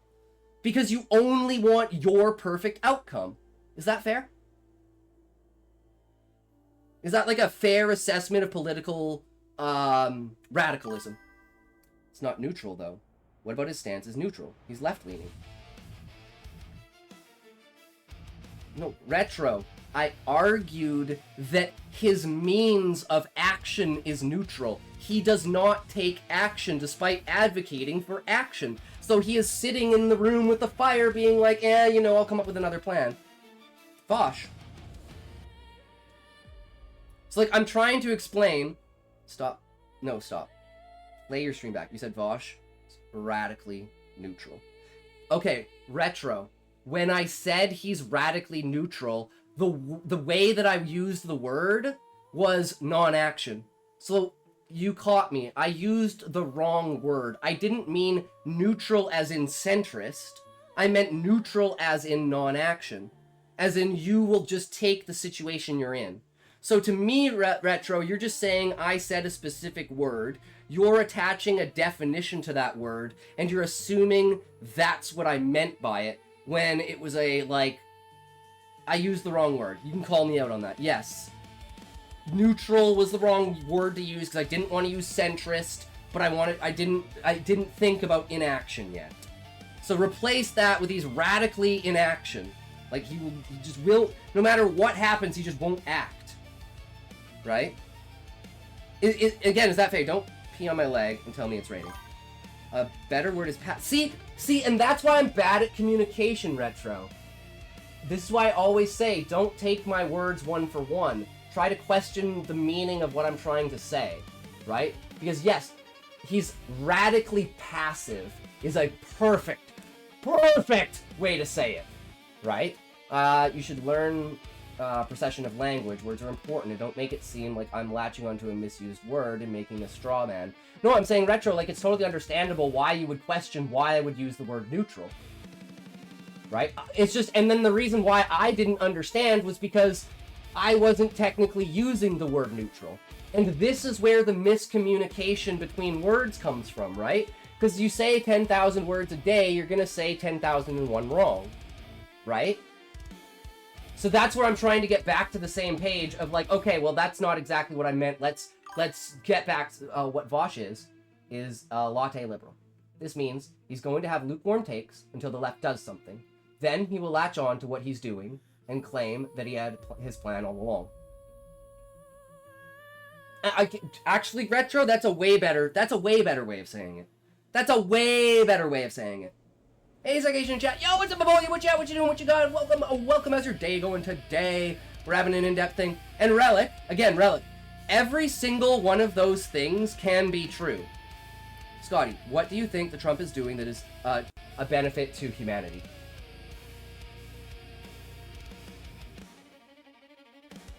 I struggle waking up, but I'm good. I also don't like Vosh or have a dog in the fight. I think he's annoying and pretentious. But anyway, back to Relic. Okay. So, Relic. I'm gonna say this in a way that everything that you said is true. Right? Okay. All I care about is action of intent. So at any point, tell me if what I'm saying is wrong on the course of intent.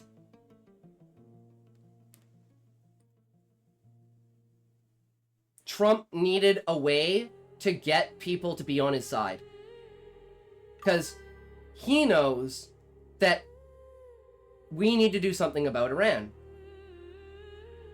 So he worked with the UAE, Qatar, Israel, and there were five nations that worked together on this, right? And I think 3 of them are Middle Eastern, and like Israel and America, right? And this was like Trump's intent for his plan. We're having an in-depth conversation, Ebola, about succession of humanity and intent. So I am saying that I believe that Elon Musk and Donald Trump have an intent to progress humanity. And Relic is saying that they don't. So we are having a dispute of facts and like ideas to see what the conclusion actually is towards this. I believe that the outcome of action is the most important thing. Right? And this is basically what I brought up to like try to prove my point towards this.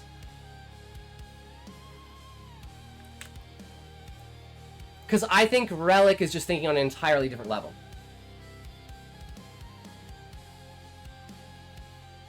Right? Like, if you look at the things that Elon Musk has done, and the progress that they has made for humanity, and you look at, like, the US government and what it's done to progress humanity, right? And this is, like, pre-Trump. So the US government would be, like, pre-Trump, right?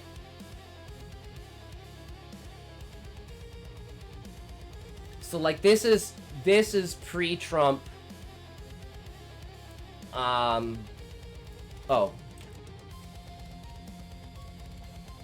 This is pre-Trump, like, Biden administration facts. Right? Or, like, I'm Canadian, so again, I could be wrong. Right? There's a leeway here. Yes. Biden administration, because, like, I wanted to compare all of them, right? So it's AI, so it's, like, technology, infrastructure, transportation, and communication. A war might be defended as helping if it truly prevents a nuclear weapon, stops a wider war, or removes a major threat. But the reported human costs are severe, so civilian deaths, displacement, damaged infrastructure, and massive energy and food price pressure across the world. UN humanitarian updates described high civilian casualties and damage to civilian infrastructure in Iran. And Reuters reported the conflict left unresolved issues while raising global economic risks. And again, nothing that you're saying is wrong, Relic. Everything that you're saying is true. So you're going to pretend that Trump's admin doesn't want internet ID.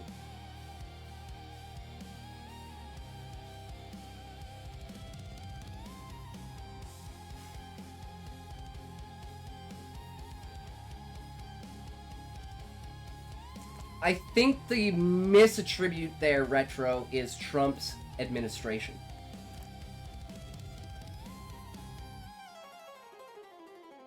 I am only simply talking about Trump. And in this, like, context, this is Trump is God and Elon is God. Right? That's the premise we're laying under. So, going to your claim of Trump helping humanity. It may help certain strategic goals, but as a human good, war with Iran is causing more harm than help unless it quickly ends in a lasting, verified peace. Again, there is you are 100% right, Relic, and there's absolutely nothing wrong about anything that you're saying. The problem, Relic, is nothing that you're saying refutes my example, right? And my example is the war in Iran is a 20 to 30 year war to eliminate terrorism across the world. There will be hundreds of millions of people that die. Entire countries will fall. Entire civilizations will be erased. But after that 50-year mark, when all is said and done, and everybody in every government in every country in the world can agree on what radicalization is, we will live in paradise. And Trump has the balls to know that we have to stage through hell in order to get through heaven. And there is no way to fix this other than total obliteration and reset. And I honestly am so radicalized myself, I believe that is the only way to fix it. And the last 3,000 years of history back me up. If you could create paradise in 50 years through the loss of 2 billion people, would you do it? I would do it instantly. And I would be among those 2 billion that died. Because I know the outcome of that action is a preservation of the human race. But other people can only see those 2 billion who die, not the hundreds upon hundreds upon hundreds of billions that would be created by making humanity a multi-planetary species.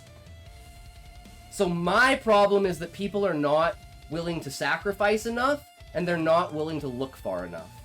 And you can completely disagree with me, right? But, like, that is why I would say Elon and Trump are, at the end of the day, preserving humanity. And this is why I don't talk to you about these things, because when you say something, you say it doesn't stop what you think. So there's no point in having a conversation about it.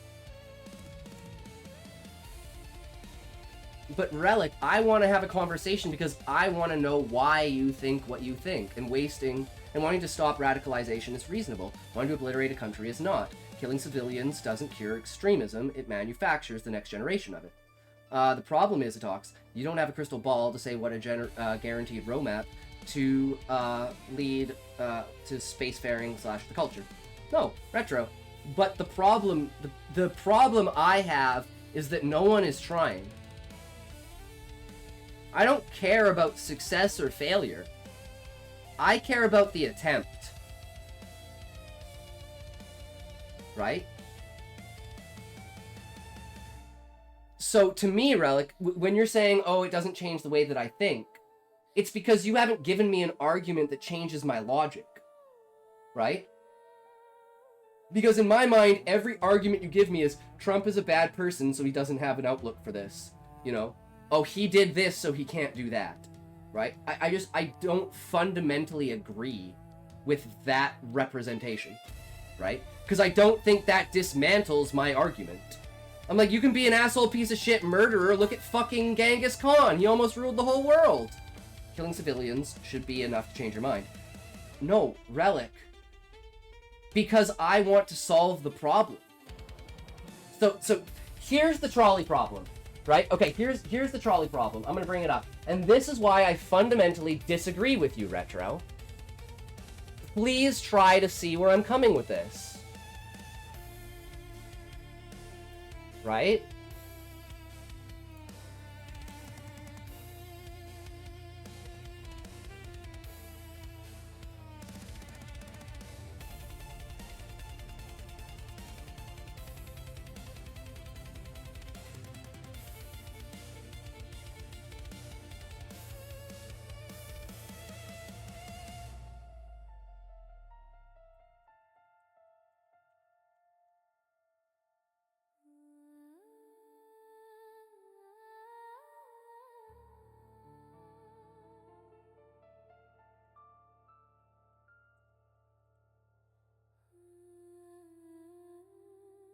Okay, this is my argument. Also, in the case of Iran, they had a chill society in the 50s. The US meddled in that society for oil.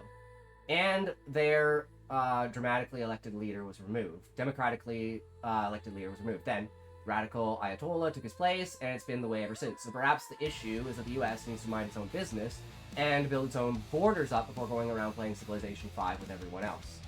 In Retro, I completely TLDR, everyone leave everyone else the hell alone. Retro, again, I completely agree with you, right? It's like, that's one of the main reasons for, like, for instance, all of the radicalism that's happened. And I completely agree with you. My problem is, you're using events of the past, right? It's already happened, it's already been done, we can't help it. So, my question is, okay, well, what do we do in the future? If your solution is total obliteration, you're not talking about defeating radicalization. You're talking about collective punishment or genocide. History shows mass killing creates more hatred, more revenge, and more extremism. Iran's regime and Iran's civilians are not the same thing. Serious counterterrorism strategy targets threats, protects civilians, and ends with stability, not wiping out a population. And that's where, again, Relic, I think you have a completely fundamental misunderstanding of what I want to do. Just because I say it extremely. Right? So this is going to be like a process thing, right? We're going to look at this. So a person kills a person, right? Person is held accountable and they go to jail. You just say entire civilizations will be erased. Yes, by the end of it. I heard you. Yes, but Retro. When I say that, do you think I mean that the US is going to blow up entire civilizations? Or do you think that other civilizations are going to destroy themselves? Because when I say that, I mean entire civilizations will crumble under the weight of themselves. They will not be conquered or overtaken by a foreign force. They will simply fall under their own weight because they are bad civilizations. Right? So, like, the civilization that creates the warlords in Africa will be gone. There will be no civilization that believes that you can harm kids without getting away with it. There will be no civilization on the planet that even considers the fact that there will be slavery. That's what I mean when I say the fall of entire civilizations. Does that make sense? Then explain exactly what you mean when you said the only way to fix this is total obliteration. What specifically are you advocating? The Iranian government, their military, or the entire country and its population? Because those are very different claims. It's a 30 to 50 year plan Relic. The problem is, I think there's so many things to explain about it that some people get lost in the middle. So I'm trying to start from the beginning of, like, the end of radicalization, right? And it comes to, like, an agreement of, like, human identity, right? So I want any civilization that does not consider every human, this is the best way I could say it. I want to eliminate every single concept of a civilization that believes that there is a difference in how people should be treated respectfully. Every single person is entitled to dignity. And if your civilization has any inkling that that's not true, I want you wiped off the face of the earth. Period.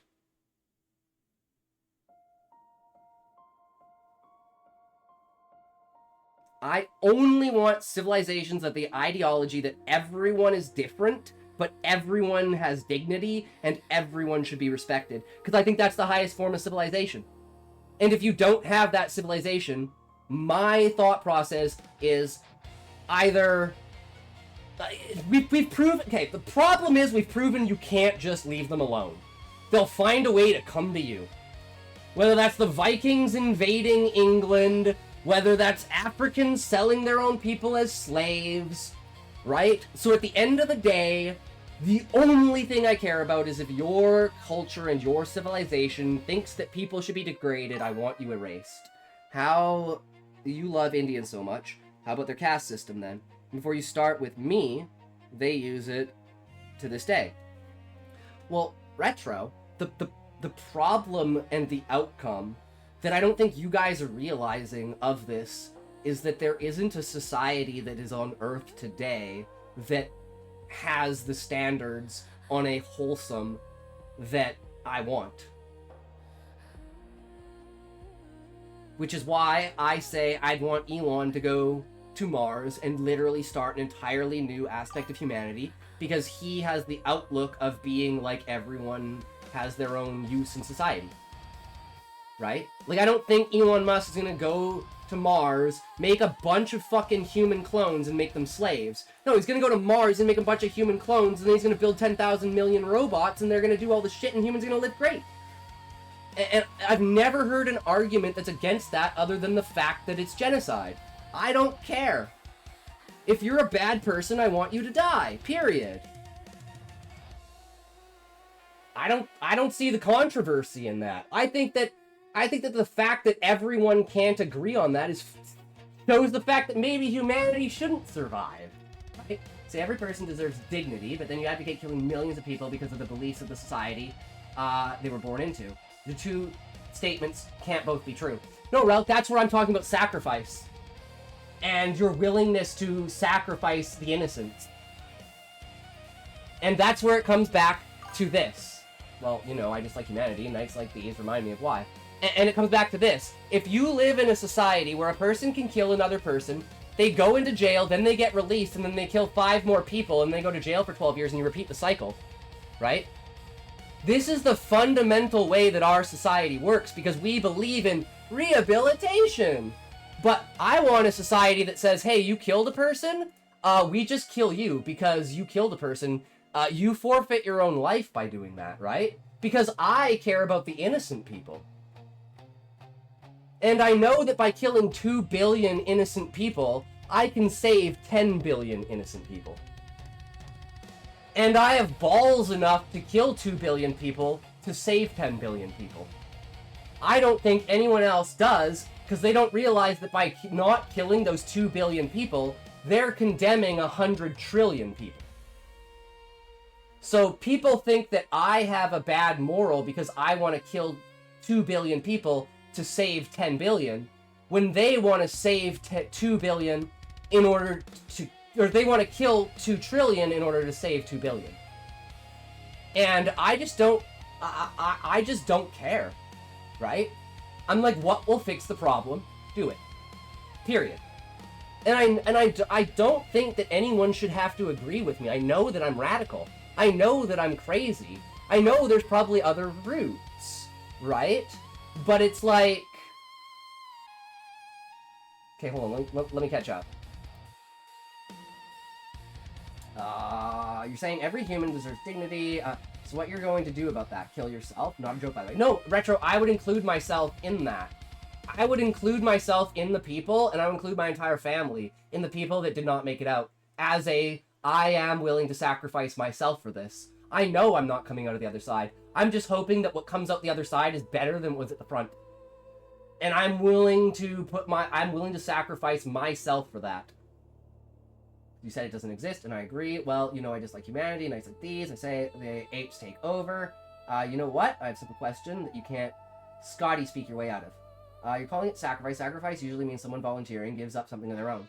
You're talking about deciding that other innocent people, including children and people who oppose their government, should die for a goal they never chose. It's not sacrifice by them. It's you deciding that... No. When I say sacrifice, Relic, I mean sacrifice of morality and sacrifice of dignity and sacrifice of, like, humanity. I am willing to make the sacrifice of humanity to restore humanity, as crazy as that sounds. You're Batman and Gotham from the comics. The main DC timeline. What do?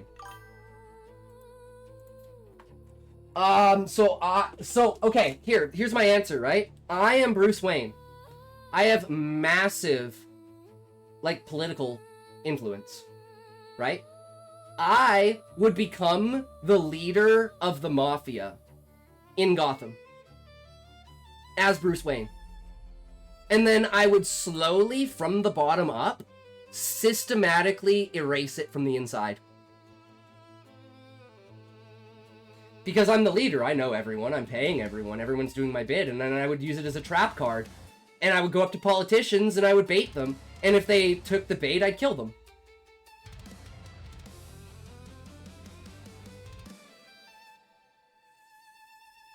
It would be, again, 30 to 50 year plan. And by the end of it, Gotham would have a government ruled by the people for the people. No. Everything. I would infiltrate everything. I would be like Joker's fucking second-hand man, bro. At like the top of everything inside of Gotham. I would have everyone, and then I would betray them all and kill them all and do everything I could because I was the man at the top. And I'd do it slow and steady, and I'd have like this whole thing to the side, so it's like I am technically Batman taking out the criminals, but I'm also Bruce Wayne, who's technically also the Joker, right? So like I would literally play both sides of the field until I eliminated the corruption and rebuilt the establishment from the ground up. Just the Mafia, and so Joker gets to run around jokering, killing crocs. Get around to crocking. This is now turning into a debate about moral philosophy. If your principle is that innocent people may be intentionally killed for a future moral good, your principle isn't every person has inherent dignity. It's human dignity can be overridden if I believe the outcome is good enough. Those are different moral systems. And that's, Relic, that's the whole point. Like, that's where it's like you explained the whole point of that. Right? Who gets to decide? That is the fundamental question. Who gets to decide? And my answer to that is the person who is willing to kill 2 billion people to save 10 billion people. I understand your position now. You believe the ends justify the means. I don't. I don't think a moral society is built by intentionally destroying innocent people. And Relic, I don't disagree with you. Like, I don't think that my means is the only means. I'm just radicalized to believe that at this point, this is the means that I want. Because of what I've seen, and what has happened, and the things that we've done. So I'm just like, I don't care anymore, I just want the outcome. That's why I say I am radicalized. I know I'm crazy. I know other people will not go along with what I want. That's why I will never condemn anyone or hold anyone to my position. This is just simply what I think, and I have no power and no influence, and it is just simply my reality that I think, right?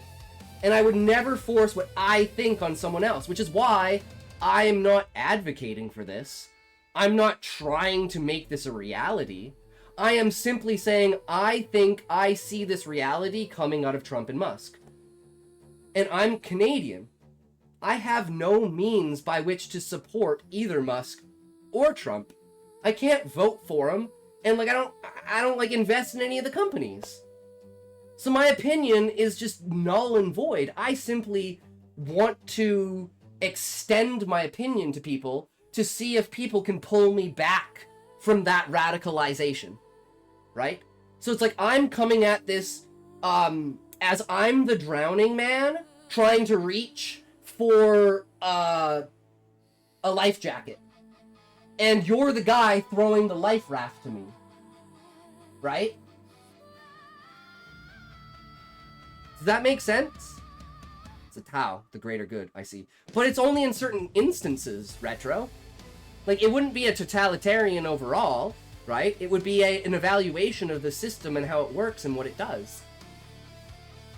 Right? Which is why I think it comes back to this, right? If you allow a person to kill a person and then go kill 5 more people, how can you justify not killing that person? That's my outlook on life. It doesn't have to be yours. In fact, I hope it's not yours, because it's a nihilistic way of thinking. I appreciate that you're being honest about how radical you think your position is, and that you aren't trying to impose it. My disagreement isn't that you're allowed to have the opinion, it's that I don't think the moral reasoning holds up. I don't think either. Like I said, I'm throwing morals out the window. Like, I'm literally throwing the baby out with the bathwater.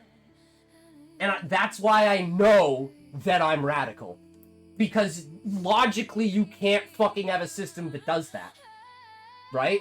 The injustice begets injustice. The inevitable outcome that I dream of is gonna be fucking the downfall of humanity. Which is why I hope that we can fix it. But it's like the fact that I can, thinking myself a normal, rational person, and I can still come to this conclusion. That's a fucking scary thought, dude. That's a fucking scary thought. And the fact that I can separate the ego and, like, the reality from it, again, is what I think is my superpower. That I don't allow that to affect the outcome of my actions. Right? Which is why I'm not a politician, I'm a fucking writer. Right? Because I just want to put my ideas down into a book, and whatever the fuck you get out of it, the fuck you get out of it. I'm not necessarily writing 1984 and I want to criticize communism.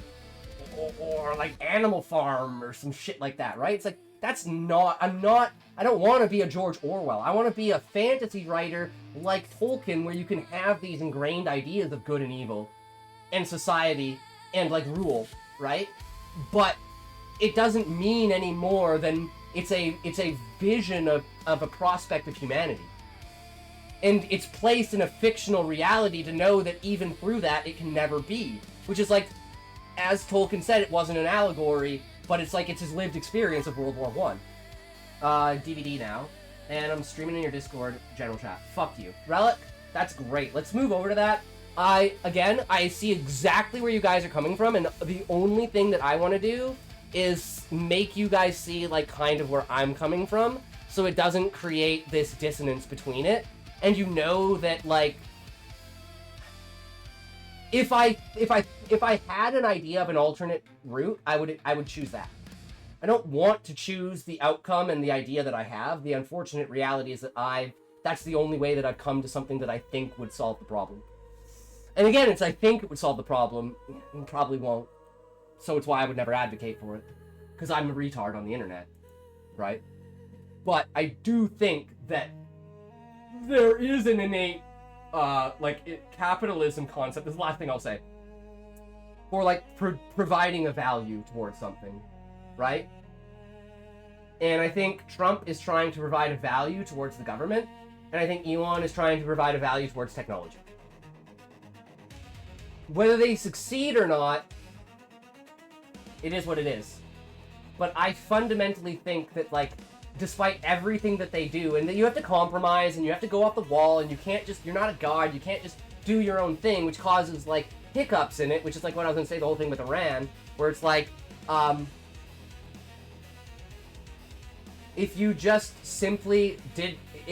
took, like, 3 countries and just took them off the map, and like the state sponsors of terrorism disappeared, and we stopped doing all foreign aid, and all of the warlords in Africa lost all of their money in like 30 to 50 years. It is what it is, right? But to the Discord.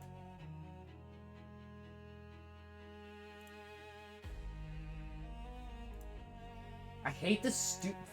It's like it's got the thing, and then it's like got the thing over it, but I can't click the thing, so it like moves out of. I'll show you. It's so annoying. Like I go to like click it, right, and I'm click live, and I'm like, wait, I like, right, or you'd be like, put over it, and then you like move over here, and it's like watch stream or like play, right? But it's like, why can't I just fucking click on it? Why can't I just click on the live button? Like it says live. I like this is. Yo, what's up, Ahab? What you doing, chat? What you got, my man? It's so annoying to me. That's, no, yeah, Bloodborne is now in the background. Asmon's playing Bloodborne. Yes. Bloodborne. Well, did you just show up, Ahab, or you've been here for the entire conversation? I had to full pack that move on. 3, 2, 1, talk!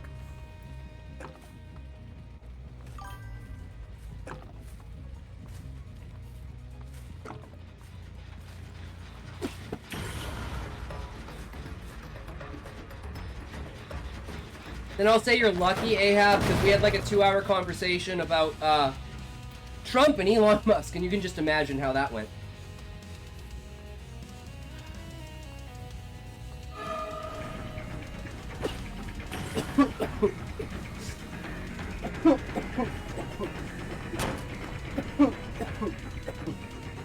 And I think I can summarize it all up to, I believe in people that do bad things to have good outcomes.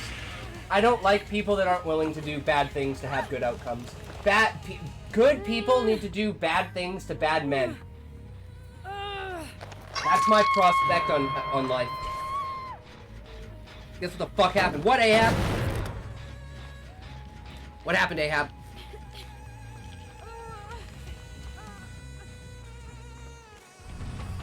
Am I gonna get banned from the moaning in the background?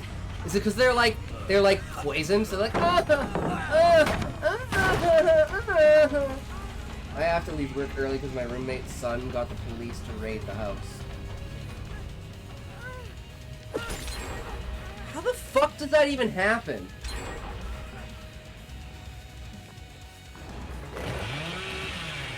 He had felony amounts of drugs in the house, and somebody said he had a gun.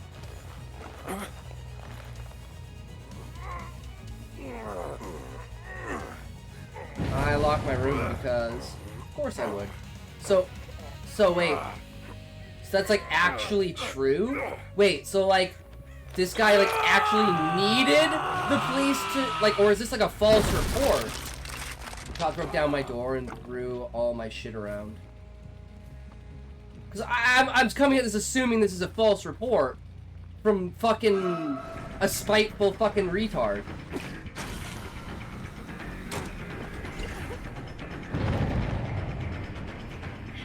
So like the son is like mad at the dad, so he calls the police and tells him that his dad has a bunch of drugs and guns. The guy he buys the drugs from to sell didn't. So like this guy's an actual fucking drug dealer dude that needs to go to fucking prison. And he's your roommate.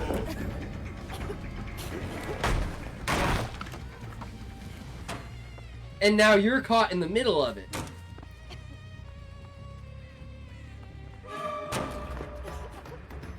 And so it's like he gave him a bad deal on drugs, so we called him. He's my roommate's 17-year-old kid.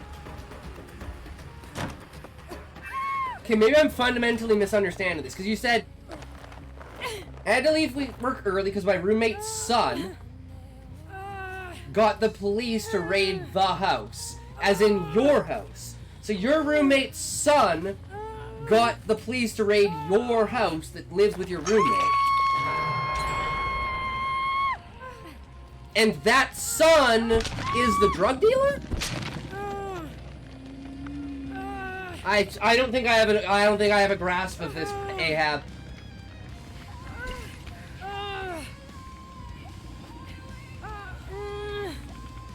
Yoward did it wrong. Police were called on my roommate's son, who is a drug dealer. And your roommate's son obviously lives with you.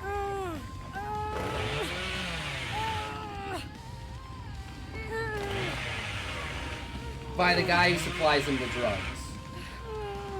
So he got backstabbed because I'm guessing he was doing some under the shit table stuff or fucking with someone else.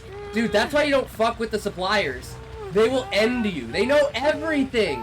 You don't fuck with that shit, bro. They tell you not to sell to someone or stay out of a certain place. Yeah, you got shanghaied. Yeah, legit. Like, you don't fuck with that.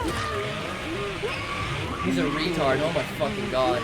So now you're stuck in the fucking middle of it because of this. And let me guess, Ahab, he was already out on probation, but he was already selling drugs. So he's gonna have like a $4,000 bail and like 2 years of probation on top of his 4 years of probation with maybe, let's say, 30 days in jail. If. And then he's gonna get back out and he's gonna start selling drugs again.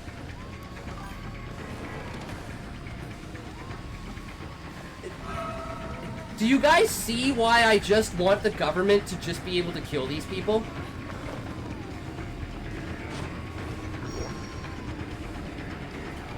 I don't want vigilante justice and violence. I want state fucking military fucking violence.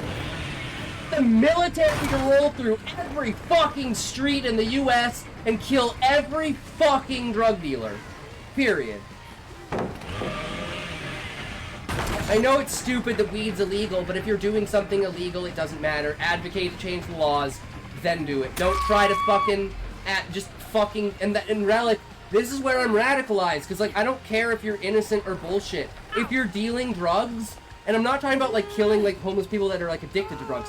I think people that are addicted to drugs are victims. Right? He had cocaine too, yeah.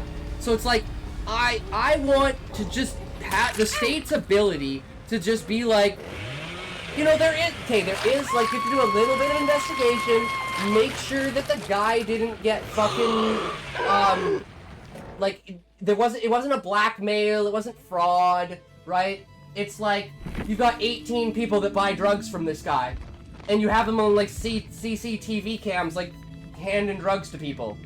Like, no, we just fucking kill you. It's like now it doesn't take like for instance the thing with like the why does the guy who a 2-year-old's corpse was found in his room and it looked like it had been raped to death, and he's like the only guy there, you know, everyone, you see all the cameras on the other side, he's the only guy there, he brought the girl in there. It's like, you don't need to have a trial, man. You walk in with the police and you just immediately fucking execute the guy. My roommate's grandkids were visiting 2 literal toddlers the police raided. Oh yeah, I can imagine it. Just like fucking full-on SWAT. Just like fucking, just instantly, no questions, no nothing, just instantly burst in. And it's like, at some point, see, this is the problem, Ahab, is things are so bad that they're like, well, we just have to do this. And then when I advocate for doing that to fix the problem, they say that's too far. I'm like, but you're already doing it. So, like, why does it matter that it's, like, scaling up? Like, you're already doing it to 10 people. Why not do it to 10 million people? Like, what's the difference? Yeah, once they hear the word gun, they ain't knocking. It's the same thing with, like, sorry, Relic, I'm just gonna bring this up. Same thing. Oh god, I can't believe I just did that. I have, like, the perfect worst mouse movement. Scotty's gay. True, but I'm actually bi, because I kind of do like pussy. You know, pussy's not bad, bro. Pussy ain't bad. I'm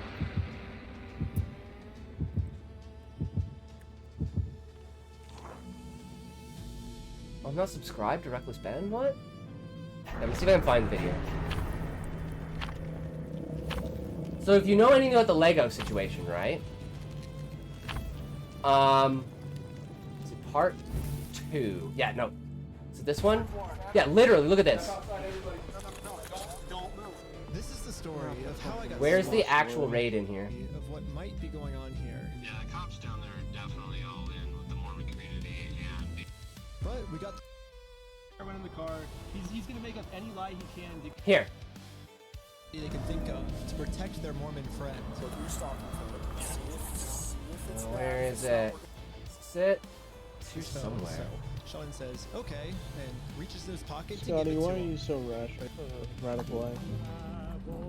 So it's things like this. So like, this YouTuber makes an entire story about this 3-year-old fucking thing about this, and he literally gets chased out of the fucking country. Nick Shirley fucking exposes billions in fraud, so the government says, no, you're not allowed to do that, we're gonna make it illegal. Fucking Tyler Oliveira goes to like 19 different places and like finds all of these communities that are openly defrauding the government. And you're gonna tell me that, no, it's all fake.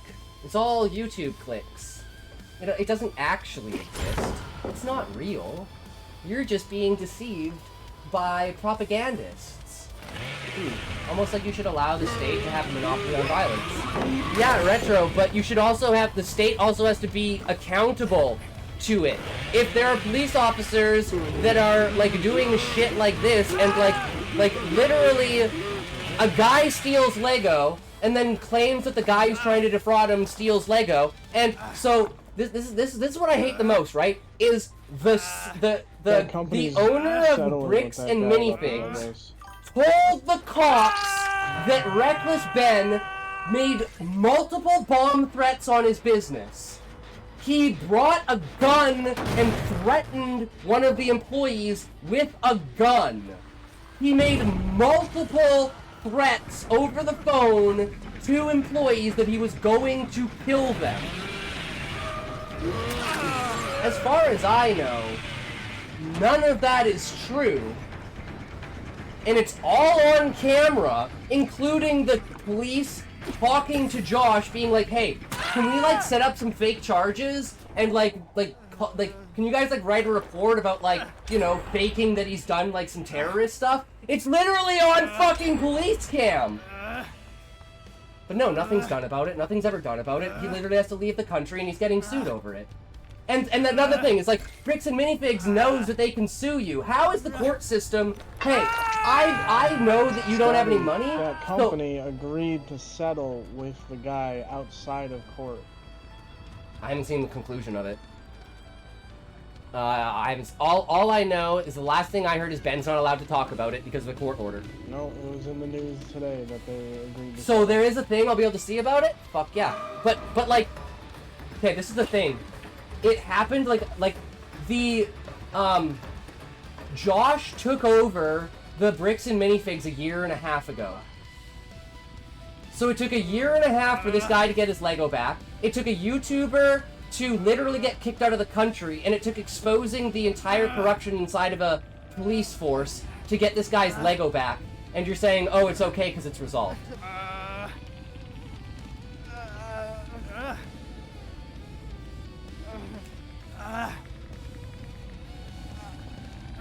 And you wonder why I'm radicalized.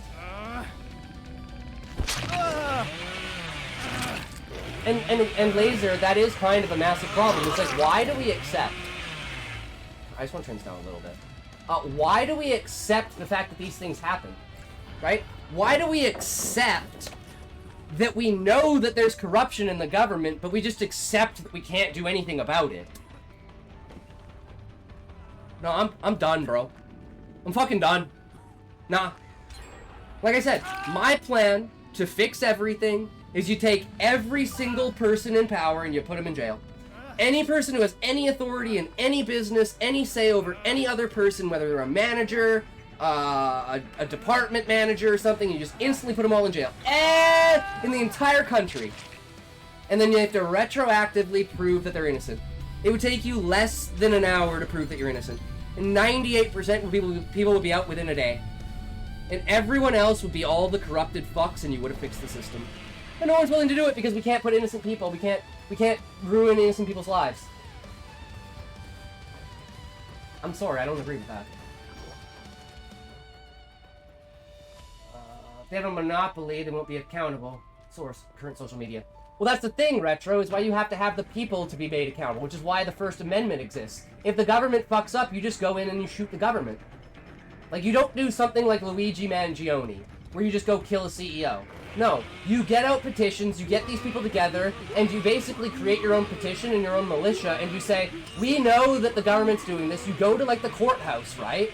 And you say, we know the government's doing this. If you don't listen to us, right, we're going to enact the First Amendment.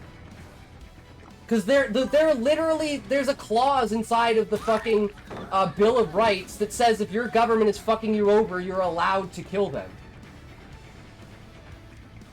So, like, you're legally allowed to kill corrupted officials. And I'm like, let's just instigate that. Fuck it. I think the way the cops acted was fine in my situation. They're kind of just doing their job. I'm more pissed at the fucking retarded kid. I agree, and I was just thinking, yeah, but just, you know, it's just situations, right? Yeah, but like if you expect the piggies to do their jobs, I think the retards are the guys who encounter cops and crash out. He's not retarded, just another word for them, but call him A, call him B, true. It's like we all know. Individuals. Come on, let's not be silly. I'm aware what cops really are, especially in the miserable country. All I'm saying is the paperwork typically lists what is go and what is not go for them when searching. That's all. I'm very much a radical when it comes to state monopoly on violence and bootlickers, including Rich Pedo's talks. No, see, this is my thing. You take Ghislaine Maxwell, you take her to Gitmo, and you waterboard her until she gives you every single fucking name, and then you just keep waterboarding her until she's literally making up names to give you.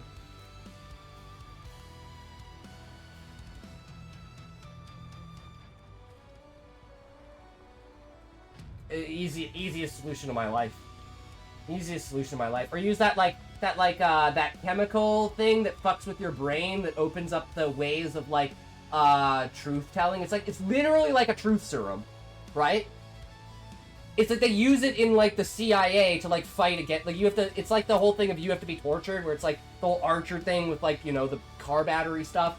So it's that's literally their training to go through this and try and resist this stuff, right? So it's to be honest, I haven't heard him say much about the Epstein shit. Low-key sus, to be honest. Wait, who talking about the Epstein stuff? When you say that, Laser, what do you mean? Who are you referring to?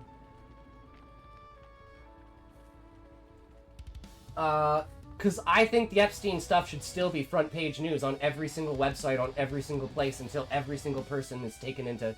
Guys, we know... This is, again, what I don't understand. How do you have something like this?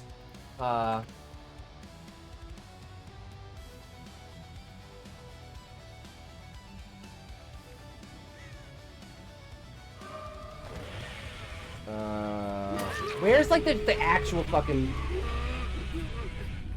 Oh.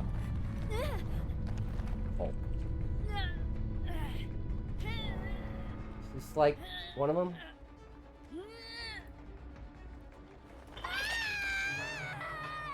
Video, they're lined up in row. No, there's the actual fucking news. Where the fuck is it? This is what I hate too, is that I can't find this. This should be so easy to find.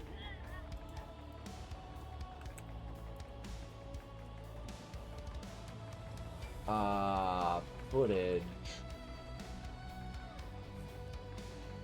Oh. The footage of the Umian girl has finally came out, and to be honest with you, it's strange. Yeah, shit like this, right? We have actual footage of shit like this. We don't believe that there's cults inside of our government, and Eyes Wide Shut isn't real, and they're not eating babies. I'm sorry, and this was from the 90s. This has been happening for so fucking long. It's just how many times does it have to happen? Right? People are no, it's actually not real. Okay. It talks. is too soft for all that. For me, here's what you would do. Grab someone who's convicted for any crime in that realm, which is rich. Epstein was, but he died. You tie them to a bumper and drive 20 miles. When you finish, you bring what remains and the rest of the rich boomer and say, don't do that. That's what the hell you do, Laser. You show them the meat pile that is left over, still dripping from the asphalt work, and say, check this out, don't do this. Just fly in your private jets and chill. This is off limits for you. Good? Can you dig it? I absolutely love it, Retro. Fuck yeah. Showing them, and like you would record the entire thing, and then you have them sit down and watch as like the body slowly like dissolves as it's like fucking streaked across the asphalt, and then it's like you just like have a walk by of like the trail that it leads. Oh god, it's so good. It's so good. Oh yes, it's like the barnacling thing where you take like someone on a ship, right? And you like wrap the rope around and then you like pull them around like the barnacles of the ship, right? Oh my god, the amount of torture and invention. Guys, maybe in the past we invented all of these torture devices because people were actually bad. Maybe we didn't actually invent like the blood eagle and the fucking goddamn, the fucking cow, the fucking the fucking. You talk a lot, Scotty. The steel horse, fucking what's it called, Relic? You know, you don't talk enough, Relic. The fucking the bull, the bronze bull, the bronze bull, the brazen bull. That's what it's called, brazen bull. The drop when you said that, but I know you worked around kids before, so I don't blame you. And yes, I can dig it.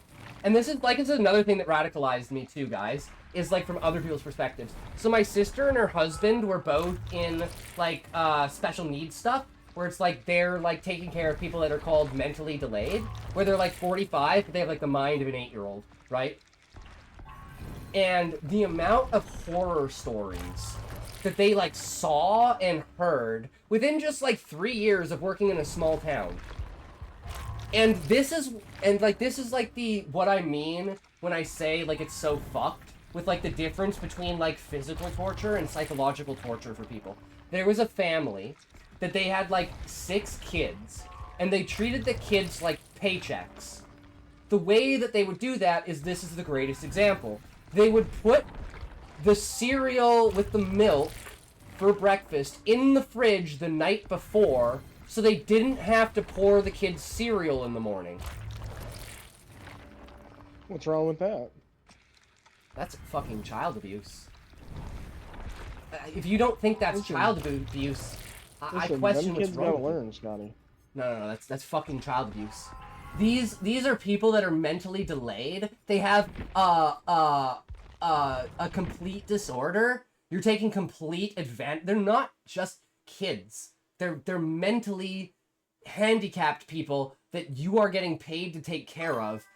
Soggy cereal is child abuse. This is the thing, Ahab. If they're willing to do that, what else are they willing to do? And we're talking psychological torture, not physical torture. Right? Like, you lock the guy in a room with no TV 12 hours a day, and you say you don't get lunch if you don't go to bed at this time. Like, we're not talking physical abuse. We're talking mental abuse of people who already have mental problems. What if they ate the soggy cereal too with the kids? Is it then fine? Ahab, it's not about the soggy cereal. It's about the concept of respect and dignity. Everyone knows soggy cereal is fucking nasty. Right?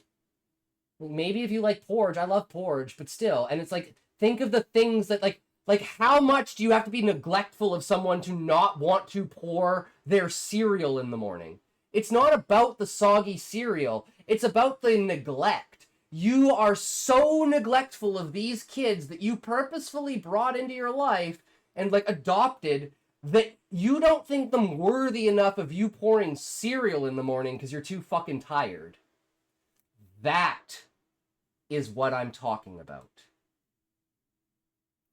It's not the soggy cereal. It's the principle behind the reason why the cereal is soggy. And when I look at civilization, those people, I put them above, like, they're right under murderers and rapists. Like, there's bad actors and thieves and liars and scammers. But that kind of stuff where you're like, you're not even willing to adhere to the dignity of another human, nah, we just fucking kill you. Because we know you're just a bad actor who's just manipulating the system. So we just fucking kill you. And get rid of them. Eventually there won't be any left. And if there are, they won't do it because they know what will happen. That's what I want. Nah, them kids didn't earn no respect yet. Retro. Maybe we should just obliterate the kids. You know, sacrifice for the greater good. This is a great clip for that. This is a great fucking clip for that. Oh, fuck if I can remember what the thing is.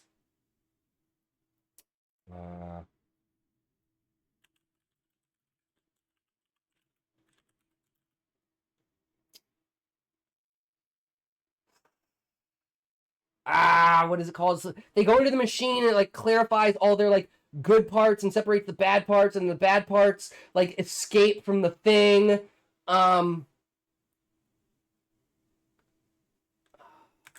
Negative feelings escape? I have no idea.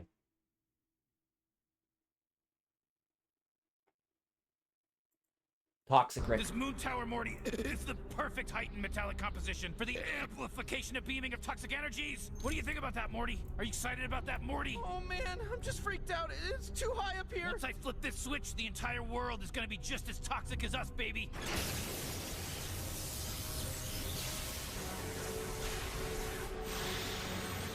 As we praise our loving Father, God is alive. We made him up for money.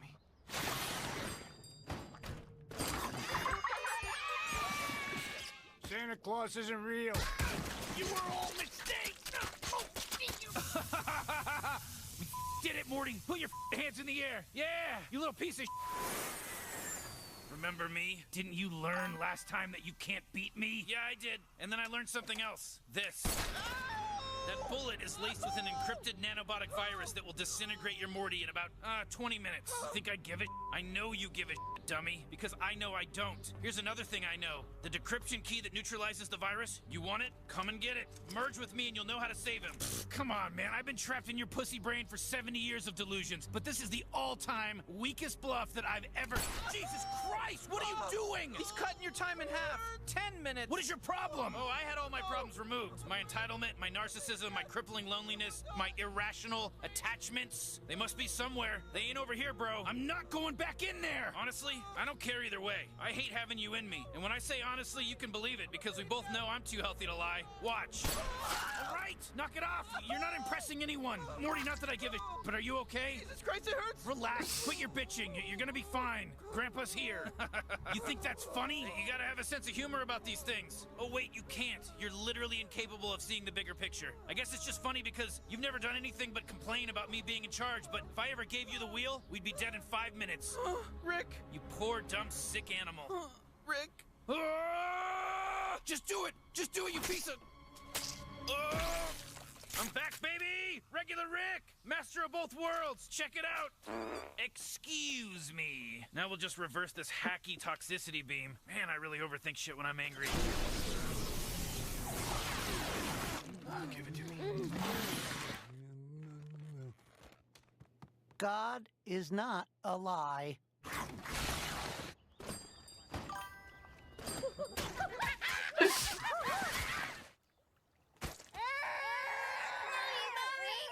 Ha! All right, Morty, now it's time we remerge your little ass. You're a better man than me, Rick. I'm healthy enough to admit that. That kid is a real piece of...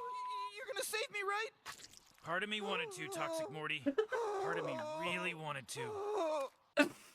Oh my fucking god, I love Rick and Morty. And you know why I love it? Because it's my, like, if I was gonna write a show, I would write Rick and Morty. Because it's like, you don't hold anything back. You're letting the story flow with it. You don't give a shit what the story's saying. You just go with the fucking flow of the goddamn story. It's all you give a shit about. That's why I love Rick and Morty, dude. It's just writing unleashed. The most unhinged shit. But it's fucking has that underlying message of like, hey man, this is the reality you live in and you gotta face it, right? Retro, maybe we should just obliterate kids. Scotty's all about gay or God. My roommate will steal food in an extreme degree. The son steals literally anything he sees that looks interesting to him. Lame ass show. He will steal your used toothbrush and razor. Pause. What the fuck? There's no way. Scotty would love this show. True. Wait, Retro, were you responding to Rick and Morty? Or were you responding to Ahab's roommate's son stealing shit? Because again, like, if I was God and you stole a chocolate bar, I would just kill you. Because there's no reason to steal a chocolate bar. You know, you get like a warning at like 8. You're a 22-year-old stealing a chocolate bar, you know what you're doing. I'm just going to kill you. Because you're going to do other shit. I don't want that. Bye. Fuck off. You know, you don't need to steal anything. No, and if you're stealing bread, well, go to the food bank. That's why we have a food bank. There's no justification to stealing. You steal, you just die. And then everyone will stop stealing. Because when they steal, they'll just die. The pause was for, to be honest, I'd rather not have you inside of me.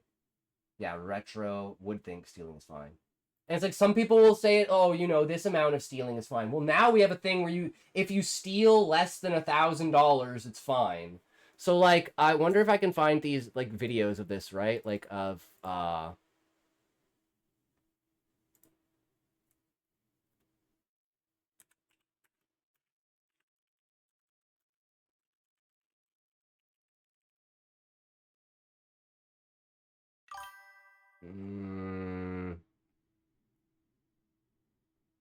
don't know if I can find one. That's unfortunate.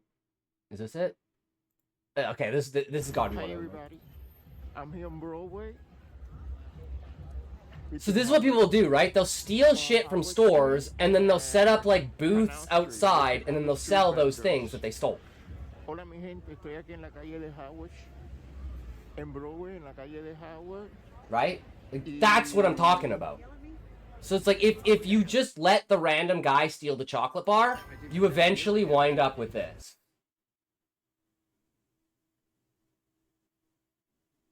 Well, I never said that, Scotty. Oh, no, I think Ahab's just saying random shit, right? I don't think anyone agrees with stealing or allowing anyone to steal. It's just, we do put up with it. Which is a degradation of our society. That's true. So what I don't understand is when someone sees that, how could they not just be like, we just have to get rid of them? It's because of sympathy. Because you empathize with other human beings. The problem is, if you empathize with evil, you're not going to have a society. Right? That's why it's called suicidal empathy.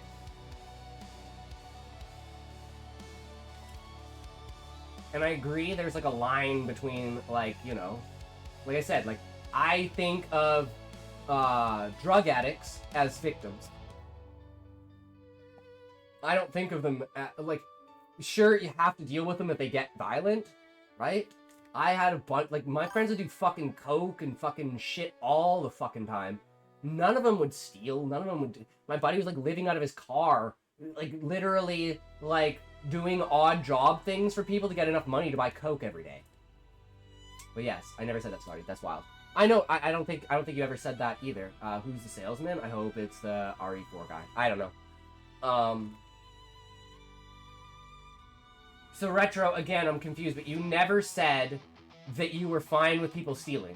I don't think you, I don't think I inferred to a specific person about that. I think it was just towards the entire chat of being like, do you know, would you prosecute someone for stealing a chocolate bar? Not all, but I don't know. I met a lot of them. Yeah, and what I'm saying is, like, not all drug addicts are violent, evil people. Some of them just got into a bad place. But if I think of all drug addicts as victims, but sorry, if you like robbed a store to get money to buy coke and you're a drug addict, like, you broke the law, bro. I'm sorry. I still think of you as a victim and I want to rehabilitate you, but you have to live the consequences of it to know that you can't do it. And most drug addicts won't be able to do that, so you just have to kill them. It's an unfortunate reality. Which is why we have such a reoffender, like, and like the 2%, 67% bullshit, right? It's like, how does the bottom 2% do like 80% of the crime? Well, it's because they're reoffenders. It'd be like 20% if you just killed them. But people don't want to just kill people because they're like, oh, what if it wasn't him? I mean, there's certain circumstances where it's like, guys, we don't even have to have a trial. Like, we caught him at the scene. We could just kill him at the scene. Right? Like, shit. Yeah, certain things are ambiguous and we don't know and we're going to have a trial over it, so we're not just going to instantly kill everyone. But there are certain instances where you're just like, oh yeah, straight up, just boom, bullet to the back of the head. Easy peasy. Right? It'd be like a Renee Good or fucking, Alex Preddy moment. Don't try to run over an ICE officer in your car. Drive, baby, drive! And, don't bring a gun to a protest and have a aggressive conflict with the police. I'm like, guys, what are we doing? The fuck are we doing? No, I'm allowed to do whatever I want! And now we have naked people in pride parades in front of children. It's been debunked. She didn't try to run over the ICE agent. I'm leaving for the night. Can't do this stupid shit. Relic, I'm not gonna lie, but like, I think you're absolutely retarded if you don't think she tried to run over the ICE officer. I'm sorry, man. I think you're fucking retarded. And you just don't understand. And if you were that cop, you would have shot her too. And I bet you, in every other reality where he didn't shoot her, that cop died. I guarantee you. 100%. Same with Alex Preddy. He would have killed one of those cops. If they hadn't killed him. I mean, you can't prove it, but I'm like, do you understand how humans operate? Like, I don't think you guys understand the fundamentals of this. Like, I mean, you want to give grace to humanity, but man, you have to live with reality. Alex Hui? Preddy. Oh, shit. Yo, what's up, Nicky Nick? But I'm like, okay, let's just pull it up and let's just watch it right now. Right? Right?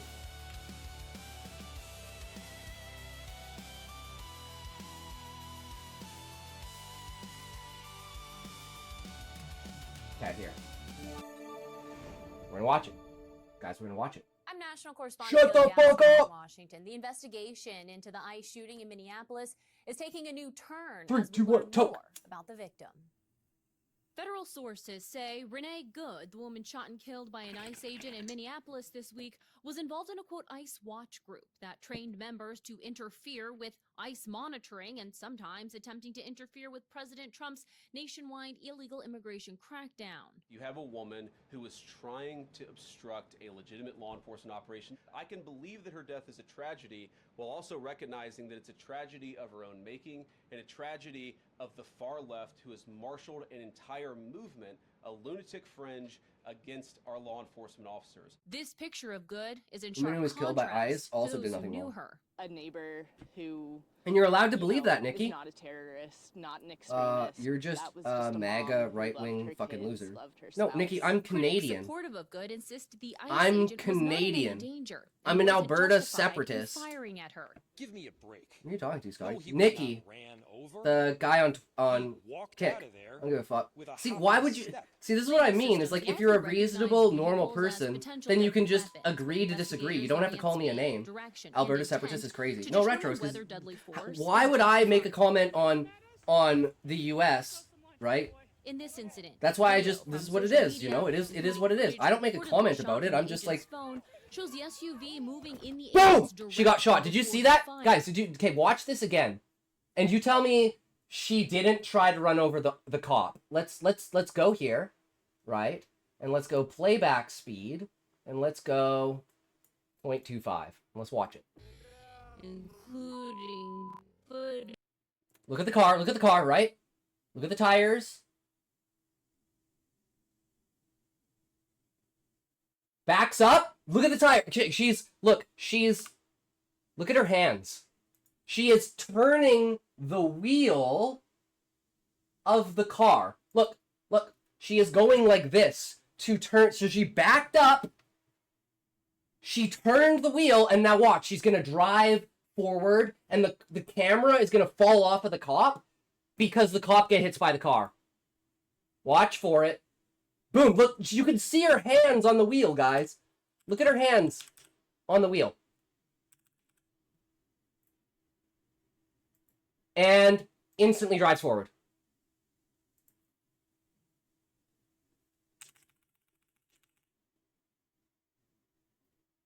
Is the car moving or is the car not moving? Right? Like it's a simple question. Is the car moving forward or is the car not moving forward?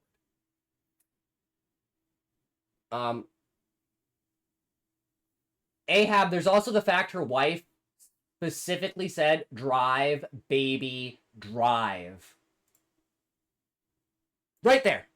Instantly hits the cop. Cop shoots her because he got hit by the car. Totally fucking justified. 100% justified. And you're trying to tell me, and then let's look at this. Let's go to Grok, right? And let's go, did the police officer who shot Renee Good get charged?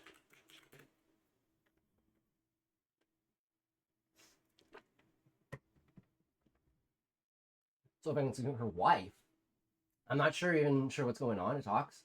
Not sure you prefer. Oh, I don't care what you call me, Rector. You can call me whatever you want. You can call me shitbag. You can call me shitbag, Duke Bedford. I don't care. As long as I know you're referring to me, right? All the who you're talking to, Scotty? About her separatist crazy. Woman is bad driver.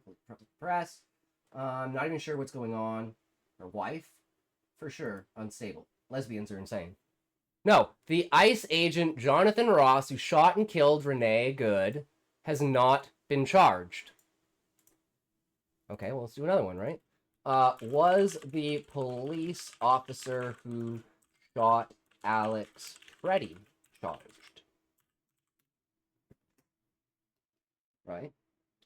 This has been proven. It's not justified. You fucking loser. For sure unstable. But, like, Nikki, like, if it's proven, then why weren't the officers charged? The ICE agent who killed Renee Good hasn't been charged because the DOJ won't do it.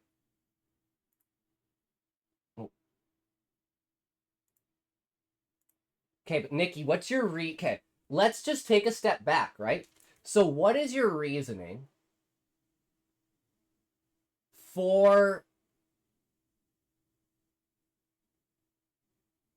why won't they do it? Cannot see chat, but whoever you're talking to, ask them their reasoning. It's on the screen. See, it's like up there, right? Because it's from Kick. They're from Kick. It's the micro thing. I just did. Nikki, but I just did. I showed the video. This is literally the video of the cop getting hit by the car, right? So this is her backing up, turning the wheel, and then that's the wife saying, "Drive, baby, drive!" And dead because she hit the cop. And the camera falls on the ground. And you could see that, like, the cop is, like, on the ground, right? So, like, this is... I don't understand what you mean by do your own research. It's like, I just did. So I just did my own research. And any person who's not, like, crazy would be like, yeah, it'd be understandable if you shot him at that point. Why? They told her to get out of the car. She has a propensity of doing this. Any logical, understanding person that's not retarded would be like, in her mind... she wanted to run over that police officer. Right? And I mean, you can disagree with me, but I'm like, even the evidence shows what it is. So you can say what people are talking about, but all that really matters is this clip. This is why we have police cams. If you were this officer, right, what would you do? Would you just be like, let yourself get run over by the car?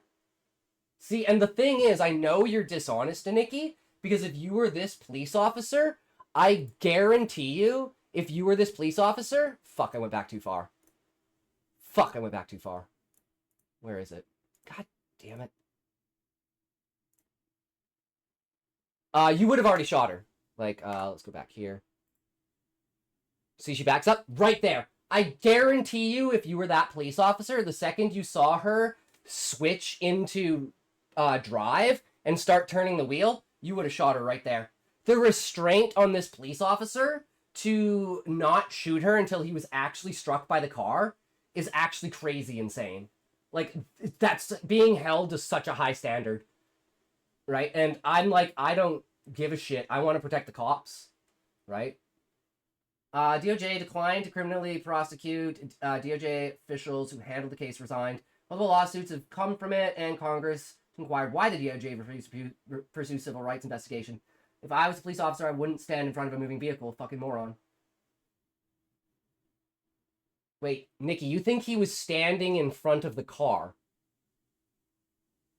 She turned the car into him. He wasn't standing in front of it. He was standing beside it. That's why she had... So, like, this is the dude. This is the car. Car goes like that. I don't understand. Yeah, I thought you fixed the errors from the Polyglot stream this morning. He was. There's other video from it. She didn't.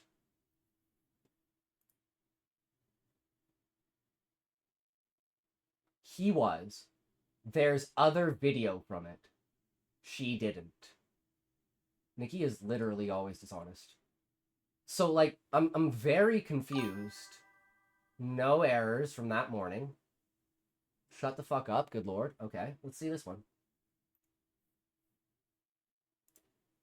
And the fact that, like, you're being so aggressive about it. Wait, so this... Wait. This is a 3D imaging examples? Wait, so you're giving me a computer-generated example instead of the actual police cam? And you think the computer-generated simulation is more accurate than the reality of the camera? I mean, I'll play the video, bro, but, like, you do realize how retarded that sounds, right? Profit Group is giving us a unique look at Renee Good's fatal shooting. We're based in Paris, France, and we specialize in visual forensics. And Nikki, the fact that you're being so aggressive about it is like, it's not helping your point, right? Like, I'm totally willing to concede my point, right? If there's, like, evidence that points towards it, right? Like, just the evidence that I've seen, the fact they haven't been charged, right? Is just like the what's happening, the entire situation taken in its full. I'm like, I just come to this conclusion. And then you're sitting there screaming at me that I have to believe you.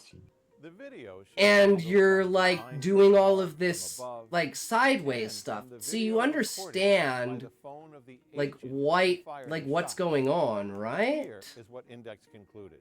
No, I'm just trying to like parse it out, right? The fact of the thing is, when all this happened, you did a stream on this and did concede with multiple people in your chat. Now you're acting you didn't. Well, Nikki, probably because I didn't want to come to a conclusion because I didn't know what was happening.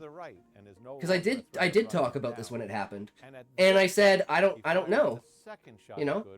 But after, like, the entire event coming out, analyzing from beginning to end, and coming to a logical conclusion because there are gaps missing, I think that the cop was completely justified. Also, more clearly once we change angle within a 3D model. With Good mortally wounded, the car goes Is this the thing that you do with actual evidence? So you're just going to talk over the video? Well, I mean, like, the problem with this is I don't know what I'm looking at. Do you understand? Okay, we'll just... Tools as agencies like the FBI. This non-profit group is giving us a unique look at Renee Good's fatal shooting. We're based in Paris, France. Using the same video forensic tools as agencies like the FBI, this non-profit group is giving us a unique look at Renee Good's fatal shooting. We're based in Paris, France, and we specialize in visual forensics. Francesco Sebregandi says he and his colleagues at Index are able to combine videos and create animations based on frame matching between multiple videos and photogrammetry, which Index says provides highly accurate measurements of time and distance that allows them to create animations. And so, for example, we can place in the 3D model the vehicle exactly in the position as we see them in the images, but then are able to look at the scene from another angle because we have a 3D model of the scene. The videos show angles from behind Good's car, from above, and from the video recording by the phone of the agent who fired the shots. Here is what Index concluded. The study is inconclusive as to whether Good's car actually did or did not make contact with the ICE agent in front of it. The Index study says it is clear that the agent... Okay, I'm going to pause it here, and I'm going to make an assertion. In my opinion, right, you don't have to agree with me. In my opinion, the car didn't have to hit the officer. I think cops are too lenient and they need to shoot people more. Don't pause it, play the full video, and then speak. No, because it just literally said it was a speculation based on whether the car hit him or not. And I'm saying, if your argument is based on the car hitting him or not, I would want the police officer to shoot her before he got hit. Agent was seen alongside the car as it turns to the right and is no longer a threat of running him down. And at this point, he fires a second shot at Good through the driver's side window, and then a third. He was not in immediate physical danger, as in particular with... And another thing, my opinion, right? I don't think he has to be in immediate physical danger in order to shoot. I think he has to believe that he is in immediate danger. Right? So. With regards to the second and third shot, as I think it can be seen when we... Nikki, a cop can shoot before physical contact. And if you're telling me that they can't, I'm going to grok it right now. Can a cop shoot if they believe their life is in danger, even if if in the future it is proven to be not? It is discretion and like scale and like how bad it is. Correct?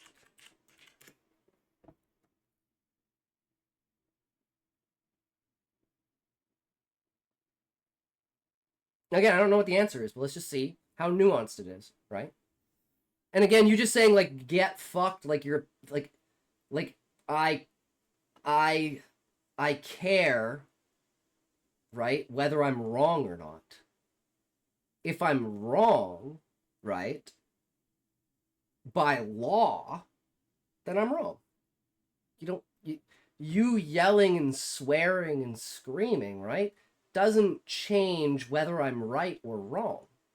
Yes, in the United States, a police officer can legally use deadly force if they have an objectively reasonable belief that their life or someone else's life is in immediate danger. Okay, so I just factually disproved you. I mean, you can say Grok's wrong. Sure, let's go. Freeze the video itself, but also more clearly once we change angle within a 3D model. With Good mortally wounded, the car goes out of control down the street and crashes. DHS's use of force policy says that an agent should avoid placing himself in front of a vehicle that could be a threat and advises against shooting at moving vehicles.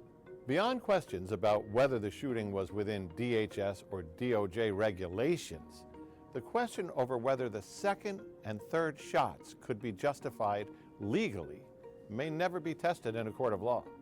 The Deputy Attorney General previously announced that the agent's actions were justified and will not be subject to criminal investigation. Of course, we're investigating the Renee Good shooting, but we're investigating them in a way that respects people's rights.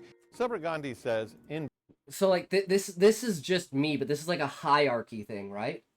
I want a cop to be able to kill an innocent person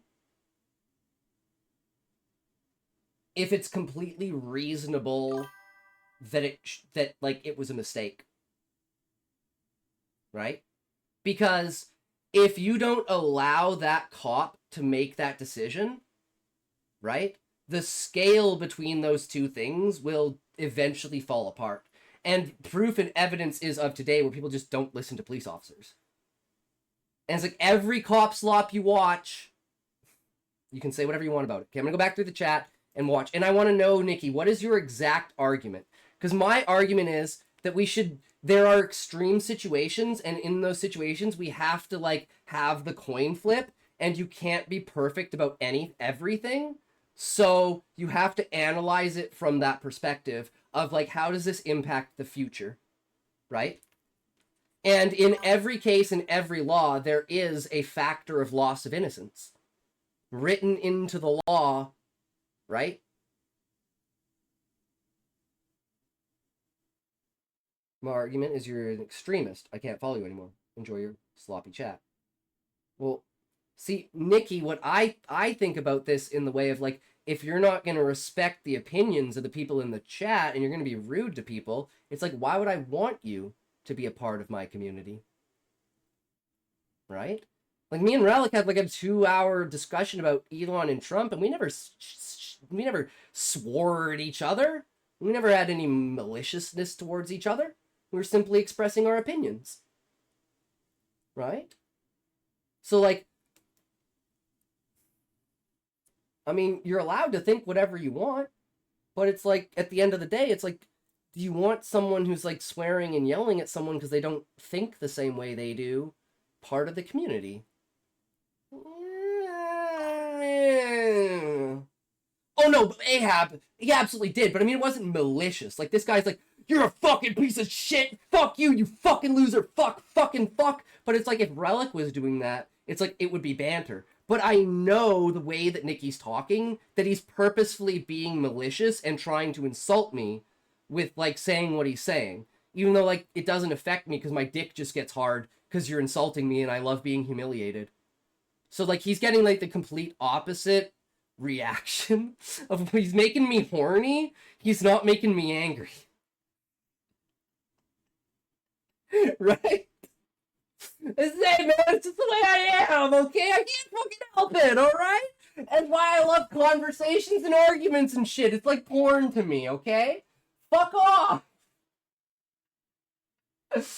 And again, at the end of the day, you don't have to agree with me. You don't have. I just want the discussion. I want to know what your opinion is. I want to know what your argument is. I don't think there has to be a right or wrong. I think we can all just agree to disagree and have our own opinions.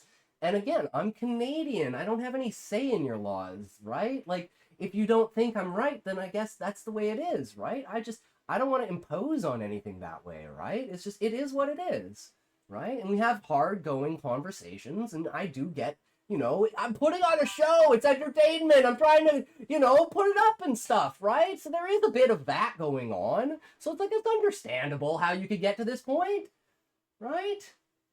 Nikki is literally always dishonest. And I thought you fixed errors. Okay, no errors. Good morning. Can we relax? Pass some marijuana around. When is Nikki not aggressive, Scotty? I don't know. Why are you acting shocked? French are retards. Can't trust this.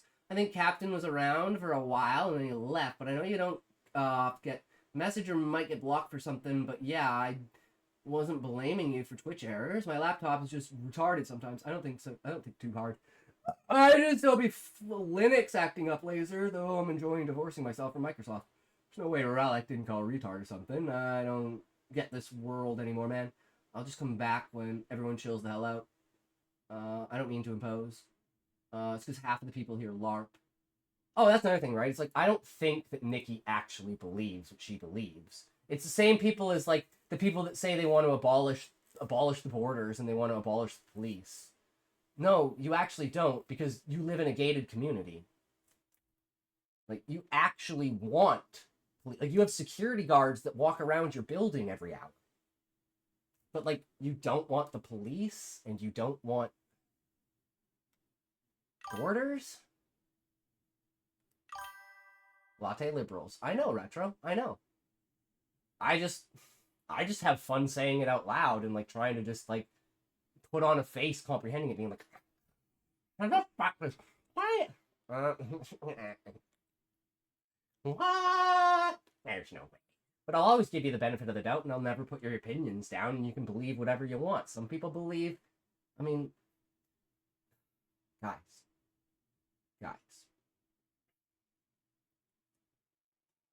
This is gonna be a big one, okay? It's gonna be a big. Okay. People believe that they have talked to God. Do not drink water. Do not leave your seat. Do not move your feet. Do not stretch. Do not go to the bathroom. Have another toke.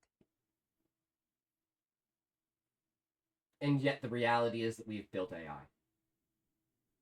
So, like, how do you reconcile the reality between someone who's so delusional that they're like, I speak to God and I'm a prophet, and someone, and like a civilization that creates something such as AI? To me, it's not reconcilable. It's the same way, it's like, how do we live on a planet with the internet, but there are people that don't understand what the wheel is? It's just inconsolable to me, right? 3, 2, 1, toke.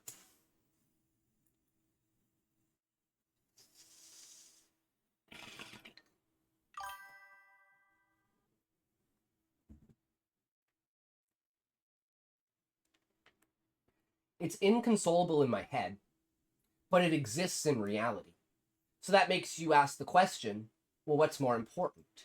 What you believe inside of your head, or the reality that exists around you? You have to accept the reality that exists around you, no matter what's inside of your head, right? And that scares people. That scares people. Right? And again, there's another thing, like, I won't ever be a big streamer because I alienate people because of the way that I talk about stuff. And it's like, I completely understand that. I'm glad you guys come around and you know, we have conversations and stuff. And it's like, if no one ever watched me, I just sit here and do my own thing, right? It's like, whether I have an audience or not doesn't change the fundamental way that I run the stream. Just having people to interact with changes the directions, right? Like, the entire first 2 hours of the stream, I don't think anyone typed in chat. I was just ranting and rambling about Stoner Girl evolution and, like, you know, like Relic said hello and stuff like that, so he was like here, but I think he was playing a video game. And I'm just like ranting and rambling about my ideas about Stoner Girl evolution. It's like, that's what I'm here to do, guys. That's what I want to do and talk about. And it's like, into my books, I want to take this idea and place this into how it works, right? So it becomes something that is an engine of creation as opposed to a element of reality. And I don't think people can separate those, and I want to teach people to be able to do that by showing them that it's possible. Ads! And even, I mean, I got Relic upset at me, right? Like, Relic was upset and he left, right? But, like, I don't think Relic's never gonna come back. He's gonna come back tomorrow, we're gonna banter and have some fun, it's gonna be good, and that'll just be a past conversation. Right? I think it just is what it is. And it's like, it's not like he left, he went to fucking bed! He's like, yeah, I gotta go to bed now. Peace! Right? It's like, I think people just over-exaggerate and take things way too seriously when they're just like, sit back and have some fun, man.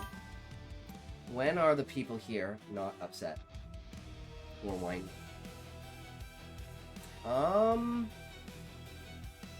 No talks. You have to go with the actuality, than what your subjective beliefs are. Real over everything. True retro. I mean, there's certain people, Ahab, but I wouldn't say anyone in the core community is like that. I mean, sure, we have fundamental differences on, like, how we look at the world, but I mean, if anyone's a whiny little bitch and they're not, it would be Happy. And it's like, he's not. But, like, as close as it could be, maybe. Right? I mean, Earth. Oh, you mean on the planet, not in the stream. Back from Mad's Happy is back? No, I was just saying that, like, if I could name someone in the community who would be the closest to being whiny, it would be Happy, but Happy's not even close to being whiny. He's just, like, I don't know, there's something about his personality that's, like, you know, puts him at the bottom of the tier, even though he's technically not Aussie, actually. I don't know. I don't know. Happy doesn't seem whiny. Exactly, Happy's not whiny. But, like, if you have a hierarchy of people that are closest to whiny, like, I'd have to say it was Happy. But, like, this is happy, and this is whiny. Right? And, like, that's the whole, that's the whole premise. Nah, I don't use AI. Okay. It is what it is. Stop saying that I use AI. See, that's the only thing that would, like, even put it close, but it's just not. No, that's just, like, it is what it is. That's not whiny. And I love how, through this entire thing, I've asked how many times. Okay, everyone in chat, right? Is this... I'm just gonna say, actually, let's just say Biden. Okay. Is there anything here that you disagree with? Any statement that you disagree with? And these are like identities towards what progress is. Well, you don't ban people for saying Turkey or Greece. I don't ban anyone, Retro. The only person I've banned is Callie. Even Valium Boy isn't banned.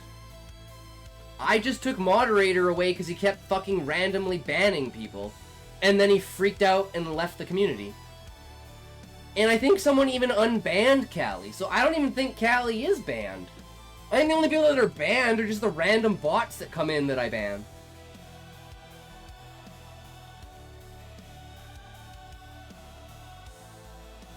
I mean, I take that as a point of pride, though, Retro. As that, like, I just let anyone say whatever they want, and you have a mechanism to stop someone from, like, bullying you via chalkboard. Other than that, we're just a bunch of retards on the internet. That's how I look at it. Right? I don't take myself seriously. I don't take any of you seriously. I like your ideas and we can have conversations and thoughts, but at the end of the day, it's not like I'm going to stay up all night being like, oh my god, Retro thinks that I'm bad because I like Trump and Elon. No. I'm not even going to fucking remember that the conversation existed. Right? And it's going to cook its way into like my subconscious is going to make it into like an element into my story or something because it's a lived experience of mine. But it doesn't warrant an extended conversation. Is one comment. It's more a reference to a stream Laser was on earlier. I see, Retro, but you have to think about it as I'm a streamer. I'm an entertainer.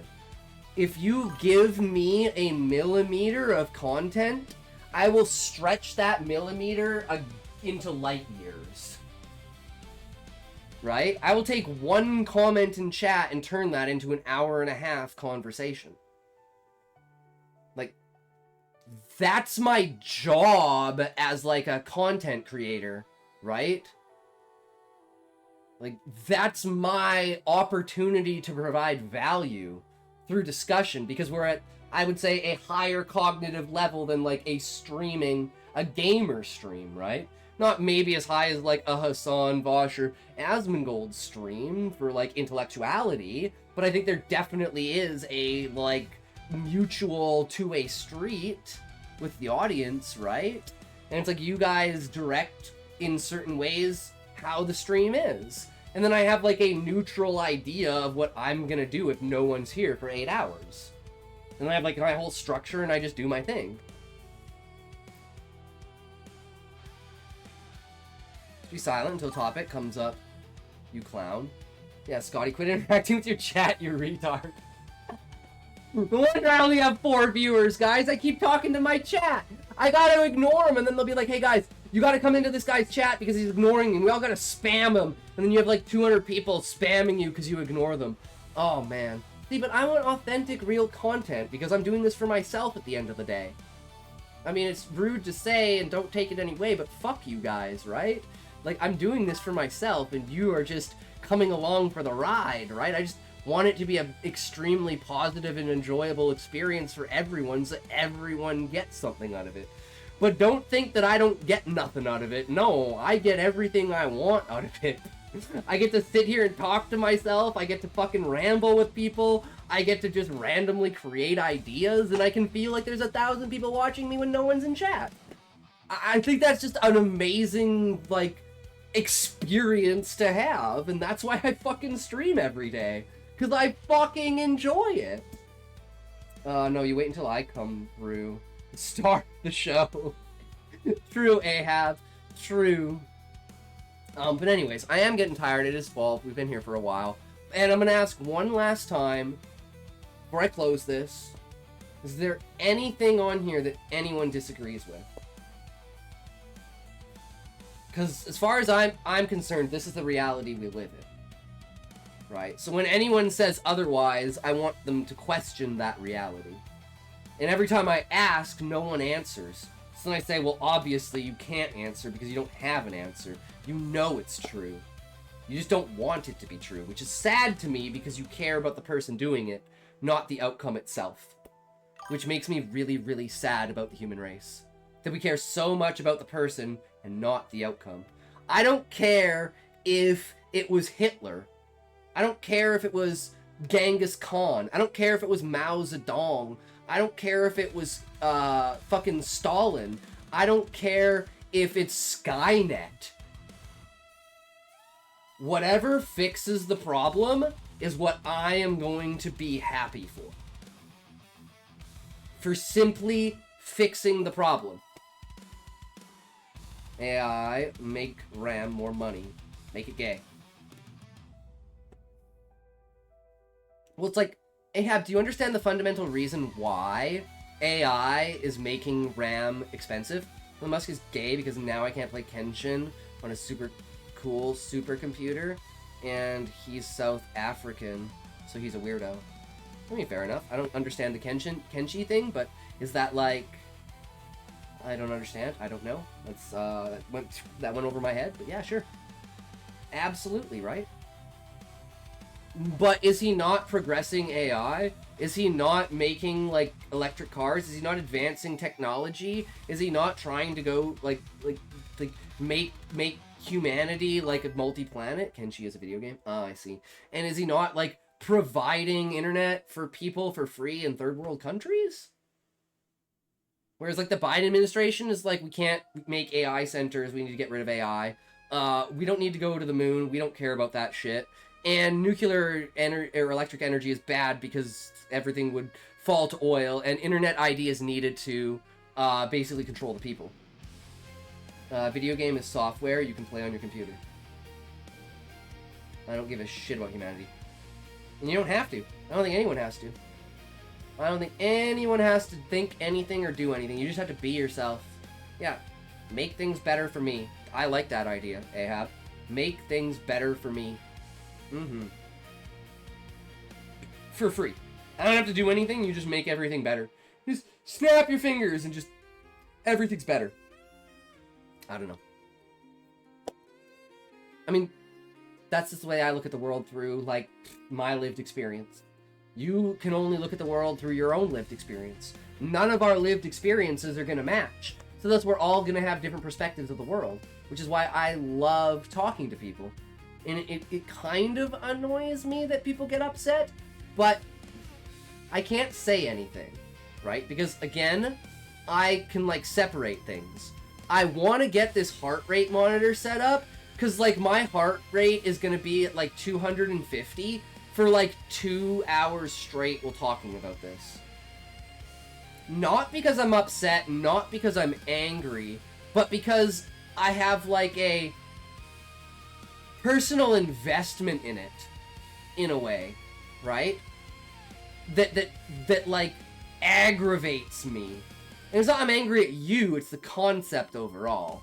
And it's not a person, it's the reality that causes my blood to fucking boil. But that has nothing to do with the conversation, so I just want to think of it as funny to have, like, you know, I'm talking about Stoner Girl evolution, I'm freaking out and everything, it's 50. And then we're talking about politics, and I'm talking about not caring, and it's 250. Right? It's just like, it is what it is. Aside from, like, perhaps a local scale. Yeah. And again, Ahab, you have to adhere for yourself, right? If... I don't think I've ever been upset. Yeah, so if Ahab... are you an American, first of all? I don't know if you're an American or not. Pretty goddamn jovial. I mean, I'm pretty, like... I'm glad I'm talking to people, right? I'm glad there are people out there that Because, like, can you imagine me talking to just a normal person in real life?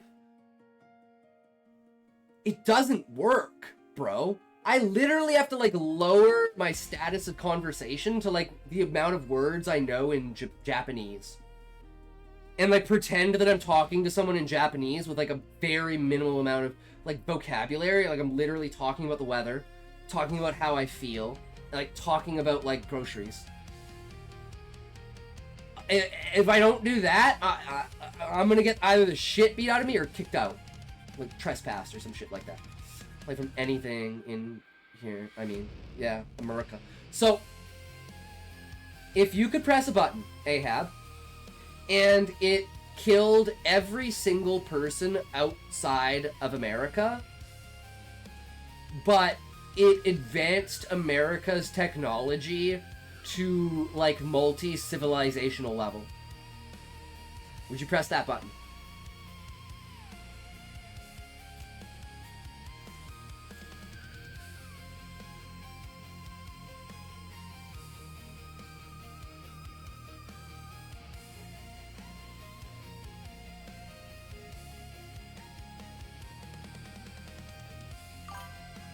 Yeah, fuck other countries. I love it, Ahab, because you know what my response is?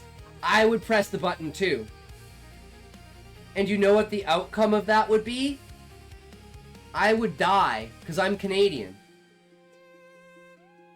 But I would know that humanity lived on. And that's all I care about. They have the same sentiment more towards us. Exactly, Ahab. If you gave that question to any person in any country, I bet you, like, only the pussy retards wouldn't press the button. Every other country would be like, fuck yeah, we're right about everything. Fuck everyone else.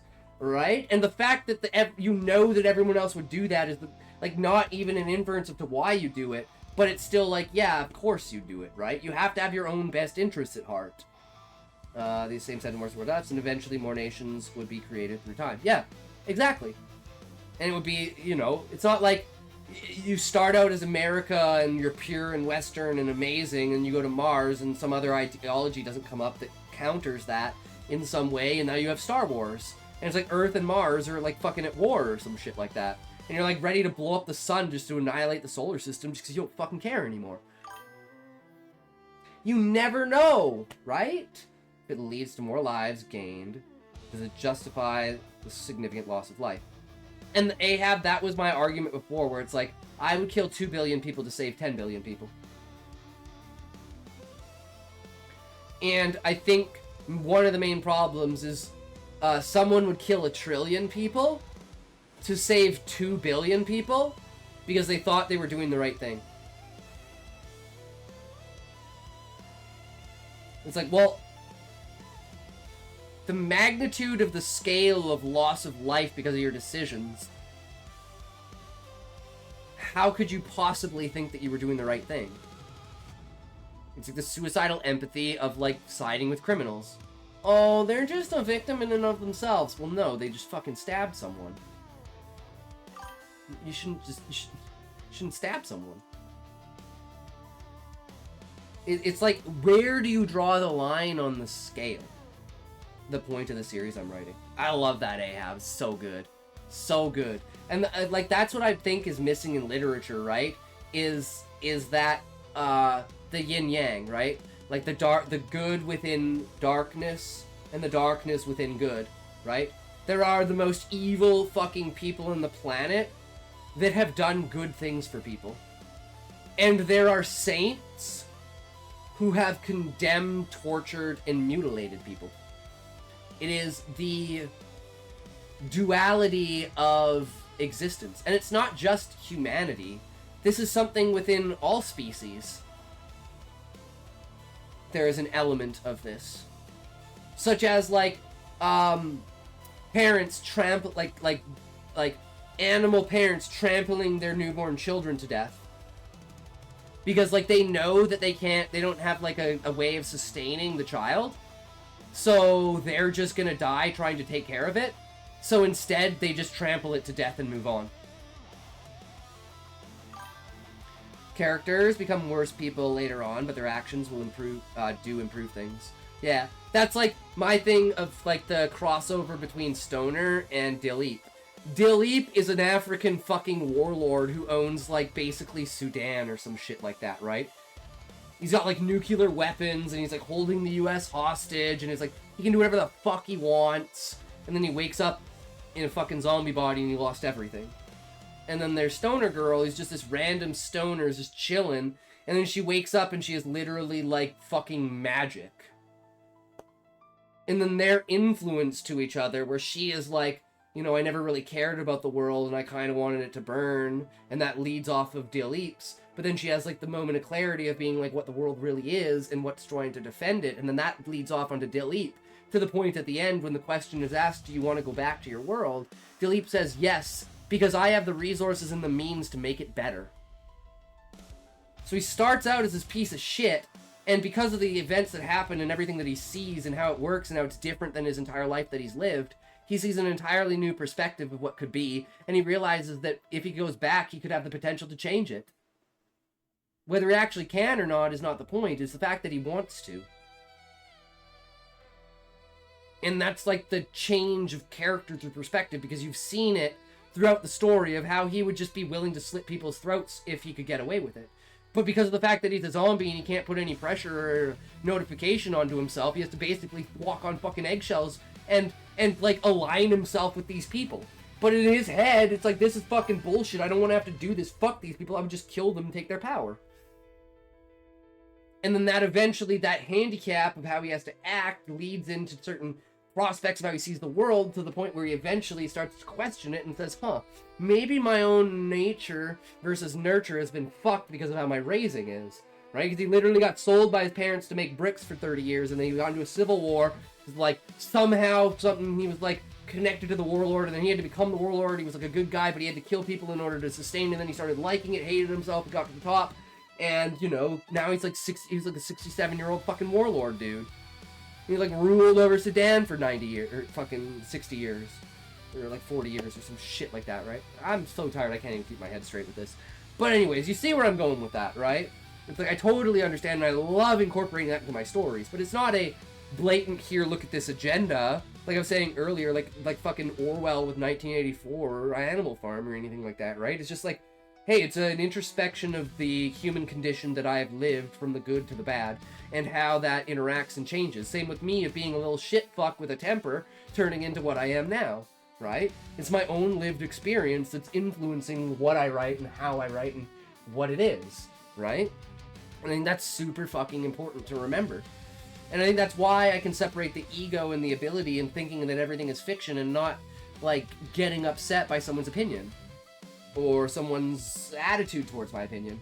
And again, I think it's a fucking superpower.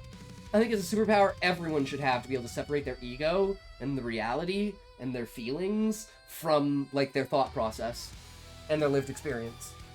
I think it would just instantly improve every single human's life in the entire world. But anyways, thanks for coming by, thanks for hanging out, guys. We had a fucking day today, it is what it is. Get back to the regular schedule and start pissing people off, because that's what we do around here, right? Anyways, thanks for coming by, thanks for hanging out, you guys are fucking amazing. I love you guys, I appreciate you guys, thank you so much.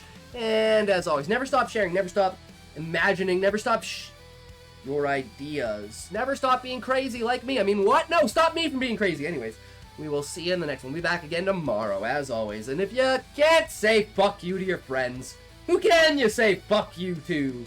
Fuck you! I think I want to show out everything is morally gray, which is what balance is, I guess. And I fundamentally disagree with, like, how I interpret that from your perspective. And I understand that it's a melting pot overall, right? And I agree, but I think it's like almost an overemphasis of what can be versus what is. And I know what you mean, Ahab. I know what you mean. And, like, I'm trying to, like, lead this to the concept of, like, neutrality in people, of being, like, for instance, again, leads back to Churchill's saying, the only thing it takes for evil to prevail is good men to do nothing. Right? There comes a time when good men must do bad things to bad men. Right? And however you interpret it with that, because it's like, you're a good guy, like me, right? I consider myself a good guy. But if, like I said, if the Pope said we're going to a crusade and they just gave me a gun and shipped me across to kill radical Islamists, I think that I won the lottery. I'm not gonna lie. Right? It is what it is. I would have preferred to be born 600 to 800 years ago for that. Maybe 1,000 years ago. But hey, it is what it is, right? And I don't consider myself a bad person for wanting to purge the world of evil men. I would just want to know that the people that I was purging were evil men. That is the one thing you can never know. Which draws the line of where your sacrifice of innocence is. And like I said, I'm so radicalized, I would willing to be able to, of all the people that die, 25% of them. 1 in 4 people you kill are innocent. But the other 3 deserve to die. And the inevitable outcome of it is all the bad people are gone. And it's horrible and it's terrible and it sucks, but it's like, at what point? And I believe we're at that point. The way I see the world. So for me, personally, and I would never put that on anyone else, but I'd only go to someone else's command, which is why it's like, I would vote for someone who would do that. And I voted once in my life, and it was for Trudeau. To get weed legalized. It just is what it is. I don't consider myself, like, a moral person or anything like that. An ethical person. I consider myself a good person in the fact that I have... Even though the outcome of my actions may be negative, it's the road to hell is paved with good intentions. Right? I want to do the best that I can. And I know that I'm not going to be able to. And that is the price I'm willing to pay for it. But anyways, who we rating today? We're going what we got.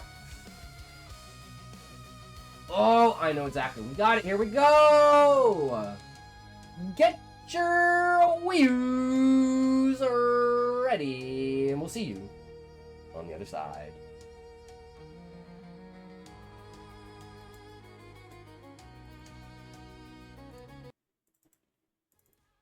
Alright. Fuck you guys. Peace.